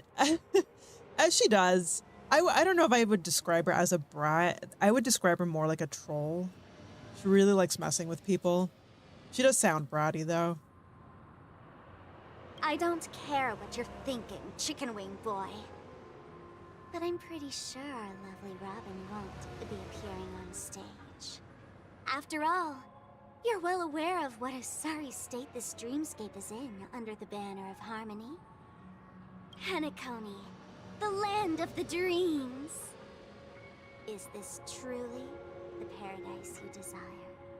Stop it. What's the rush, chicken wing boy? Did I get to you? Our paradise is none of your concern, masked fool. Leave now, or the family won't tolerate you anymore. All right. I'll go. But Robin, I suggest you seriously consider this. Do you really believe those living in dreams can escape pain and find true happiness? No. No, they can't. And I'm pretty sure Robin's already been thinking this. Well, I've done my part. And now I'm simply waiting for the fireworks to begin. Here, the last 2 gifts for both of you. And don't lose them. Are they buttons? If by some unfortunate chance the Charmony Festival starts against all odds, remember to use them during the show. And it'll be thrilling. Bang! I heard a raven cawing in the distance. It seems the Dream Master will arrive soon. She's bratty, but like I think she's so cute. You guys want to see me get run over by a car? Hold on. Here comes one. I love doing that. I wish we could drive these around.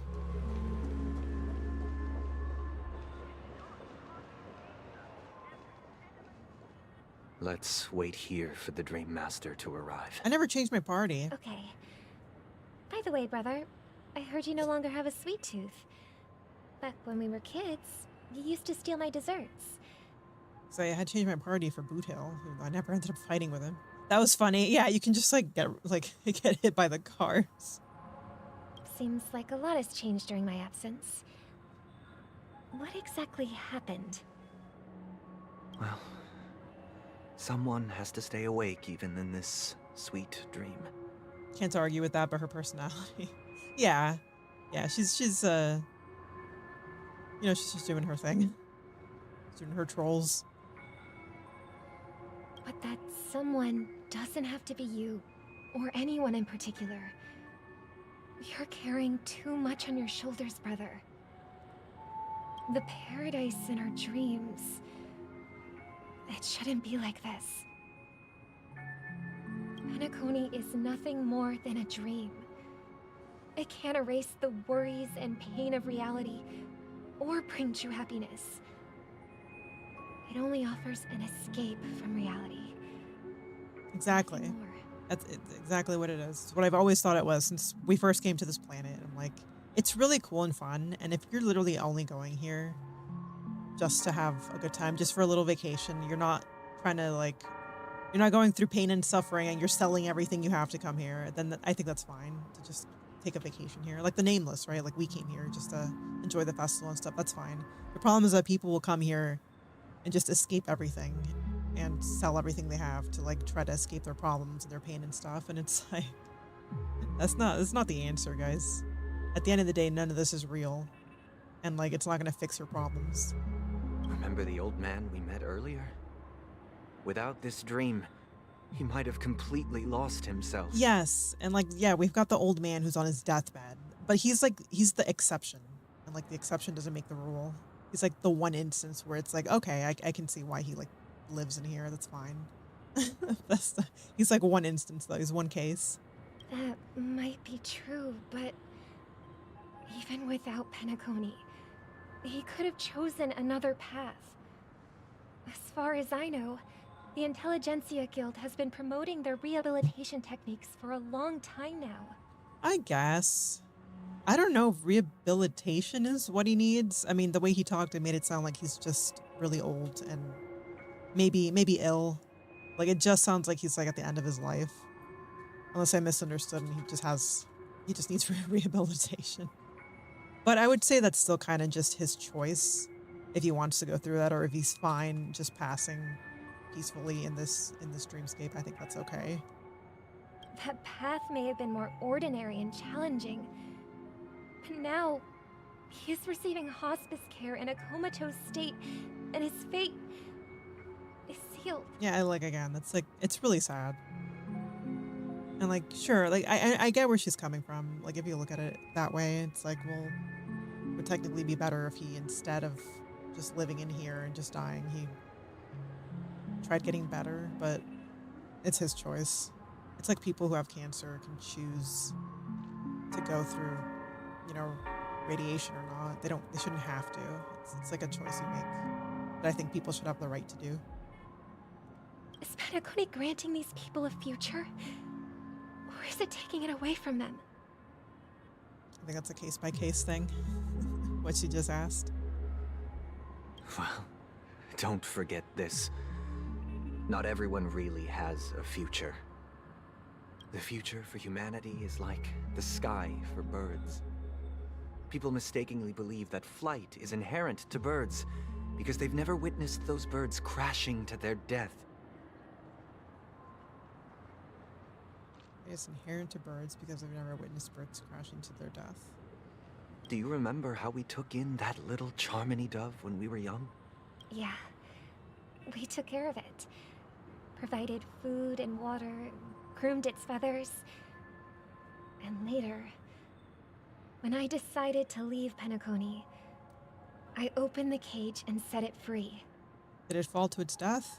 Well, I didn't mention what happened to it Oh, in my God. letters because I didn't want to upset you.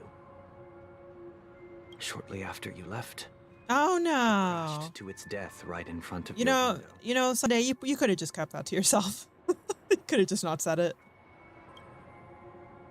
I had surmised as much. I knew you wouldn't have avoided mentioning the bird for no reason. Despite that unfortunate outcome, I still believe it was the right decision. Birds aren't meant to spend their lives in cages. They belong in the sky, even if they can't fly. Birds aren't meant to spend their lives in cages. They belong to the sky, even if they can't fly. Yes, I agree with her. I mean, I feel like, again, it's like a metaphor for people being in here. And for the most part, I agree, like, coming here is probably not a good thing for most of them, because they're just running away from their problems. But again, for that old man, it's his choice what he wants to do with the rest of his life. Off topic, have you watched Konosuba? Just yes or no answer, not to explain it. Yes. Yes, I have. But here's the thing. If there are birds in this world that can never fly, can we really assert that they belong in the sky?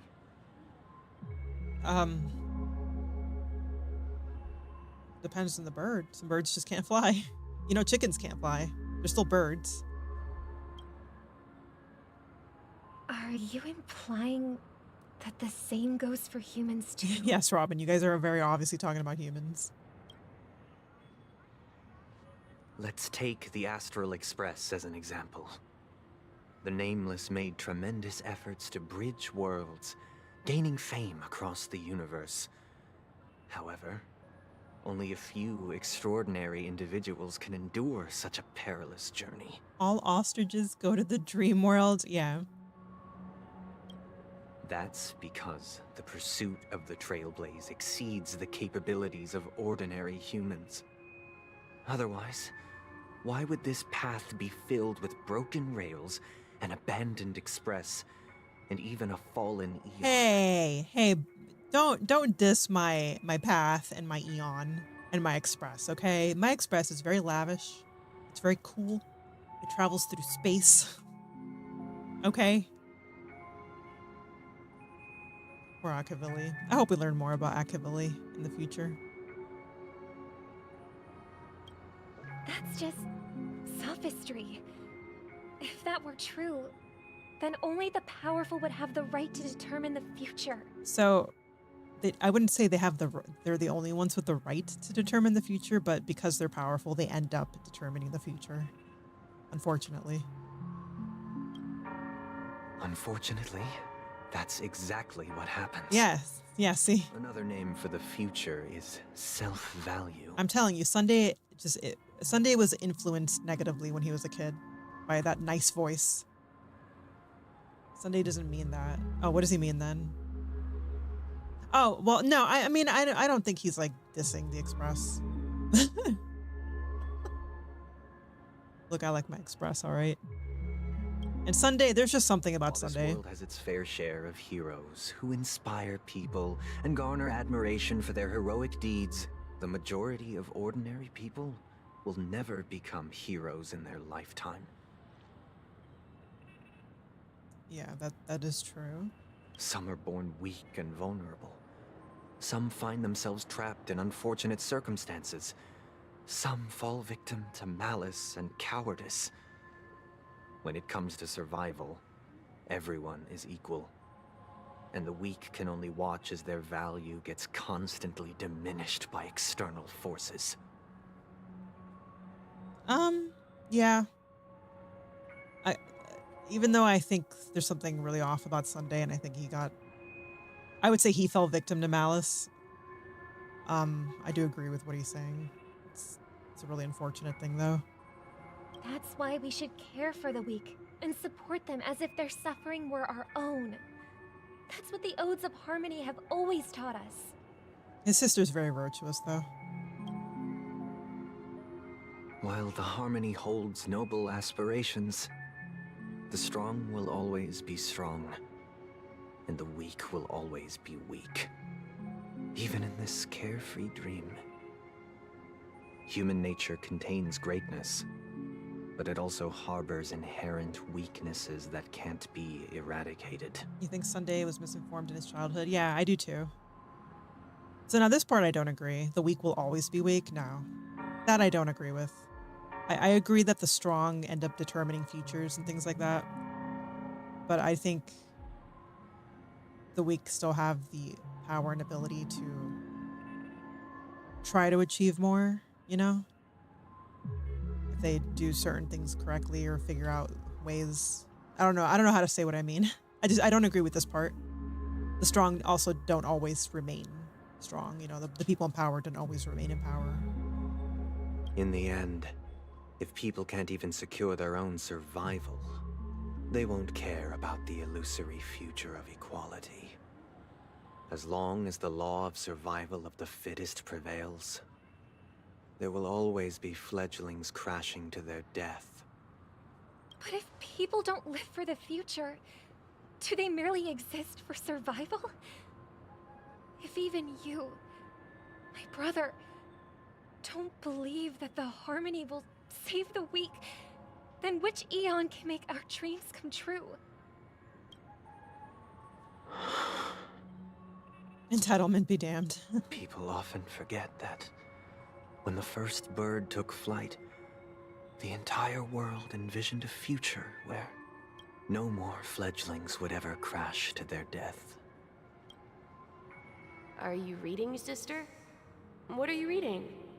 Trustful boy. Gave me a picture book. It's about the story of the harmonic strings. Oh, Mr. Gopherwood. He's the Dream Master, right? If I could become a chord master, I'd like to summon Dominicus, the harmonious choir. I want to sing with everyone and spread our wishes so that all can feel happiness and joy. I see. Then I would summon the harmonious choir too. Don't you have a wish of your own, brother? Of course I do.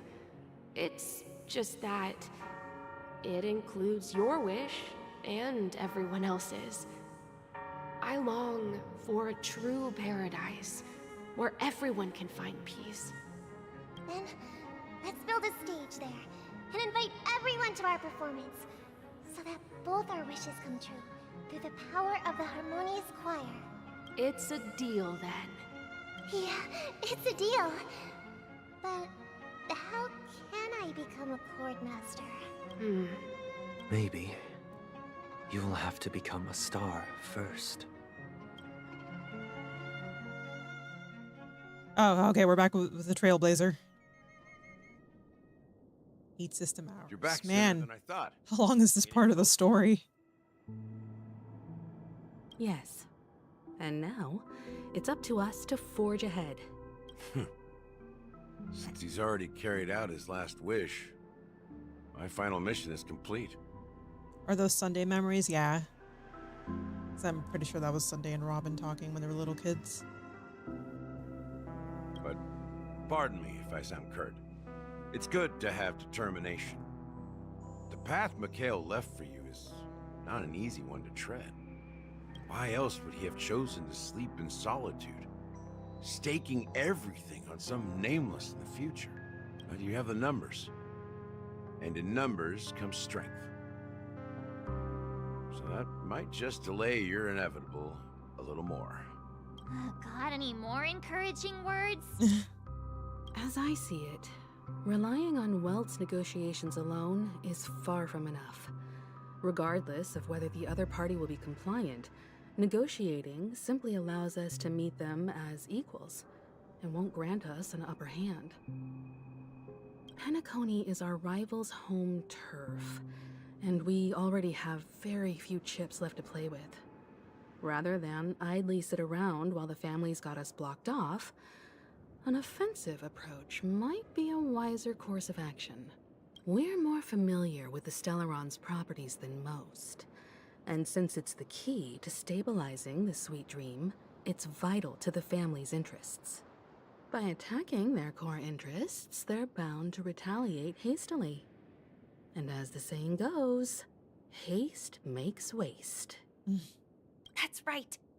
As long as we pose a threat to the Stellaron, either with words or otherwise, we have a chance at gaining the upper hand. But the problem is, on the eve of the Charmony Festival opening, how exactly are we going to get close to the theater? Family security will be airtight, and if we brute force it, even if we succeed, it's too risky. So, no one's gonna say anything? Then I'll raise my hand. I know the answer to this question. Okay, March. Okay, you go. You what is it? You of all people? Oh my god. Of course you do. I never doubted you for a sec. Looks like we have one more ace up our sleeves. Time for the master stroke. No, we're gonna do the mean one. What's that supposed to mean? You'd better believe it. So, I heard that before the Charmony Festival begins, there'll be a pageant to kick off the festival. It's called the Soul Glad TM Festivity Audition. TM. Or something. And it's going to be held in the moment of Scorch Sand. As long as we clinch the top spot, we'll be able to attain the title of Festive Superstar. And be able to personally bask in the graces of Miss Robin. Not that that's important. What's crucial is that we can enter the Grand Theater before the audience arrives. So, how do we go about participating in these festivity auditions? I've already procured special invite tickets from Miss Robin's fan club. Of course you have. To tell you the truth, I had been preparing to join the auditions all along. But now it looks like even if I scrape through, I probably still won't have the chance to shake Miss Robin's hand. Wasn't Miss Robin here like a little bit ago before they left? What, did we not introduce Robin to her? Or like anything? So they're still running this thing, huh? It was originally just a publicity stunt, set up by Mikhail to drum up attention. But it looks like it might be worth a shot. We'll follow March's plan. Mr. Gallagher, will you be joining us? I'm afraid I won't have the time. As a virtual character, I've already completed my final mission. Whether Penacony can awaken from this dream is all down to you. Should we ever cross paths again? I'd love for you to visit the Express. All right. I'll have to add to that data bank of yours you've got on the Express. And Miss Firefly, we thank you for all your support. We're faced with a formidable enemy. As long as the Astral Express and Stellaron Hunter's objectives are aligned, we're willing to cooperate with you. We've already come this far together. I'd like to join you for the rest of your journey on Penacony. I'm pleased that we can finally fight shoulder to shoulder. I couldn't ask for a better ending. I swear the Stellaron Hunters aren't really bad guys at all. This is also the spirit of the Trailblaze. Now, everyone, let's prepare to move out. I guess the other people don't know she's Sam. Ladies and gentlemen, welcome to Scorch Sand Hall. This is where challengers thrive and dream chasers shine, all under the watchful eye of the entire universe. If you have ambition, What the heck? and the drive, dear friend, the next superstar of Penacony's Charmony Festival could be you. Oh my god. Wow, they've really outdone themselves. I'm starting to get excited. Wow, the music though. Oh my god. That's great.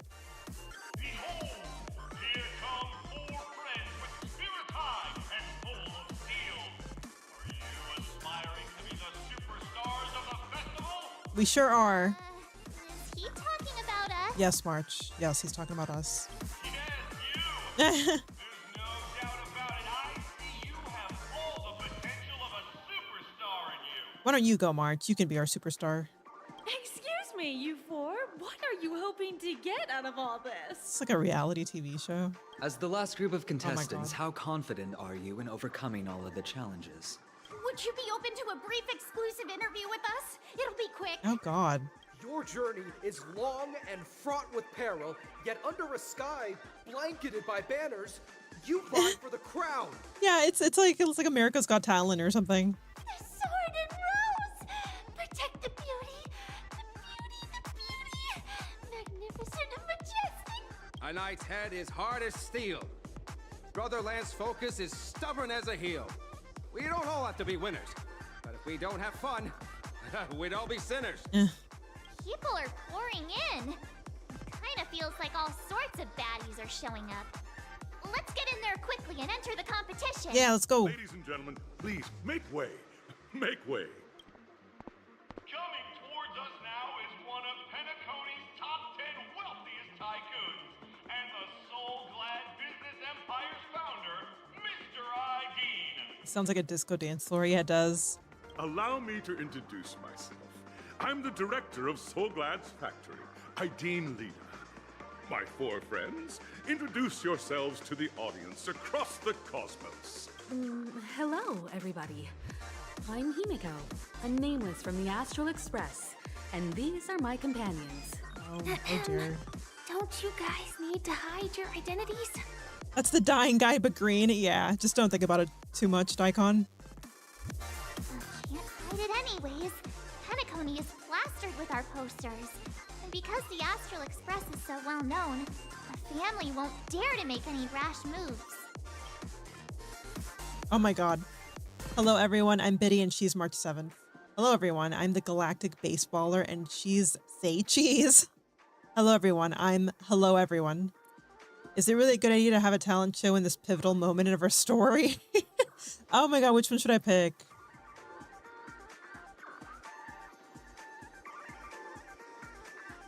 I think I don't want to pick the last one. I make the character like too silly for that. Number 2. Number 3. Okay.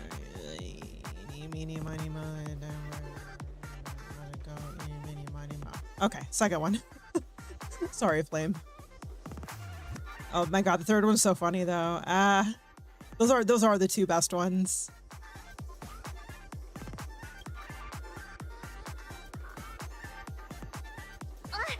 Don't expose my net handle to everyone. Her net handle. Hello, everyone. I'm March 7th. I'm an ordinary girl who loves adventures. I'm gonna have to look up what they say when you pick the third one. Hello, everyone. I'm Firefly. I am also an ordinary girl who enjoys adventures. Okay, Firefly, you don't have to make it so obvious. Hello, everybody. I too am a regular, normal, completely boring girl who just likes adventures. I am not part of the Stellaron Hunters, and I don't have a mecha suit. I am just a normal young girl. The third one sound like you, Biddy. Oh, thank you. So it's a bunch of nameless guests. This final face-off is bound to be spectacular. Time is precious. My four friends, come with me.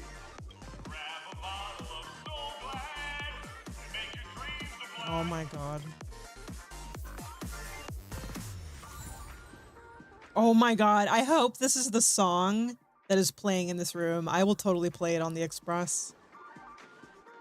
Is this guy okay? Look at him. It's like a zombie. Wow. I love this.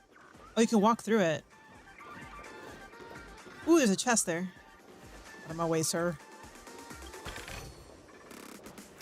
Look at these TVs. Wow.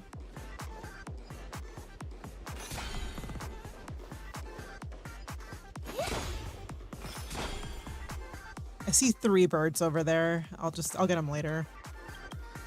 This story is way longer than I thought it was going to be. This place is buzzing. That's right. This venue is Wow. a representation of that time known as the era filled with boundless possibilities. Oh, my party is back to normal.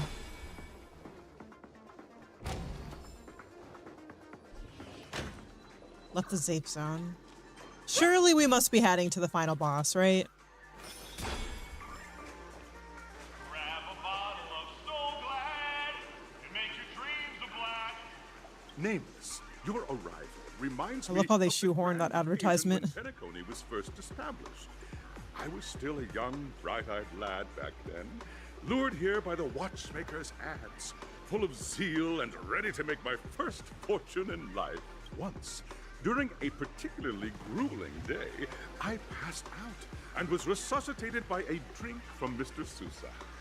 That sweet taste has since been etched in my mind, and that was what drove me to create the Soul Glad that we all know and love today.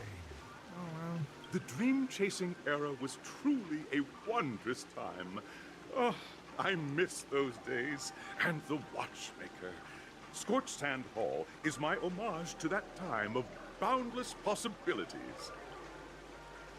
I wholeheartedly hope you make it to the finish and emerge. Where is March looking? Superstars of Penacony. Where is she looking? Now then, is there anything you'd like to say before the competition officially begins? Like, we're all looking at the guy, and March is looking, like, over there somewhere. Nah, we'd win. She's looking to the future. Can we get the ball rolling already? I ain't got all day, capiche? Rest assured, we're gonna take an L in this. I can feel it. Okay. There's that, the ever-vigilant, trailblazing spirit. Yeah, the trailblazing spirit, yeah. Hey, you should really fix that defeatist mentality of yours. Miss March, how about you? Hello, everyone! Oh my god. Next up, get ready for the Mega Mark 7th Adventure, where I'm going to break the speedrun world record! You think she saw something interesting? Maybe. I'm thinking now maybe she was staring at the camera the whole time. Trailblazing into the uncharted and challenging the limits. That's Miss March 7th for you. How about Miss Firefly? I hope that by the end of this journey, everyone will have achieved the outcome that they hoped for. Ah, a wonderful wish. She's the sweet girl of the show. What are you expecting from your team? Safety first, everyone. Simple words, but full of warmth. Waiting for you are 3 stages, each connected to that era. The first 2 stages offer 2 distinct paths to choose from, with unique challenges on each route. Okay. And in the last stage, you will face off against a champion who has defended the title to this very day. A beloved contender whose noble virtues are unrivaled. Is this gonna be like a battle or like a dance battle? Those are the rules. Simple. Everyone clear? Now, I hereby announce that the 33rd Scorched Sand Festival of the 20th season, sponsored by Soul Glad Enterprises, has started. All right, let's go. Let's get the show on the road. Everyone, as the Charmony Festival is drawing closer, we must reach the end as quickly as possible. Factoring in efficiency and safety, splitting up into 2 groups is the best choice. Okay. March and I haven't known Miss Firefly for too long and aren't overly familiar with her. It'd probably be better if the 2 of you paired up. Yes, definitely. I'm gonna go with my girlfriend, thank you. Fine by me. Let's dip, all right? I'm so sorry, March. No problem with that. Enough chit chat, let's do this. Say what now? I get to pair up with Firefly and there's no catch.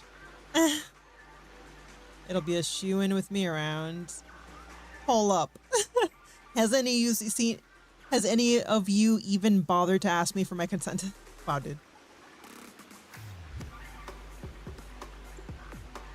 Yeah, very excited. We'll split into the assigned groups then. Let's not waste time. I feel like I should change my party.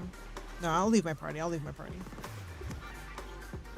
right, let's go. Let's just start these challenges. Stage of Like the first bit of actual gameplay in the story. Aside from the one battle I did. 20th season, Dream Play Fantasia. In this stage, you can choose between two challenges, the School of Acting or School of Action. In the School of Acting challenge, you have to complete 3 performances from 3 scripts and move the panel judges. In the School of Action challenge, you have to defeat 3 groups of enemies convincingly and reach the end. Convincingly. Oh, I don't know which one I want to do. Make your choice. Oh. I mean, I kind of want to do the battles. Just because we haven't done any battles, but I want to see what the other thing is. What's the other thing? Oh, wow. There's a pinball.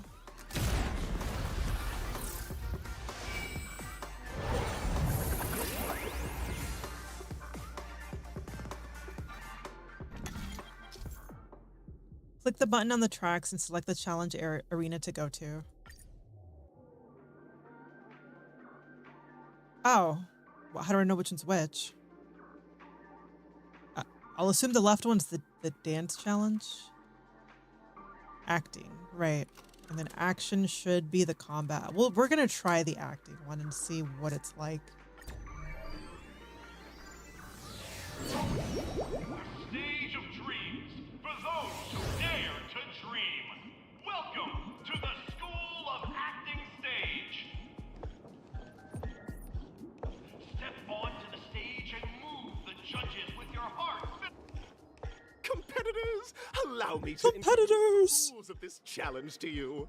There are 3 stages up ahead. On each, you will find an outline of a script. These 3 scripts were written by the legendary filmmaker, The Watchmaker, and depict various stories from Penacony's era of pioneer. Your task is to bring those moments to life, find the right words, and act convincingly to make the judges feel the script's intended emotions.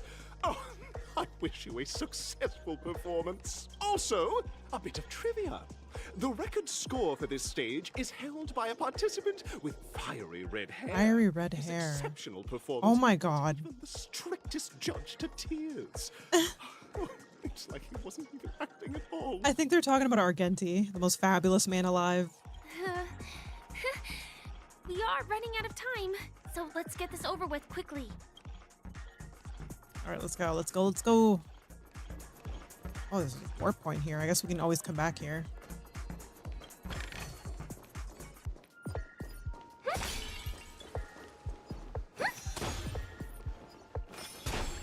I guess that's where we have to go.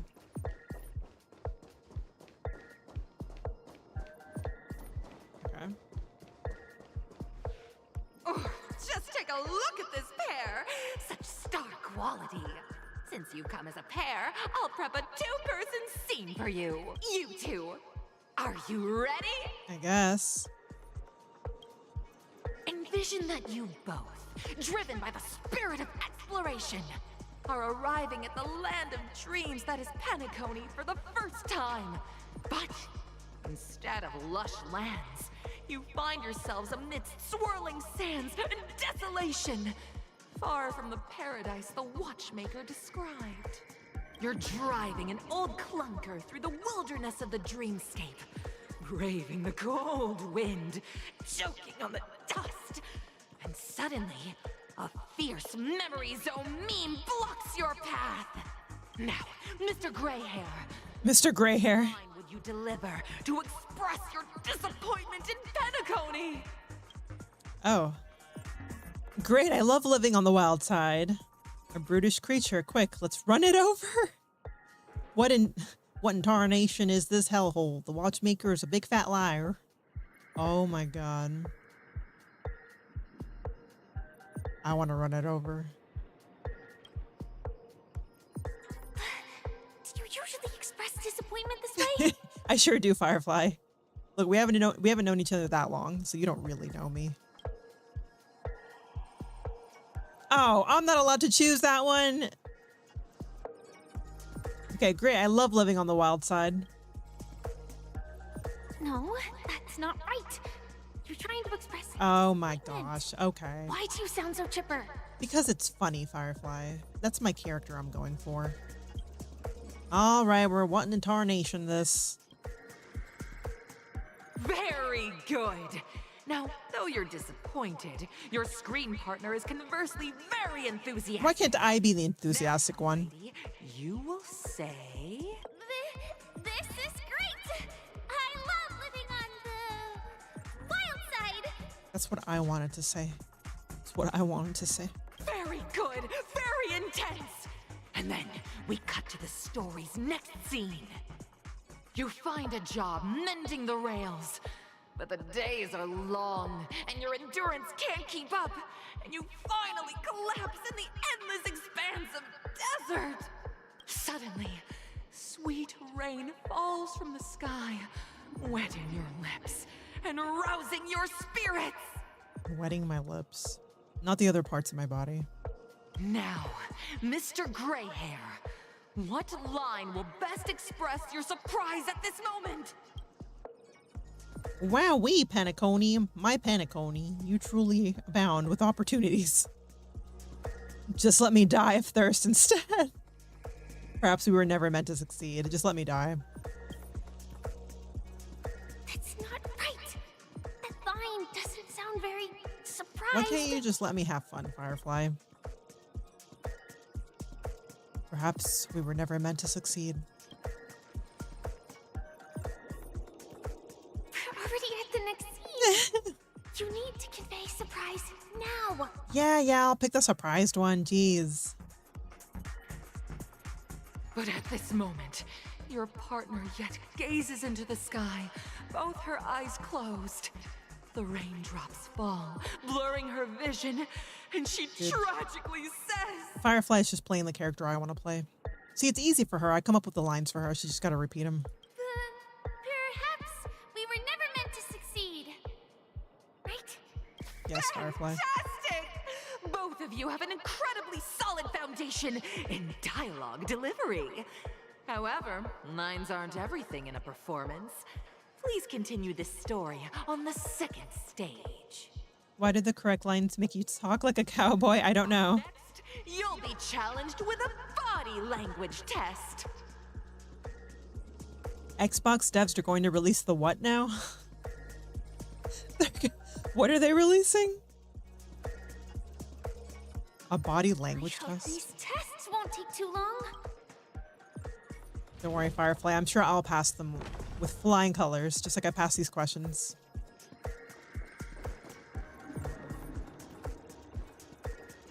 Ooh.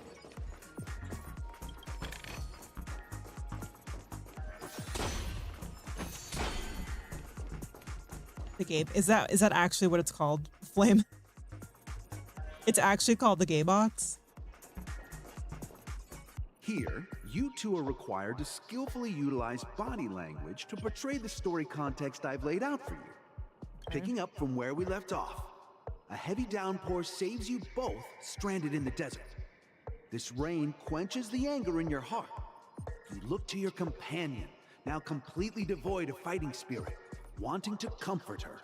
It's actually called the gay box? Wow. Why? I didn't know. I didn't know. I don't really keep up with Xbox information, I guess. But that's... Why? I'm gonna have to, like, look that up later. They're gonna release it in Pride Month? Wow. That's... Okay. Well... What was I doing? What did this guy say? I'm gonna have to look that up, Flame. That's... I didn't know about that. Heavy downpour saves you. The rain quenches the anger in your heart. Wanting to comfort her. At this moment, what should you do to make her laugh? I think anything I do would make her laugh. Pat her head. Tell her a dad joke. Stand up and prepare to move out. Roll about in the sand. Okay, we're good. I'm sure surely she'll find number 4 funny.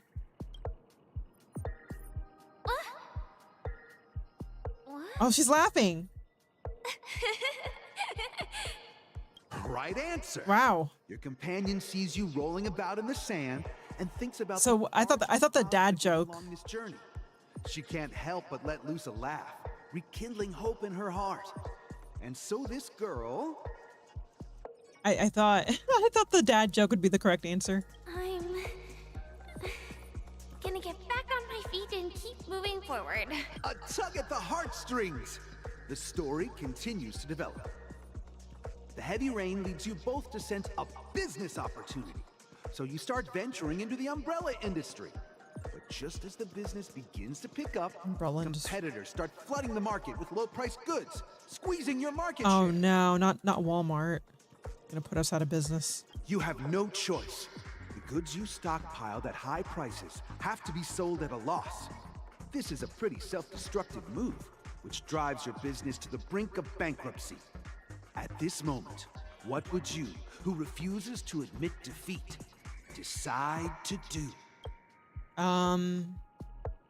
Leave dejectedly, get on my knees and grovel? I guess stand up and smack the table. You slam the table and rise up. They think you'll back down? Impossible. Dream chasers can be knocked down, but never knocked out. Fantastic! Yeah. But it's a pity. Your friend does not agree. Of course she doesn't. Seeing that you're up to your eyeballs in debt, she sees nothing but despair in her future. And then... I leave Penacony in utter disappointment. Is that okay? Of course! Absolutely! I was this close to tears! Sure. Both of you possess exceptional acting talent! Okay. We weren't acting though, we're just saying what we're gonna do. Test is yet to come. You're about to encounter the harshest judge this show has ever seen. You'll need to rely on perfect performances if you want to win them over. Okay. Oh, okay. We're on to the last one, the last test. What an awful game show. You wouldn't watch this, Daikon? You wouldn't watch this on TV?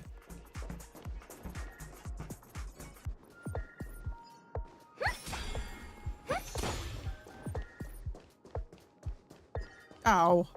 Gonna get that chest. Hold on. You wait right there, Mr. Person. What are those things?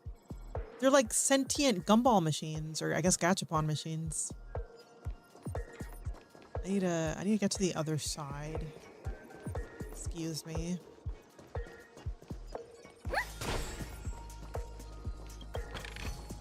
Oh, watch the contestants are funny. Yeah. I feel like it'd be more of like a comedy show than like a America's Got Talent show. I want to do this. I really like these little puzzles.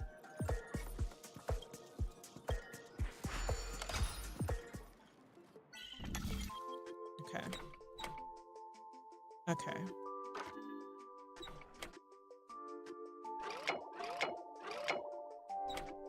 What? Oh.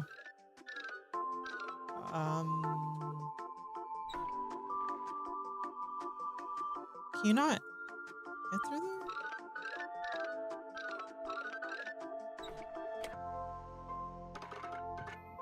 Oh my god, I'm so dumb. I swear I just overthink these sometimes. I like way overthink them. Okay, hold on. I feel like I'm still overthinking it.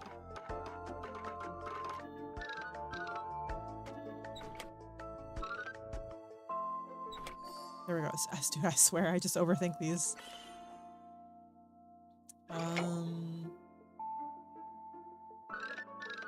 There you go.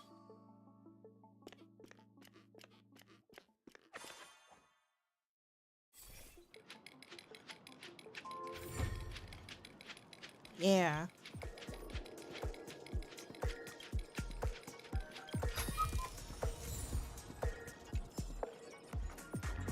Okay. I like almost want to fight those things to see what they're like, but look, we're just gonna continue. This ended up being a much longer stream than I thought it was gonna be. Welcome to the final stage. Actually, all the scenarios that you previously encountered were all from the film Once upon a time in dreams. You like those puzzles too? Yeah, they're a lot of fun. Two companions arrive on Penacony with nothing but a dream. Their desire for achievement is met with continuous setbacks.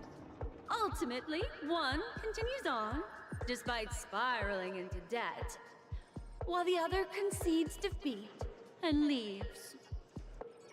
Yeah. Many years later, their paths cross once more in the thriving Penacony. Yet, they refuse to acknowledge each other because... I became a big shot, but she ended up destitute. I fell into poverty while she's leading a normal life. I'm leading a normal life, but she ended up destitute. Man, correct choice, huh? Well, her character seemed very negative in the choices. Maybe... I don't know if she would become destitute. Let's say I'll do normal. She became destitute. Against the backdrop of a revitalized Penacony, the joy of reunion mixes with the sorrow of past separation, the awkwardness of being strangers, and the shyness of a long-awaited encounter, all converging at this very moment. Give it a shot.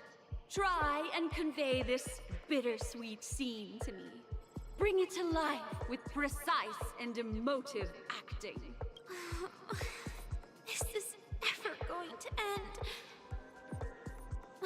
I know! Why don't you try that clockwork thing you used before? That's cheating, Firefly.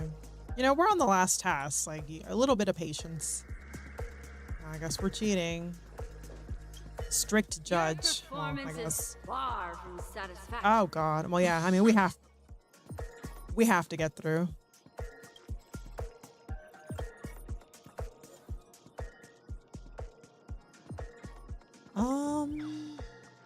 I forget what emotion she wanted us to, like, make her feel.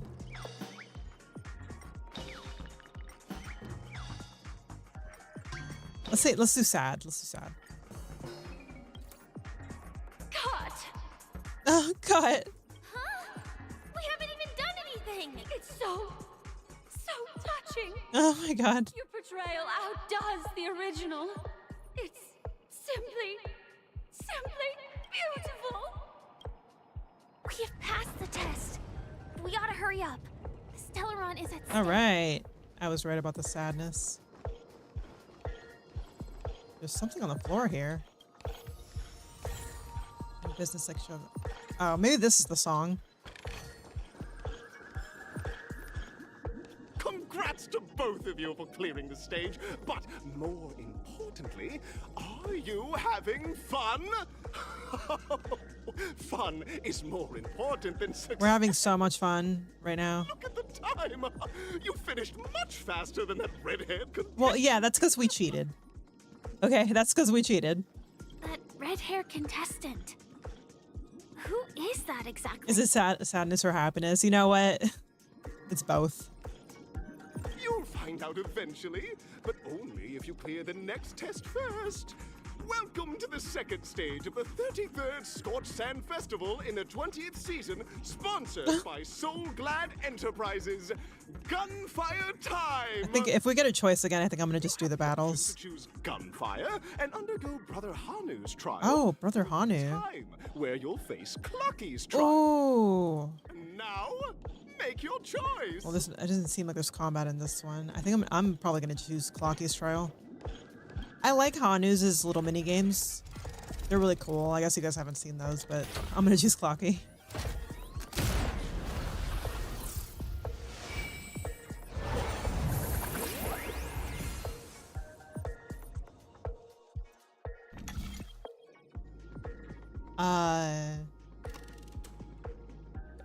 Gunfire. Oh God, wait, I don't remember which one's which. Oh no, I think time is Clocky's, right? Well, yeah, because he's a watch, and Gunfire. Hanu has a little gun. Okay, so this one.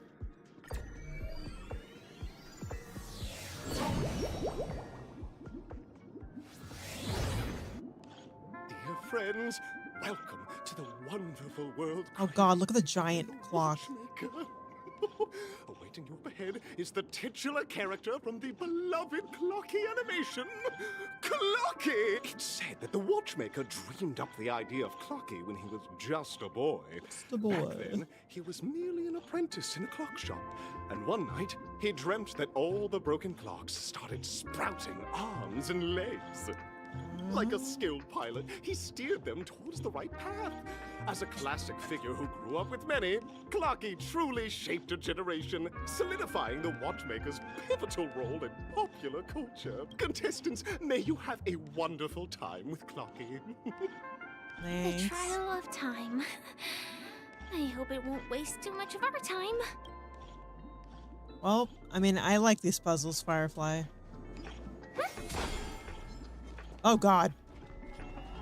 Hold on, guys. I just want this chest. I just want this chest. I just want this chest. I just want this chest. I just want this chest. Bye. Okay. Oh, there's a puzzle here.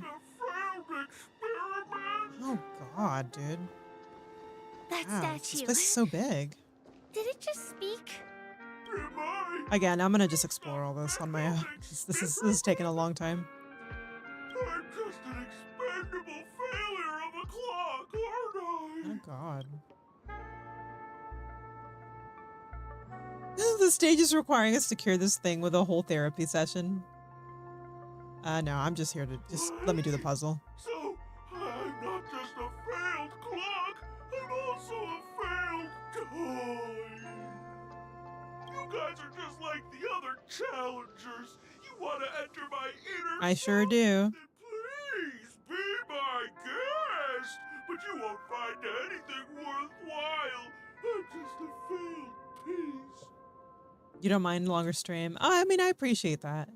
It's just more so like I don't know when I started my stream. I think a little afternoon. I mean, I don't mind. I mean, I don't mind, honestly. But I never truly explore the whole map when I'm in the middle of the story anyway. But I do eventually want to have dinner later. You know, I'm very hungry. Let me in your inner self, Mr. Clock. See? I'm just empty inside. Wow. You really are empty. Tick-tock! It's time for me to make an appearance! Where'd you come from? Clocky? I can also see him. Is this character part of the show? In Dreamville, Clocky is everywhere and can do anything! Like, right now! I could solve this problem with your big ticker pal, Tick-tock! Okay, then do it. I can't believe it's actually Clocky! Why would you come and visit a failure of a clock like me for no reason? I could, but there's something like I need to get something done tomorrow is the thing. I didn't want to. I wanted to just finish it today to have it be finished.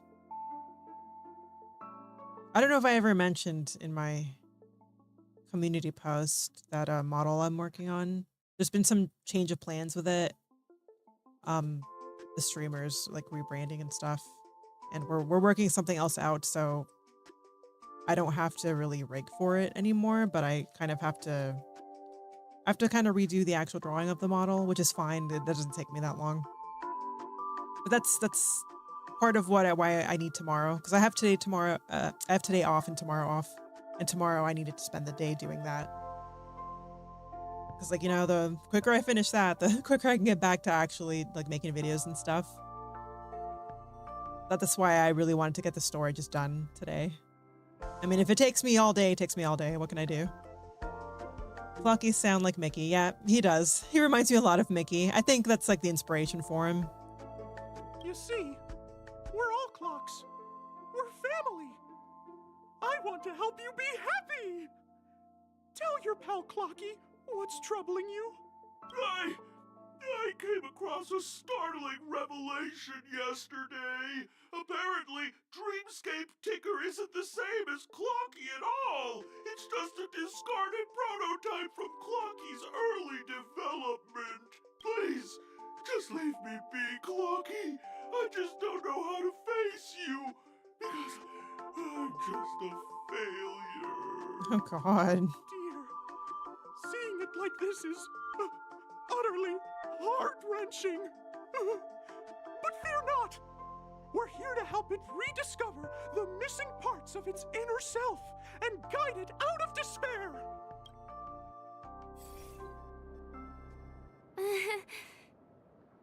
I guess even troop members can experience existential crises. Oh, so was there no puzzle? Is that it? Miss, I've already pinpointed its missing parts. Oh, I probably have to go find its missing Over here, parts. my friends. Yeah.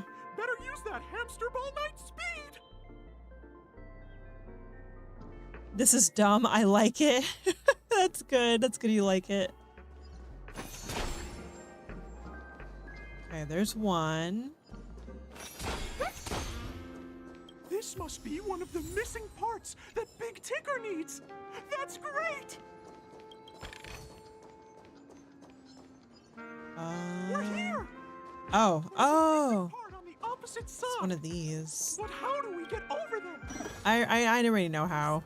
Also a dreams I left here by a dream weaver. We're running out of time. We'll have to use it if necessary. Oh, I can't use my attack in this mode. Alright. Let me get that chest. Okay. Oh.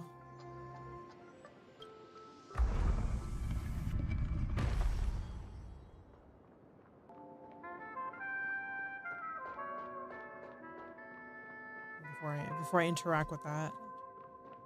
Okay. You're so diligent. Thanks. Why? So why am I moving this back? I'll just assume. I'll assume that was a good idea that I did that.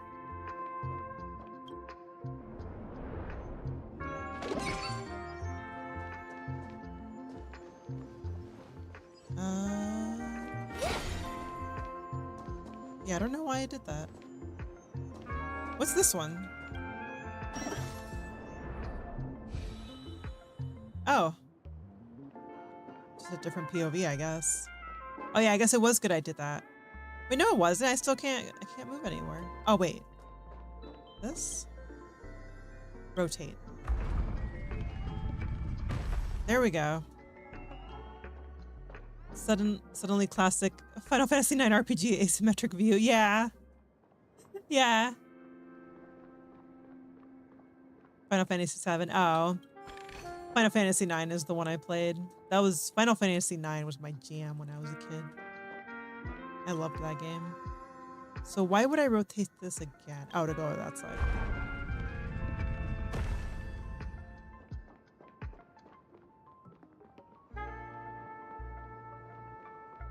Am I supposed to go this way? I think I missed something on the other side. Oh well. Ooh. Alright, guys. Don't mind me, guys. Don't mind me. Don't mind me to fall. Oh, you know what? This is a good time to... Oh, what did that say? Oh, I've got new stickers. Oh, I'll do this later. I don't know why I'm running away from them when I can just put her in my team for now. Just so I can skip these fights but still get their stuff. Stream 4. The gleam of old blades. There we go. I literally just pulled her just to be able to do that. Just for the story.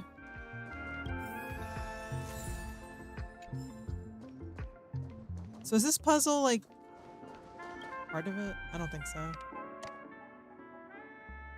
Well, this goes up here somewhere. Cheater, look, it's not my fault they released a character that has the ability to just skip battles, okay? I mean, those go next to each other. Whoops. Does it go here? No. Where's any more flat ones? There we go.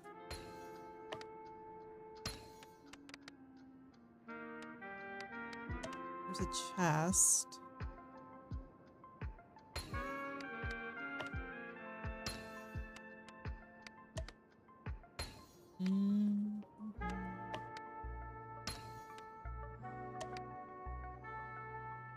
This needs to be rotated.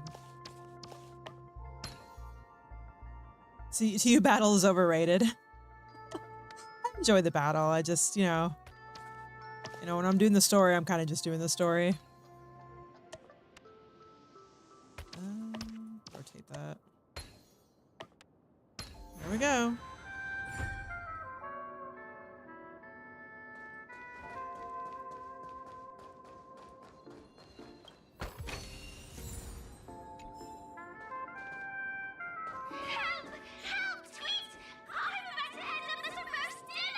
Oh, I think I may have to actually...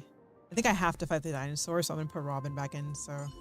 Maybe the fight will last long enough you can actually hear her, or see her ult. Do I hear someone calling out for help? If you grind much, you feel the battle has no meaning. Yeah.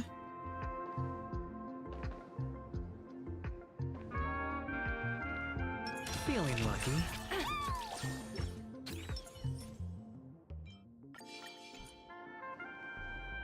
Oh, what? I was gonna...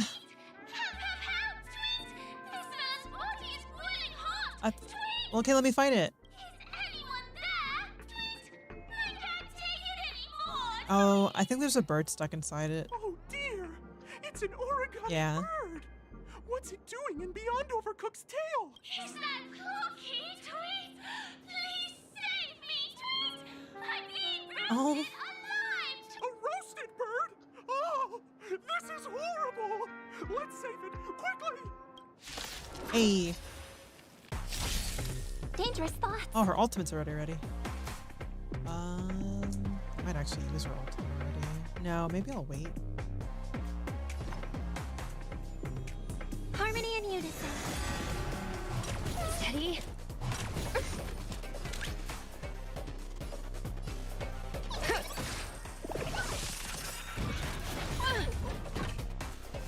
Better cut our losses.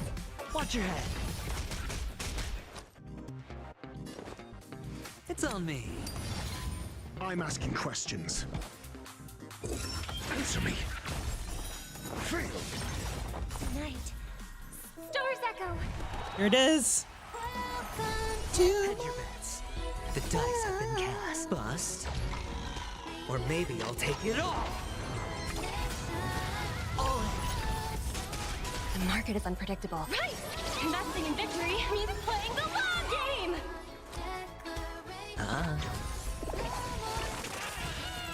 Yeah, she sings during her ultimate. It's so cute. And if you go here, she's just like dancing and singing. I think it's so cute. Why Clocky sound like Chikinji from Shrek? I don't know, Flame. I didn't even think about that. The market always fluctuates.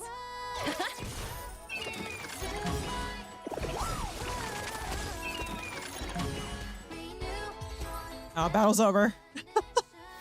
This team's just too strong. Find peace in song.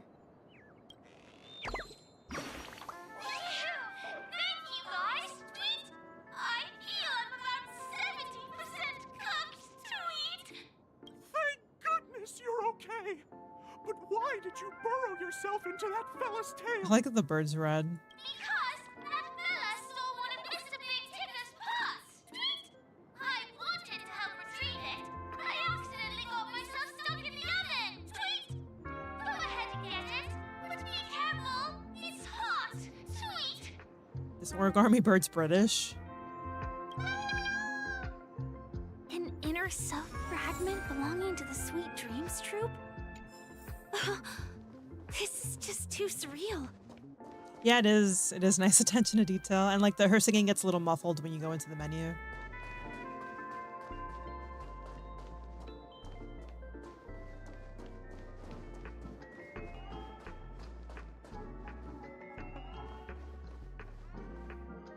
Okay, what's going on here? I hear a chest. Oh, that's not a chest.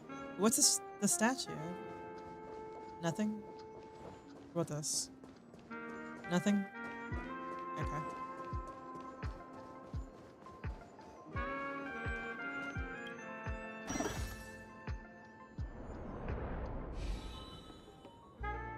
Oh, okay. I guess we're going back now.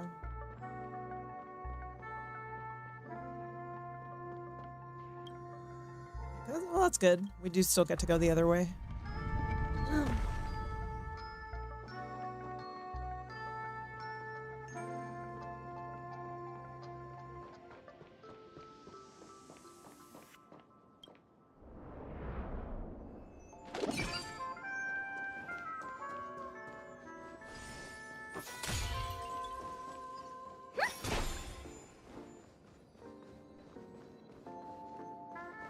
How did I know there was going to be a chest there?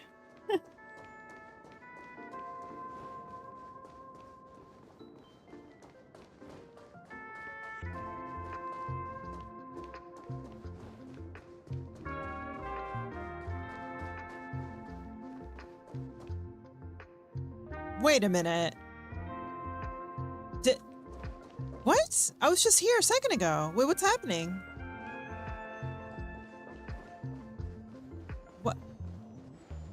What? I think I have to go back the way I came. What? Oh, this is just a huge loop. Man, that was really trippy. Do you do reaction on Final Fantasy VII lore dump on your channel? Well, I haven't played the game, so I wouldn't do it because I feel like it would just spoil stuff.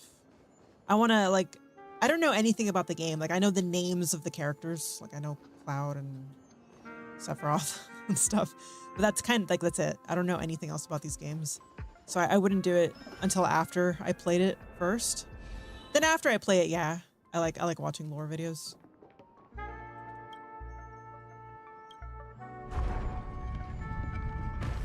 Like, I've watched lots of lore videos for Honkai.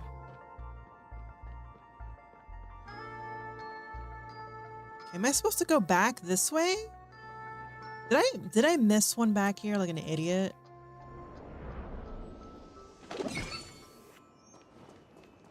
I did. Oh no, this is just the clock. I think I just found all the pieces and I just forgot. We're back! I thought I still had one more. You'll be able to find closure. Tick-tock! It was just 3. Wow! This sudden surge of joy! It's working! Tick-tock! Next, we just need to enter its emoscape, help connect its pathways, and we're done! Emoscape. They couldn't have come up with a different name.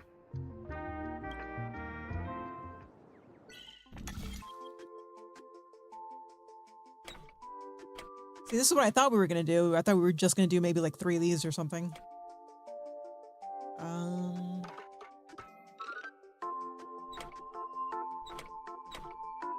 Okay, I was like... Why did I think the gear was over here to begin with? Am I crazy? Move that here. Move that there.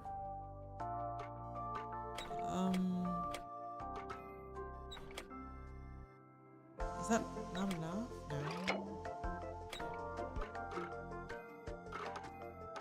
Am I dumb?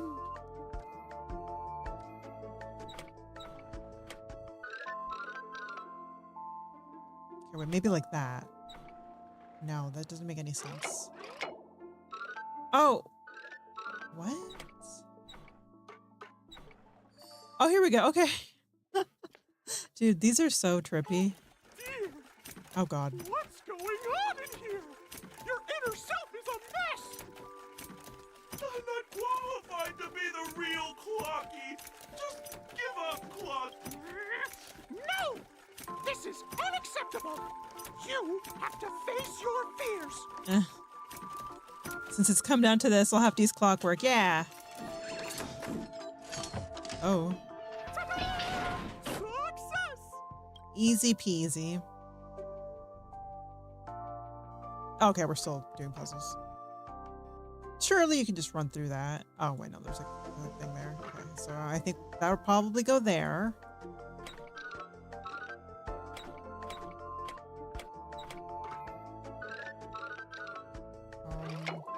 Probably like that. And then like that. Exactly like Gingerbread Man from Shrek. He does.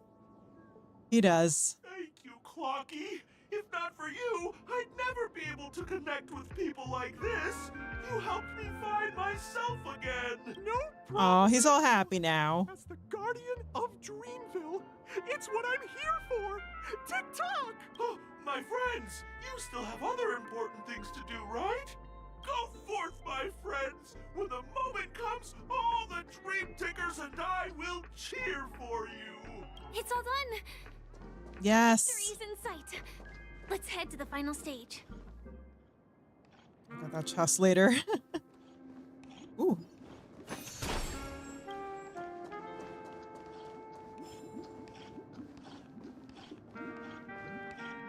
All right, give me my congratulations. To both of you.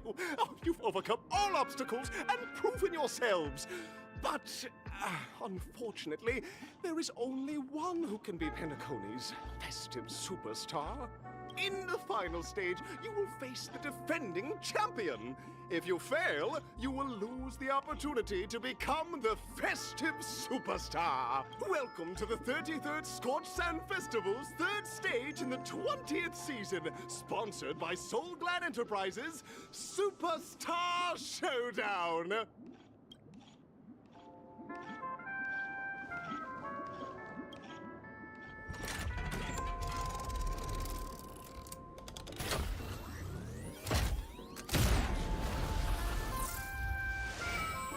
It's a pretty cool cutscene.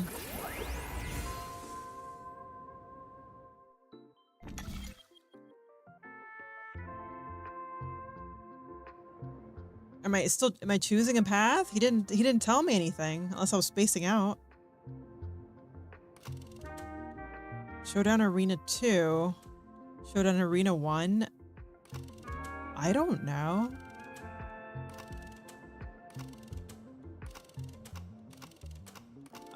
Let's go to Arena 1.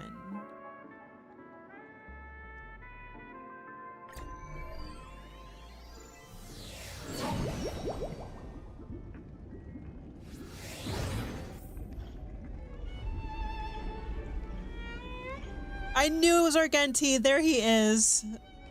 My fabulous man. I'm so happy he's here. No way. I think I just saw someone. Someone extraordinary. He is very extraordinary.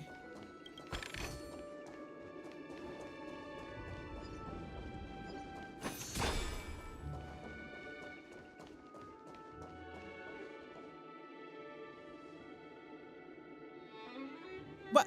Where's his voice? Where's his voice acting? Why can't I hear him? By the glorious light of beauty, I never thought I would see you again. Why is he not voice acted?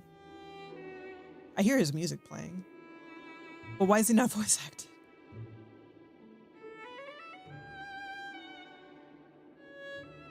You want my Nick? Oh, you looked up who did the voice for Clocky.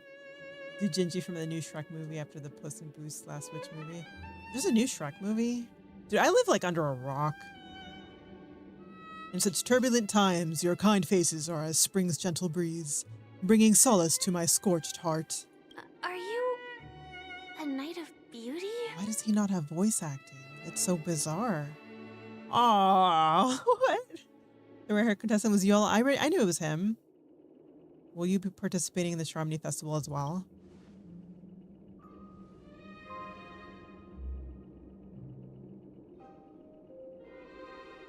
Upon hearing of the impending festivities, I commanded the one and only to bring me to Penacony with full haste. Alas, in a cosmos unguarded by the beauty, disorder prevails, thus my passage was delayed by tending to the sick and injured. You like his design? Yeah, he's pretty awesome. He's another character you'd really like, Daikon, like a lot. You might like him even... I'm starting not to be able to talk. You might like him even more than Boot Hill. Puss in Boots is a great movie. I always hear that from like everybody. I need to watch it. Fortunately, the Mini Rabbit Mech Pilot, Stray Cat Duelist, Galactic Ninja, Quad Drive Intellitron, along with 32 other souls in distress, all emerged from their predicament safe and sound. I then led them here to revel in the harmony with the countless other splendid beings. Is this the beauty? It's dazzling. You're quite the savior. I'm busy saving the world. Could you please make way? Do I want to be that mean to Argenti? I don't think so. I do not deserve such praise. Unfortunately, that dashing IPZ ambassador, whose radiance matches that of a beautiful peacock, oh my god, adventuring, remains in a woeful state. How I wish he too could partake in this splendid occasion. Okay, let's get back to business. Since fate has brought us together, it stands to reason that you both seek the accolade of the audition's victor, correct? Why does he not have voice acting? It's really bizarre. Though upon arrival, I was once mistaken for a towering, silver-armored fugitive with fiery red flames. Due to my lack of eloquence, it matters not, for all these trials stem from the land of dreams' beauty. What matters is that I now stand before you. Our paths have crossed. I, Argenti of the Knights of Beauty, am humbly requesting for a battle in the name of the Code of Chivalry with you both. Oh, Argenti. If I am fortunate enough to emerge victorious, kindly grant me passage to the crown of victory and recognize that Idrilla, the beauty, is the most peerless beauty of them all. Oh, Argenti. Dangerous thoughts. Harmony and unison. Bear witness. Oh, there's his voice. Easy, Numby. Rise to the challenge. Hedge your bets. I'll use their ultimates. It's on me. Robin ults. Test. 0 points. May song bring us victory. I don't know if normal attacking is gonna get her ult up or not. I'll just use her skill. Lead all together. She's gonna ult. Stars echo. Her and then him. The market is unpredictable. Oh yeah, I think she like actually doesn't sing during like important battles. Probably because it's gonna make it sound too silly. Bust. Or maybe I'll take it off. SAS Perkibi. Knowledge, the measure of truth and falsehood. Watch your head. God, I love follow-up attacks. They're so much fun. Let the duel commence. I love his song. I should put his song in the Astral Express. Probably budgeting issue. Or not played enough. Which is doubtful. Hoyoverse is a huge company. Yeah, that's the thing. Hoyoverse, they're like billionaires. They make billions of dollars off these games. Always fluctuates. And he has a voice actor. He has a whole quest that you can do for him, and when he voices the whole thing. So it's just really weird that he's not voicing this part. The pillar guy seems cool too. Oh, Dr. Ratio. Yeah. I really like Dr. Ratio. He was the free 5-star they gave out to everybody. 0 points. Oh, he yields. Well, that wasn't a very long fight. Beautiful, beautiful. Truly a captivating contest. It is through you that I realize, to uphold the honor of Idrilla, I must further hone my skills. What a beautiful lesson indeed. Go forth, my dear friend. Beautiful miss. The audition's crown is yours to claim. I shall remain here, gazing from afar as you bask in the limelight, joining the audience and offering you the most heartfelt cheers and applause. Thank you, Argenti. May fate allow us to meet again, Knight of Beauty. I think he's supposed to be voice acted, and maybe something happened. It's either a bug or something happened where maybe the voice actor couldn't voice his lines or something. In that case, let's make our way to the end. Yeah. Penacony's really thronging with talent. I hope we make it in time. Back to this music.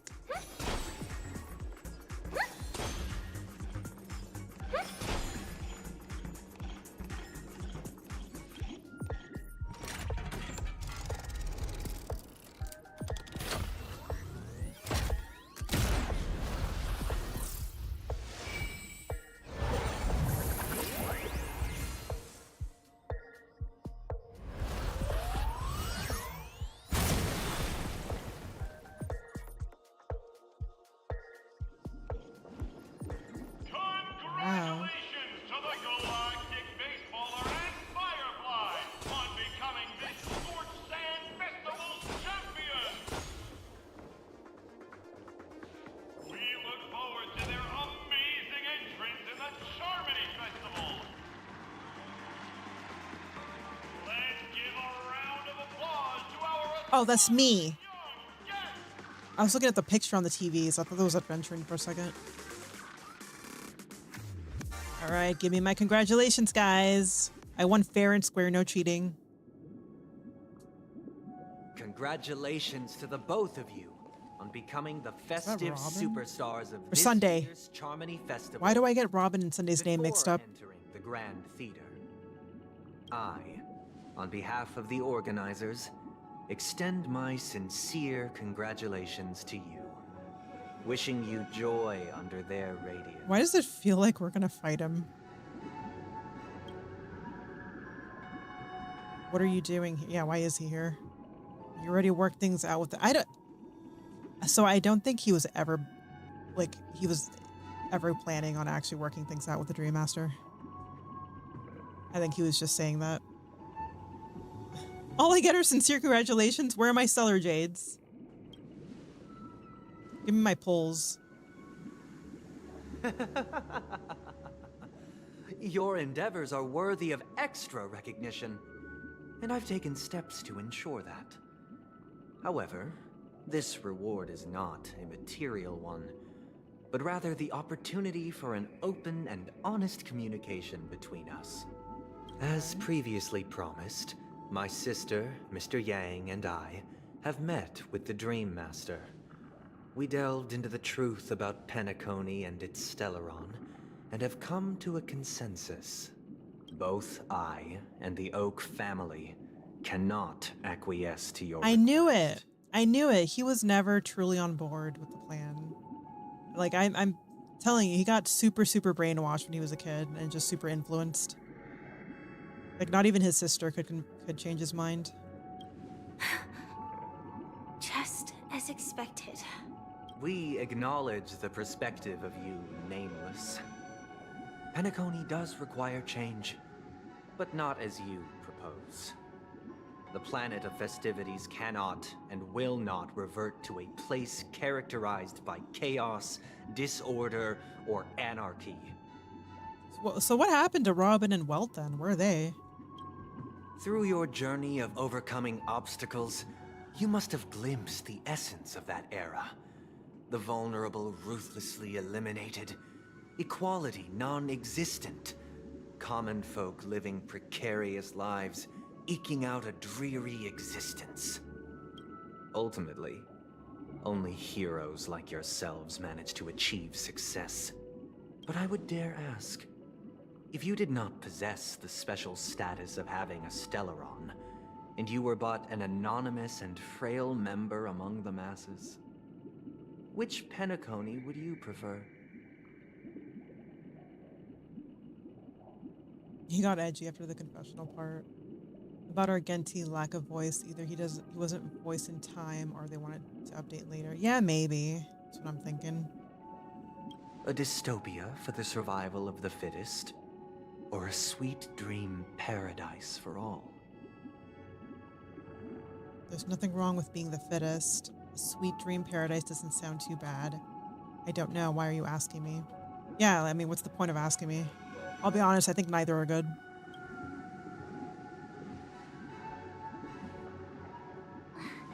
That's not the point. Don't let him mislead you. What do you mean don't let him mislead? I didn't answer his question, March. Mr. Sunday, even if the members of the Oak family can't fully agree on what to do about the Stellaron, now's not exactly the time to be holding an extensive discourse about Penacony's past and future, is it? The Stellaron issue concerns the life and death of everyone on Penacony. If anyone has a better suggestion, the crew is more than willing to listen. Also, it'd be best to tell us the ins and outs of that meeting. This way, we'll at least know what Welt and Ms. Robin are dealing with, and the reason why they failed to make our appointment. Yeah, where are they? Ah, Navigator. That is precisely my intention. With all present, let's begin by discussing the details of that meeting. Let's talk about our tribulations and choices, our ideals and beliefs. I think Sunday is the final boss, and like I think it's happening soon. And our final course of action. The only path to take.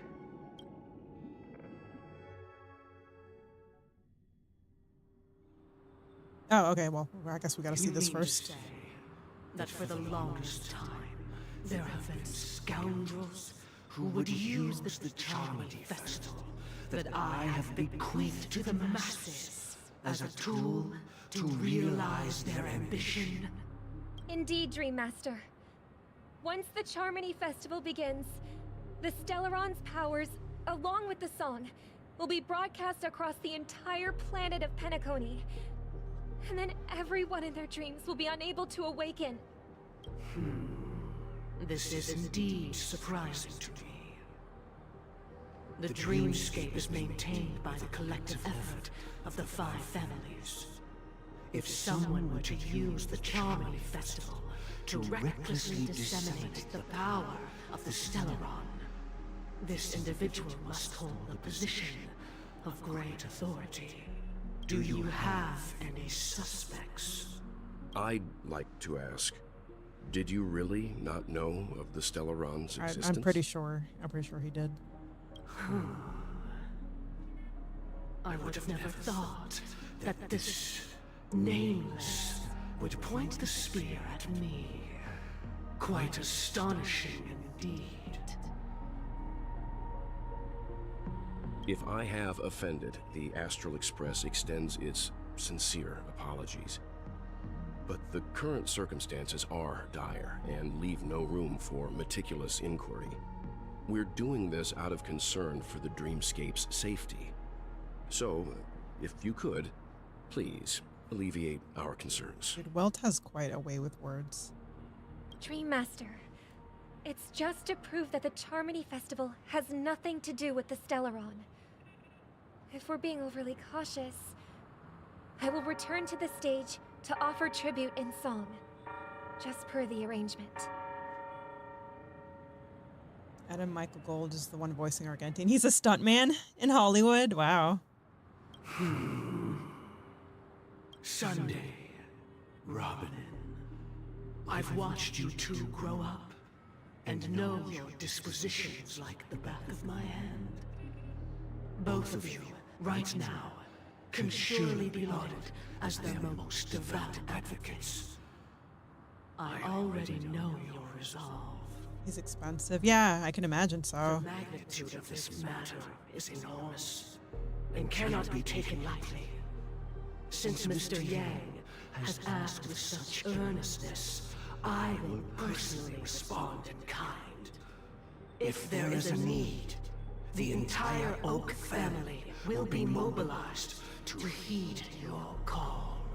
Someday, might I ask you to beseech them to cast their light unto me, and question me in their stead, so that no lies may be concealed? Oh, wow. I will do as you command. Robin, could I entrust you to be present as a witness, to document the truth, and to proclaim my innocence, so that all slander may be utterly dispelled? I will do as you command. May thy will be carried out on earth, just as it is in the heavens. Oh, triple-faced soul, please sear his tongue and palms with a hot iron, so that he will not be able to fabricate lies and make false vows. Let us begin. There is nothing else to prepare. That changed very quickly in the blink of an eye. Understood. Question. Have you devoted your life to your god, never worshipping other gods? Naturally. Do you love your god as you do yourself, always heeding their admonishments? Naturally. Have you strayed from the path expected by your god, betraying their name? Never. Have you ever been inordinate with your asks of your god, coveting more than the foundation of the creation itself? Never. Then, a final question. Do you swear to fulfill all vows, past, present, and future? With the Eon as my witness, if I do not deliver on my words, or if I renege on my vows, may I be cursed in accordance with divine law. They have seen your faith, and have endorsed your faith. With this, it can be evidenced...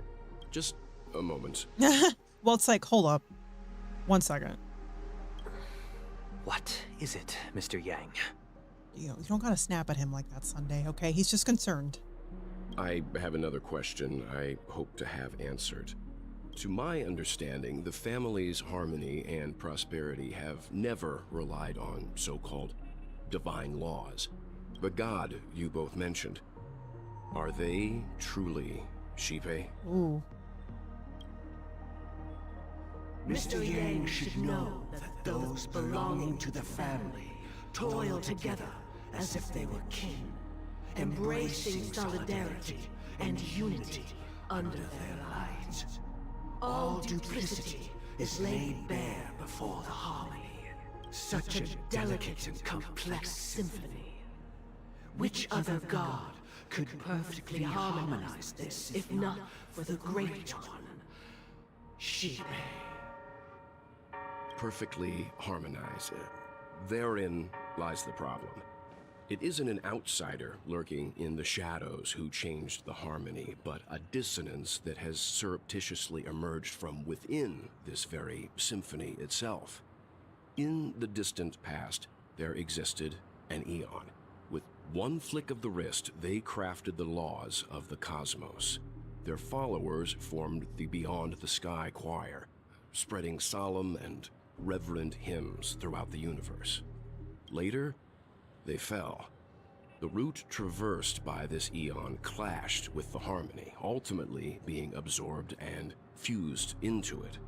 The chorus that once reverberated across worlds fell silent, and when it echoed anew, it was transformed into the hymn of harmony.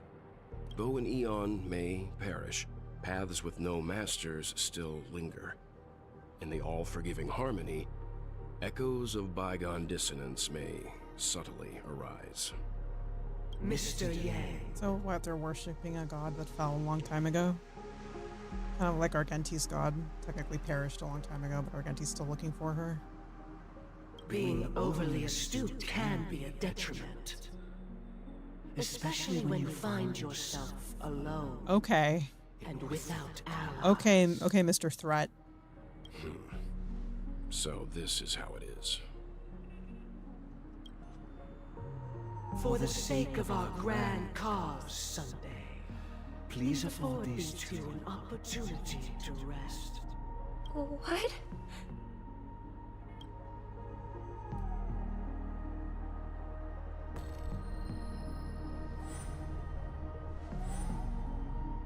Sorry, Robin. It's just you. I did not wish for you to know this. It's a pity that things have turned out this way. It sure is. This is the true reason I can't sing. The shadow that envelops Penacony is actually... We were never children of the harmony. Our ideal paradise could not have been crafted by Shipe.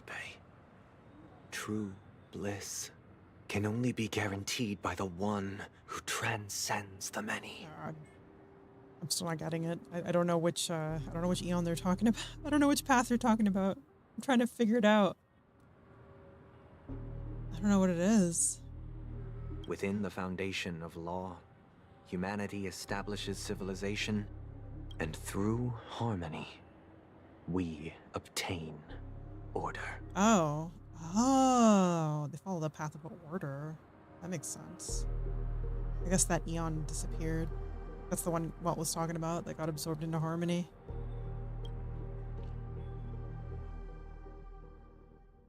Unbelievable. To think that there would be remnants of the Order on Penacony.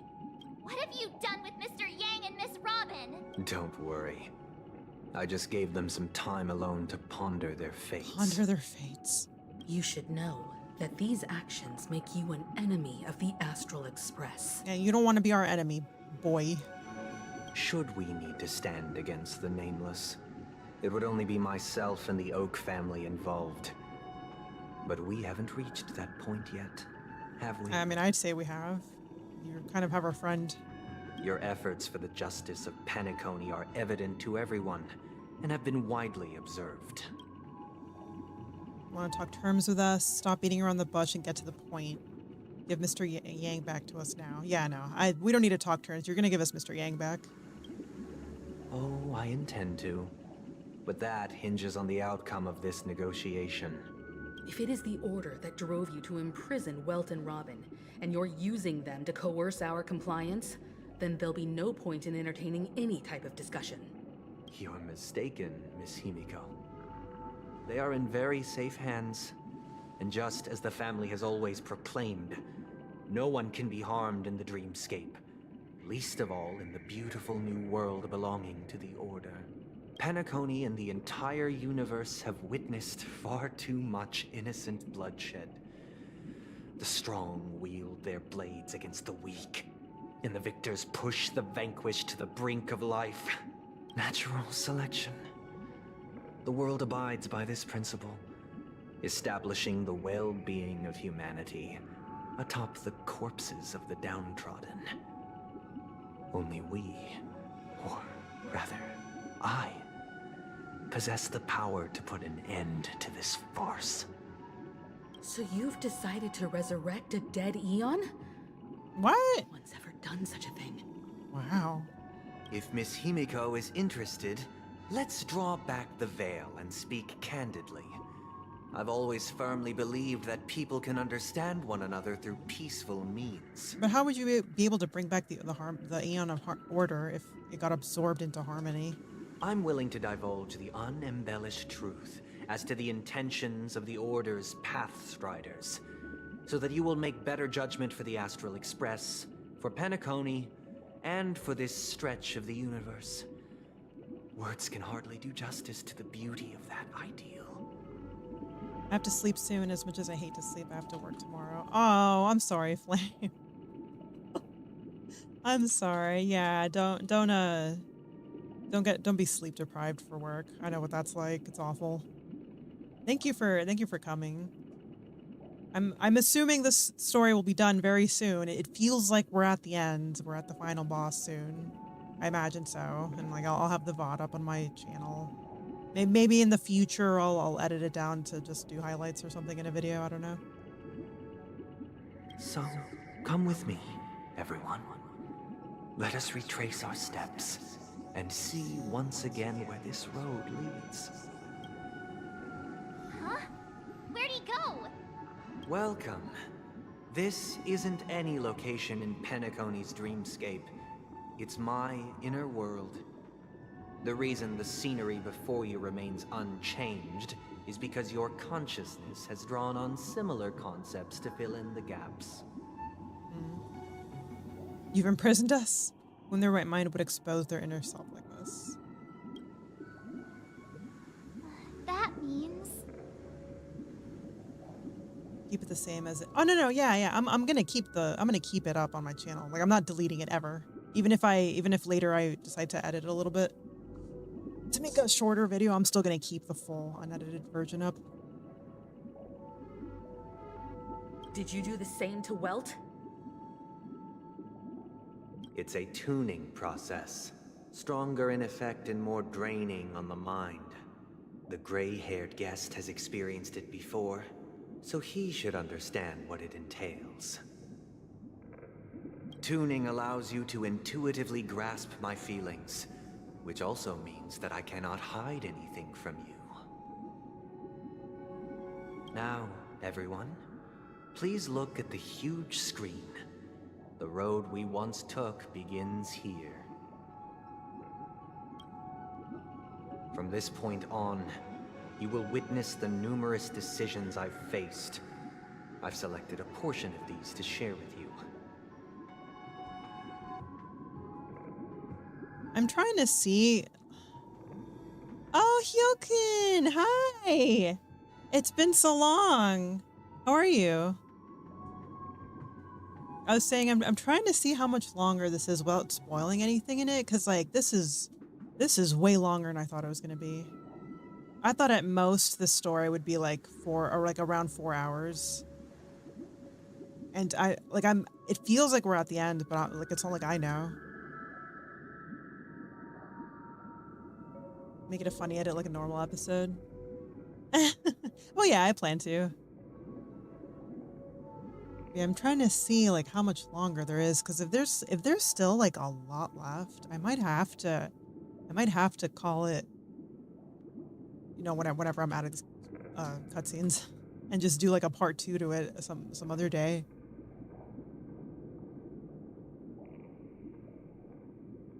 But like if there's only like 30 minutes left or something, I don't feel like I need to do like a next part.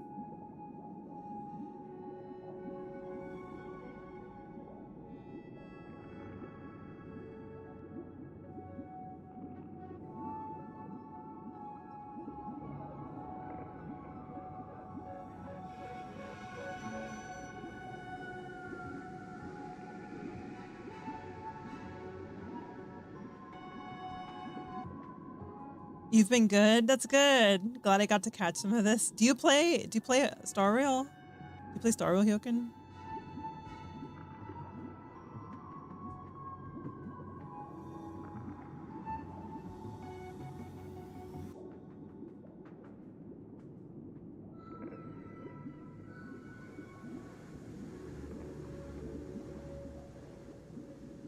Man, so I'm looking this up. You don't even know what it is. I forgot. Did you try Genshin? I think you did for like a little bit. This is another like big game from Hoyo, except instead of an open world game, it's a turn-based game. And I'm in the middle of this very, very long story.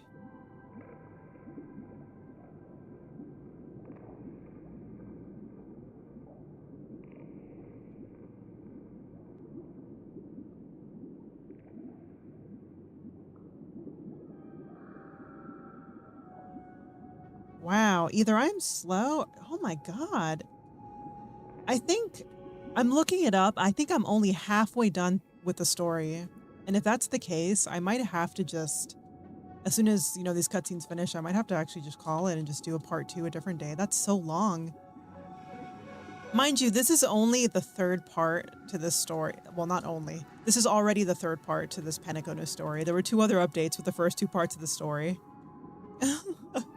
So this is part 3 of the story, and it's this long.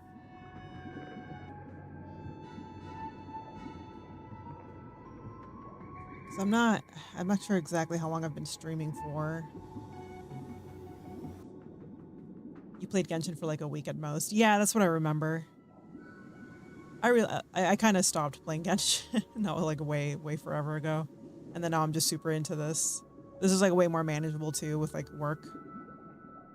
Rename the title finale part 1. Yeah, this was way longer because the other parts, unless I'm just I might be misremembering. I could have sworn the other 2 parts were at most maybe like 4 hours or so, like part 1 and part 2, each 4 hours.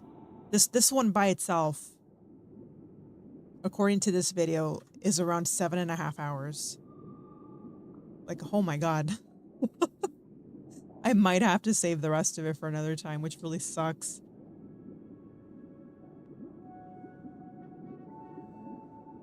You can see chat and hear you. My live is paused and part of the cutscene. Oh no. I'm not progressing in the dialogue in the game. I was looking up how long the story was.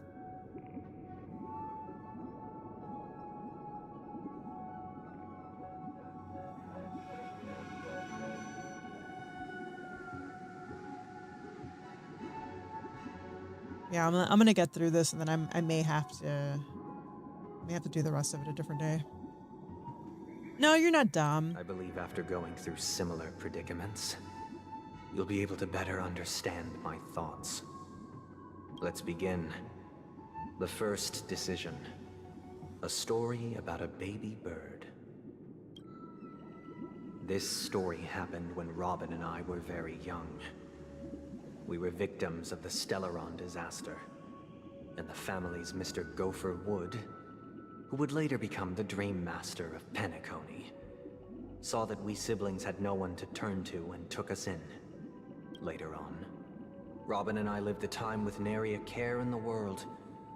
One day, after dinner, while my younger sister and I were lounging about in Mr. Gopher Wood's yard, we spotted a fledgling Charmony dove all on its own. That baby bird was tiny. It didn't even have all of its feathers, and it couldn't sing. When we found it, it was already on its last breath, having fallen into a shrub, probably abandoned by its parents. We decided to build a nest for it right there and then. However, thinking back, that winter was unusually cold, with fierce winds at night in the yard, not to mention the many poisonous bugs and wild beasts in the vicinity. It was clear that if we left the fledgling in the yard, it stood no chance of surviving until spring. So, I suggested we take it inside, place it on the shelf by the window, and asked the adults to fashion a cage for it. We decided that when it regained its strength enough to spread its wings, we would release it back into the wild. The tragic part, something that we'd never considered, was that this bird's fate had already been determined long before this moment. Its destiny was determined by our momentary whim. Now, I pass the power of choice to you all. Faced with this situation, what choice would you make? Well, yeah, they reused the same image while he's telling the story. Stick to the original plan, and build a nest with soft net where the Charmony dove fell. Or build a cage for it, and feed it, giving it the utmost care from within the warmth of a home. I eagerly await your answer. Hey, why are you even asking this? Build a bird nest on the spot. Build a cage for the little... I mean, okay, so my actual answer, if I were to discover a little birdie in real life and decide to take care of it, I would just bring it inside and care for it back to health. That's what I would do. So I guess I'll choose that. But it has nothing to do with his weird, like, it ended up dying anyway because of our actions. Like, I mean, you don't know what's going to freaking happen. Like, all you can do is do your best to try to make the right decisions.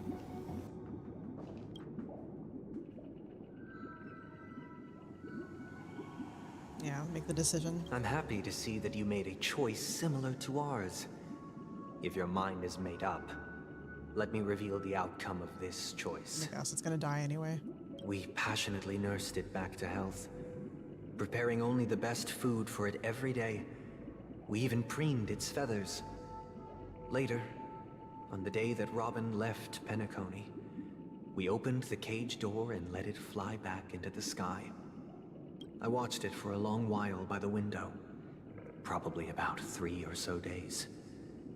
In those 3 long days, the little Charmony dove tried again and again to spread its wings to fly into the sky, but fell to the ground, only to keep trying. It'd be nice if they bothered to animate the bird. Yeah. Finally, on the 137th attempt, it succeeded. You were counting? But its attempt did not go perfectly. After flying unsteadily for a while, it fell to the ground, unable to grasp the direction of the air currents. The fall shattered its wings. It writhed helplessly in my embrace. But it was all for naught, finally succumbing to a painful demise. And in that instant, our tender care, our given love and hopes, they all became the inevitable push that sent it to its death. I deeply regret the choices we made. Next, let us head to the second decision. This time, it's the story of a dream chaser. So, but... I know, Daikon, it's very sad. But, like, if the little birdie was already, like, teeming on its last breath out in the wild by itself, it would have died anyway. You get what I mean? Like, it would have died anyway, right? So, the images look kind of cheap. I mean, that's fine. But, yeah, the bird would have died anyway had they left it. So if the outcome ended up being the same, I don't know why he regrets it so much, because he still gave it a little bit more time to live and be all warm and stuff, you know? Yeah, it lived a little longer and a better life than it dying like alone, you know, starving or whatever. I don't know. It's just, I don't know. It's not something, like, you don't know, you can't predict the future. And, like, yes, like, you know, like the butterfly effect, I get it. It's just, you're not gonna, like, what are you gonna, like, refuse to help other people or other creatures just because, hey, there's a chance my actions may cause it to end up dying? It's a weird stance he's taking. This story happened when I was appointed as Bronze Melodia. Okay, Vampiria. A position exclusive to the Oak family, charged with listening to the problems and vexations of Dreamscape residents, and providing them with the relevant guidance. It was during that period that I had the opportunity to hear voices from all corners of the Dreamscape. Joy, sorrow, arrogance, regret. The complex tapestry of human nature that formed the world. And I was fortunate to catch a glimpse of it.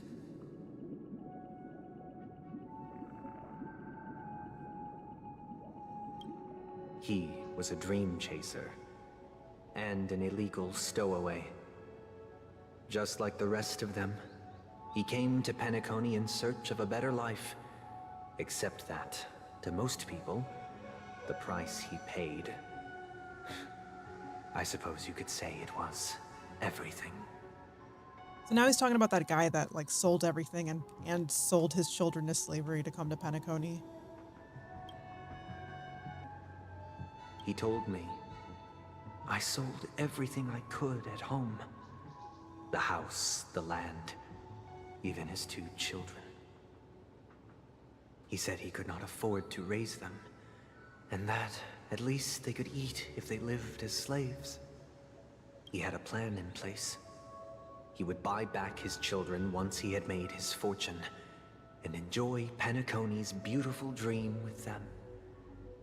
Alas, his plan to smuggle himself was somewhat clumsy, and he was sniffed out by those pig-headed hounds.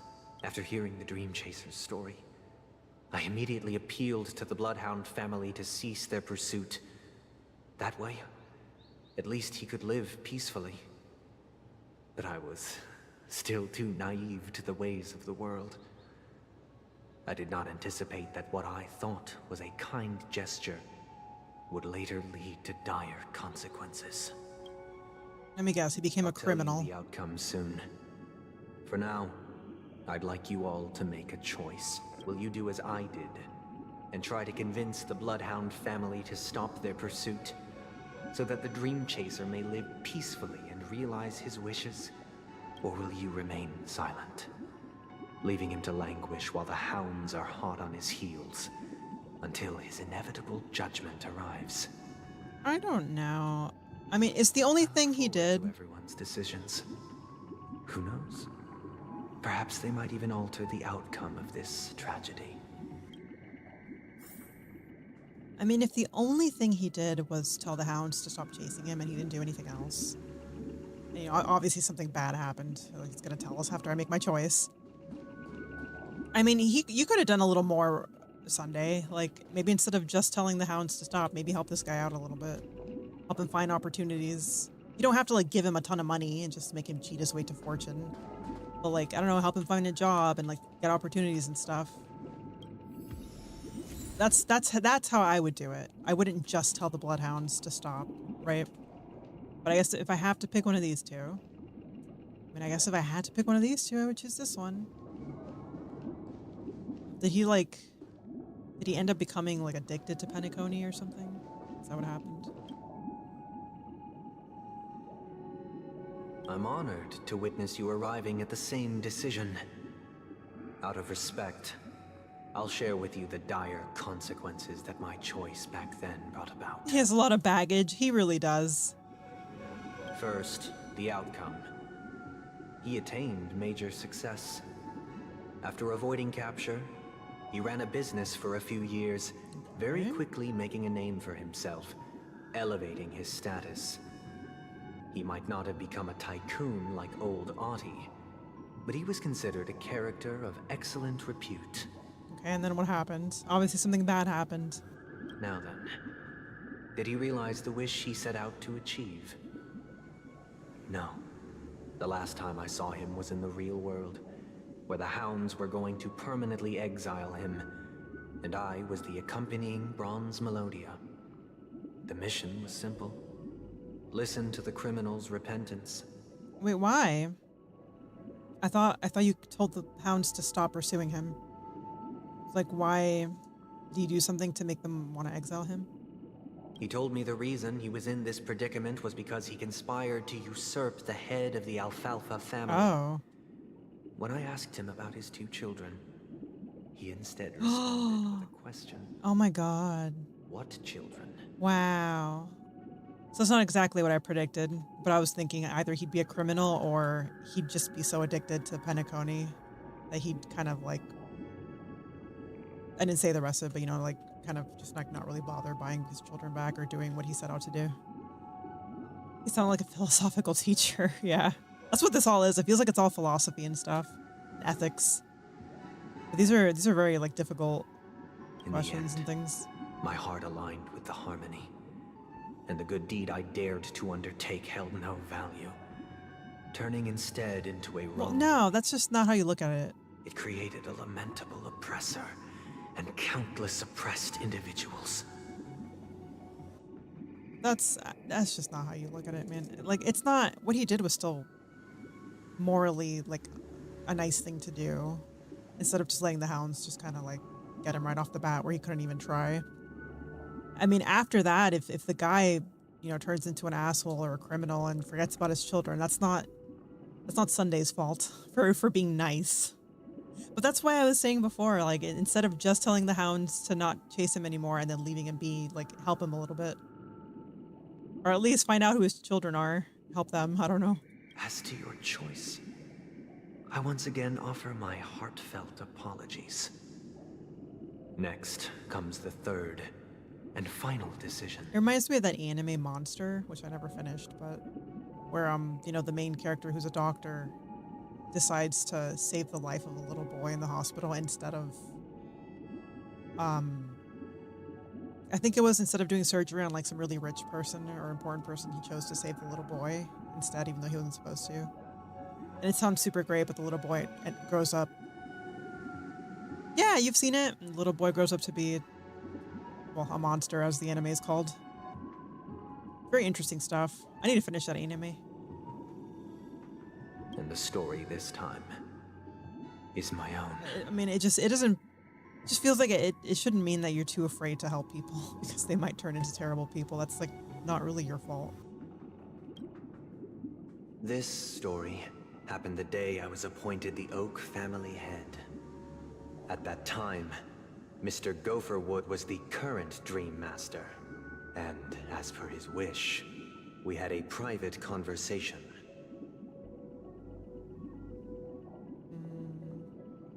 What surprised me was that the Dream Master had only come to deliver a letter to me. He let me read its contents, and it was a letter from my sister. He let him read his contents. I mean, the letter was supposed to be for you. You shouldn't need his permission to read it. The little boy became a psycho killer. Yeah, exactly. But it's like, was it wrong for him to have chosen to save the little boy over the guy he was supposed to do? I mean, maybe somebody could argue yes, because no life is more important than another one. But like, the fact that he became a killer is not his fault, you know? The letter contained the usual pleasantries, anecdotes from her travels. Nothing out of the ordinary. Just as I started wondering how this letter related to our discussion, the Dream Master began to speak. Do you know who wrote this letter? My sister, of course. But why would you personally visit me to hand me a letter from my sister containing mere trivialities? To help you grasp the full scope of this issue. Do you know where Robin is at this moment? From what the letter indicates, she must be in Caspelina 8, correct? She's touring there right now. Correct. Has she mentioned anything about a stray bullet? A stray bullet? What? A war has broken out on that planet. It is because of this very reason that Robin chose this destination. To spread the word of the Harmony. And to save the lives of that planet. She personally made for the front lines. She hoped to ease the people's suffering with song, and was willing to brave mortal danger to deliver the IPC's medical supplies. Unfortunately, stray bullets show no such compassion. Is she alright? If the operation was successful, she should probably be recovering in the field hospital. Jeez. By the eon above, the bullet struck her Oh my neck God. directly, yet possibly as a reward for her consistent deeds of harmony. It didn't hit any vital arteries. Once you've attended to your outstanding tasks, it'd be advisable to write her back as soon as possible. Those damned savages! I'll pack my bags right away. My gratitude for bringing this to my attention, Mr. Gopherwood. Now you understand why she always wears such elaborate neck ornaments, don't you? Well, I guess I never thought about it. How could this happen? Miss Robin. It's all in the past, so please don't worry. I share this in the meager hope that you will understand the Harmony's limitations and predicament. As grandiose as the strong defending the weak sounds, many times, it is nothing more than wishful thinking. This cutscene's really long. I mean, really long. Yeah. Of course, when I decide I'm gonna end up just ending it soon is when we're in the longest cutscene in existence. The longest cutscene in the universe. This game's a visual novel, yeah. While you do the story, it pretty much is. Likewise, I've prepared one last question. One last choice. But rest assured, this choice will not have any grave consequences. Because this is merely a figment of imagination. A nightmare that has haunted me through countless nights. If you ever had the opportunity to make a choice like I did, would you still support Robin's journey on the path of harmony? I don't know. This one's a bit harder than the other two. Support Robin to go on her journey. Stop Robin. So if I knew where she was going and what was happening there, I would stop her because I would care more about her well-being. It'd be more of a selfish choice. I can talk to other people and see what they think. I often feel like I've dreamt of similar scenes on certain nights.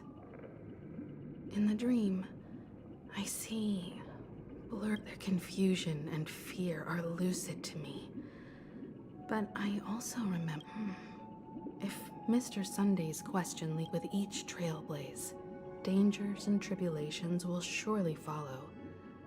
But would you ever back away? I mean, I guess. Maybe there's a huge major. I mean, it's part 3 of this big story. It's a pretty big update. Miss Robin's courage is admirable.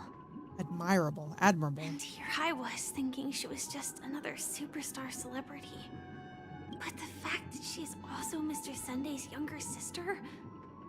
No, I doubt he'd wish harm on his own flesh and blood. No matter how. Yeah, I don't think he'd want her hurt either. All right, March. I'm sure you're gonna give me some very insightful information. I can't believe that happened to Miss Robin. The strong defending the weak is a great mantra, but if I had to pay such a price, I don't know what I'd do. Well, I'm a pussy, and I care about my safety, so I wouldn't go. Like, I'm just I can be honest about that. It's more about somebody else going. I mean, I would man, would I stop her? Would I stop my, like, these people from going? I don't know.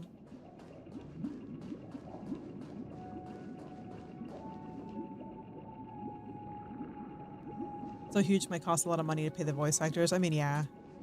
Every new big story quest has all these voice actings. Oh, I don't know. I mean, I feel like technically you should let her be able to make her own decision. I mean, she obviously went there knowing what was going on. It's more so knowing that you let them go there, knowing the situation, and then maybe she dies. Like, would I be able to live with myself? I don't know. But I feel like we don't really have the right to stop her. Oh man. Oh man.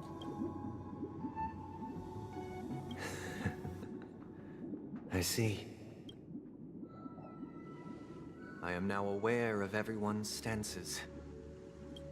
Raising these questions merely serves to illustrate one point. The plight of Penacony cannot be salvaged by the harmony. The true foundation for a sweet dream paradise can only be established through the order, where the strong govern the weak. I know the suffering of being tormented, the turmoil of losing your way, how sorrow and even despair set in when matters don't work out. All of this causes me unending pain, because this is not what happiness is at all. We must teach the weak how to live a happy life, and this life isn't some noble propriety that the upper crust preaches, but in definitive terms, a way of survival that belongs to everyone. I don't think you have the right to tell anybody else how they would live a happy life. So what is your definition of living a happy life? Yeah, it's different for everybody.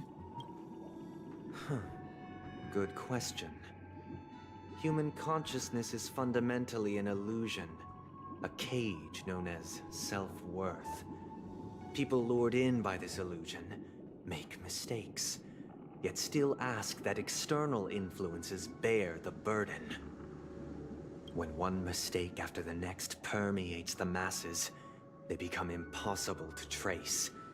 Thus, the amassing of these individual cages culminate to form a prison, a place dictated only by the rule of survival of the fittest.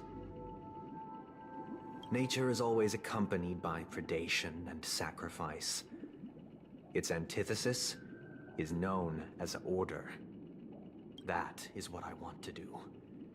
Unite people's happiness under the banner of order. They won't need to make bitter choices any longer, nor face the weaknesses of humanity. They can cast aside their primal instincts to build a haven for mankind. So you want to make the decisions for them. That's what you're saying. Simply describing thoughts is far too abstract. So allow me to provide a simple example. As you all may know, there are societal norms like weekends and long weekends that exist on some worlds. During these hard-earned rest days, people are given the chance to extricate themselves from the stresses of everyday life, allowing a certain tranquility to return to their souls. And it is only on these days that people do not have to adhere to the law where the strong prey on the weak. They can live out their lives happily during these brief intermissions. It's just a pity that 2 or 3 days are still too fleeting compared to the span of a lifetime. Exactly, Flame. It's like a cage with no freedom. It's pretty much what I was thinking. It's like communism. That's what he stands for. From where I stand, society's ideal system should be 7 rest days. Following Sunday, there should ensue a second, a third, and indeed an infinite procession of Sundays. This should be the face of the new world. Idyllic, eternal, peaceful days. It's funny. His name's Sunday.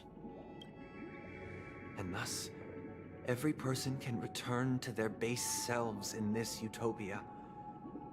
Some gaze in reverence at the stars, pouring their whole beings into calculating the distance between us and the isolated world of Pagana.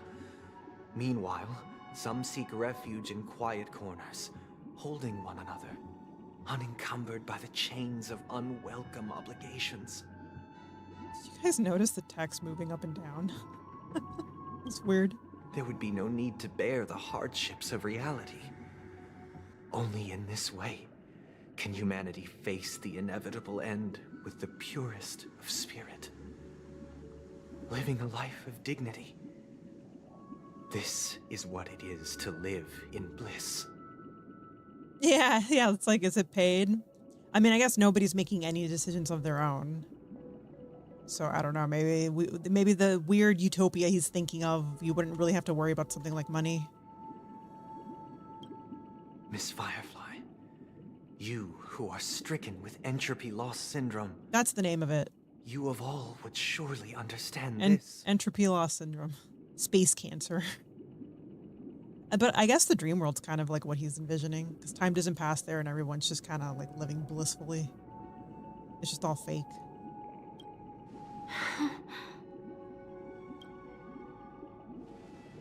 It sounds like a flawless theory. But what is the price to attain all this? The cost is minute, merely a personal and eternal. Eternal sacrifice, very minute. If this cost. paradise is to be maintained for everyone, someone must remain trapped in solitary awakening until the end of the cosmos. Oh, I don't really understand why or what he means. Awakening. Which means that this so-called paradise is still a dream. Stepping into this paradise means forsaking reality, correct? It is not forsaking, but transcending. It's forsaking. Flesh, blood, sorrow, weakness. If the physical is the root of spiritual suffering, it is only logical that we defeat it. But in this supposed bliss, people won't have defeated their demons. The chance to overcome their tribulations would be forever lost to them. In other words, it is an escape. That's another way of understanding it. But there is no shame in escape. On the contrary, the seeds of escape exist in everyone's hearts. I mean, people play video games to escape, but like, everything needs to have a limit. Don't you agree, Miss Firefly? And as to why we sleep, it is because we are afraid to awaken from our dreams. Bro, I just sleep to sleep. With the grand plan. Only in acknowledging this can we truly understand the frailty of human nature, and from there, show compassion and protection.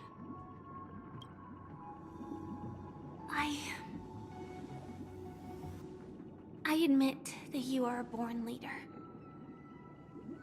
Your perspective on humanity brims with pessimism. Yet you express compassion for all. Even when your heart pities them. That's a good way to describe him. Pessimistic. He's a very cup half empty kind of guy. But unlike you, I live for the self. From my perspective, individuals making choices for themselves is their birthright. Yeah. The want to escape may be innate in the weak. But whether they are weak or not, it is not up to another to decide. You tell him, Firefly. Perhaps in your mind, you also view me as weak? Because I don't think so. Since Miss Firefly has said her piece, the Astral Express will also naturally give you our answer. We'll leave it to you. Just as Mr. McHale instructed before. Tell him our choice. Her eyes are very cool. She's got like stars in her eyes. I'm supposed to tell them our choice. I guess we can all telepathically communicate with each other and come up with the same conclusion. Sure, March. Leave it up to me. I'm sure I'll say exactly what you want. I called her March. She's Himeko. Not long ago. Oh my god, this cutscene is so long. I feel like this cutscene alone has been lasting like an hour. Why are we with Misha now? Bro, I want to eat dinner. I'm so hungry. Does this place ring any bells, Misha? Wait, why are we here? Oh, this is earlier. This was earlier. I don't know, but I feel a sense of deja vu. What is this place? The freaking music in here is so creepy. This is the room where we first bought the death meme or whatever that he calls Sleepy. It's the realm within a dream bubble. This was left to the Astral Express by a nameless, but weirdly, when we entered it, it was completely empty. Dr. Edward from the Dreamscape sales store told me that dreams are formed from memories, and a dream bubble can't take shape if its core is empty. So I thought you might be able to help us in unraveling this mystery, Misha. As a hotel doorman, you know Penacony best among us. I don't know much about dream bubbles, but if you want to figure out what this mansion is, I'll do my best. I'm counting on you then. You know, at the very least, what we can say about this story is it's not rushed. They definitely took their time with it to flesh it out. Himeko, I still don't get it. Why were you so sure that Misha had a connection with this dream bubble? Maybe Misha is the death meme. It's like secretly slumbering inside of him and he doesn't know. I wasn't sure. It was just a hunch. But since Misha feels familiar with this place, my hunch might be correct. Yeah, it looks familiar because we've been here. Exactly. This is where you and Firefly encountered death, which we now know as dormancy. Considering its connection to Dreamflux Reef, it's not surprising it appeared here. The question now is, who brought you here? Based on the clues we have so far, it's unlikely to be that masked fool. So identifying them is crucial to us. Yeah, I mean, I guess I thought it was Sparkle. It was like she made us in a way go to sleep, and I think going to sleep makes you go to the other side. We're drawing closer to the truth once more. Let's give Misha some time, as I believe he'll unveil the secret of this dream bubble. All right, but there are doors all over the place. Which one should we choose? Do you have any idea, Misha? I guess maybe this way? Oh my god, we're out of the cutscene, and should I end it here? Am I able to leave? I don't want to continue. Like, part of me. Oh, thank God we can pause and save. Okay, 'cause I was like, this feels like. I mean, I would like to finish this little segment with Misha, but I don't know how long it's gonna be. I don't know how long it's gonna be.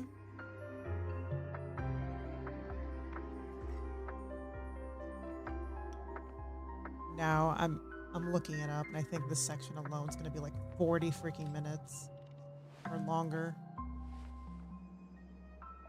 Yeah, no, well, I think maybe this is probably a good place to stop. My God. Escapism is a thing in the past, but if somebody put a woke political or bad AAA title, playing safe in the game, no buy. I just want to play the game how we want to play. Yeah. I don't need wokeness in my games. I just want a good story. I want good gameplay. I don't need them to be sitting there trying to like push an agenda on me. Just give me a good experience. That's all I ask for. It's got to be fun. Oh my God! Here, let me exit before I accidentally trigger something. Pause and save. Oh, thank God! I guess I can always come here. Choose support Robin and go on her journey. Watch the next time I play and I go in there. I'm gonna have to watch the cutscene again with Misha. Am I free? I'm free now. Oh, thank goodness. Oh my God.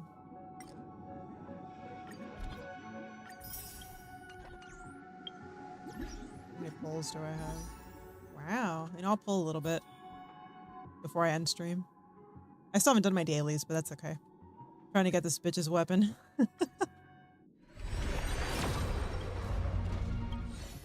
Oh, you're not a bitch, March.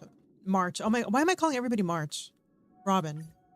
I think my brain's all mushed from how long the story is.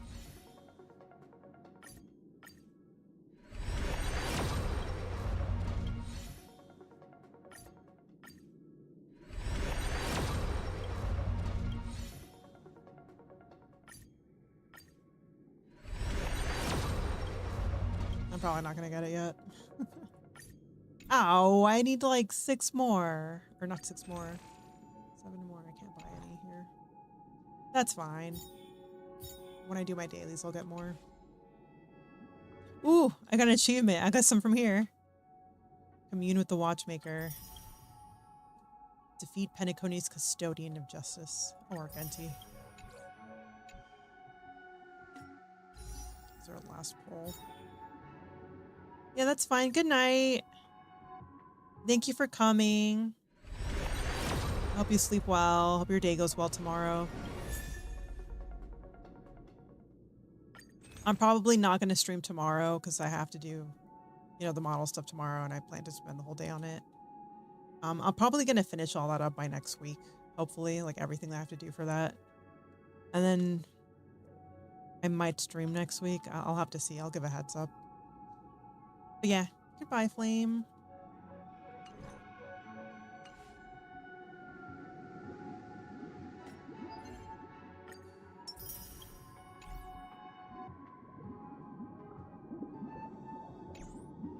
Oh, man.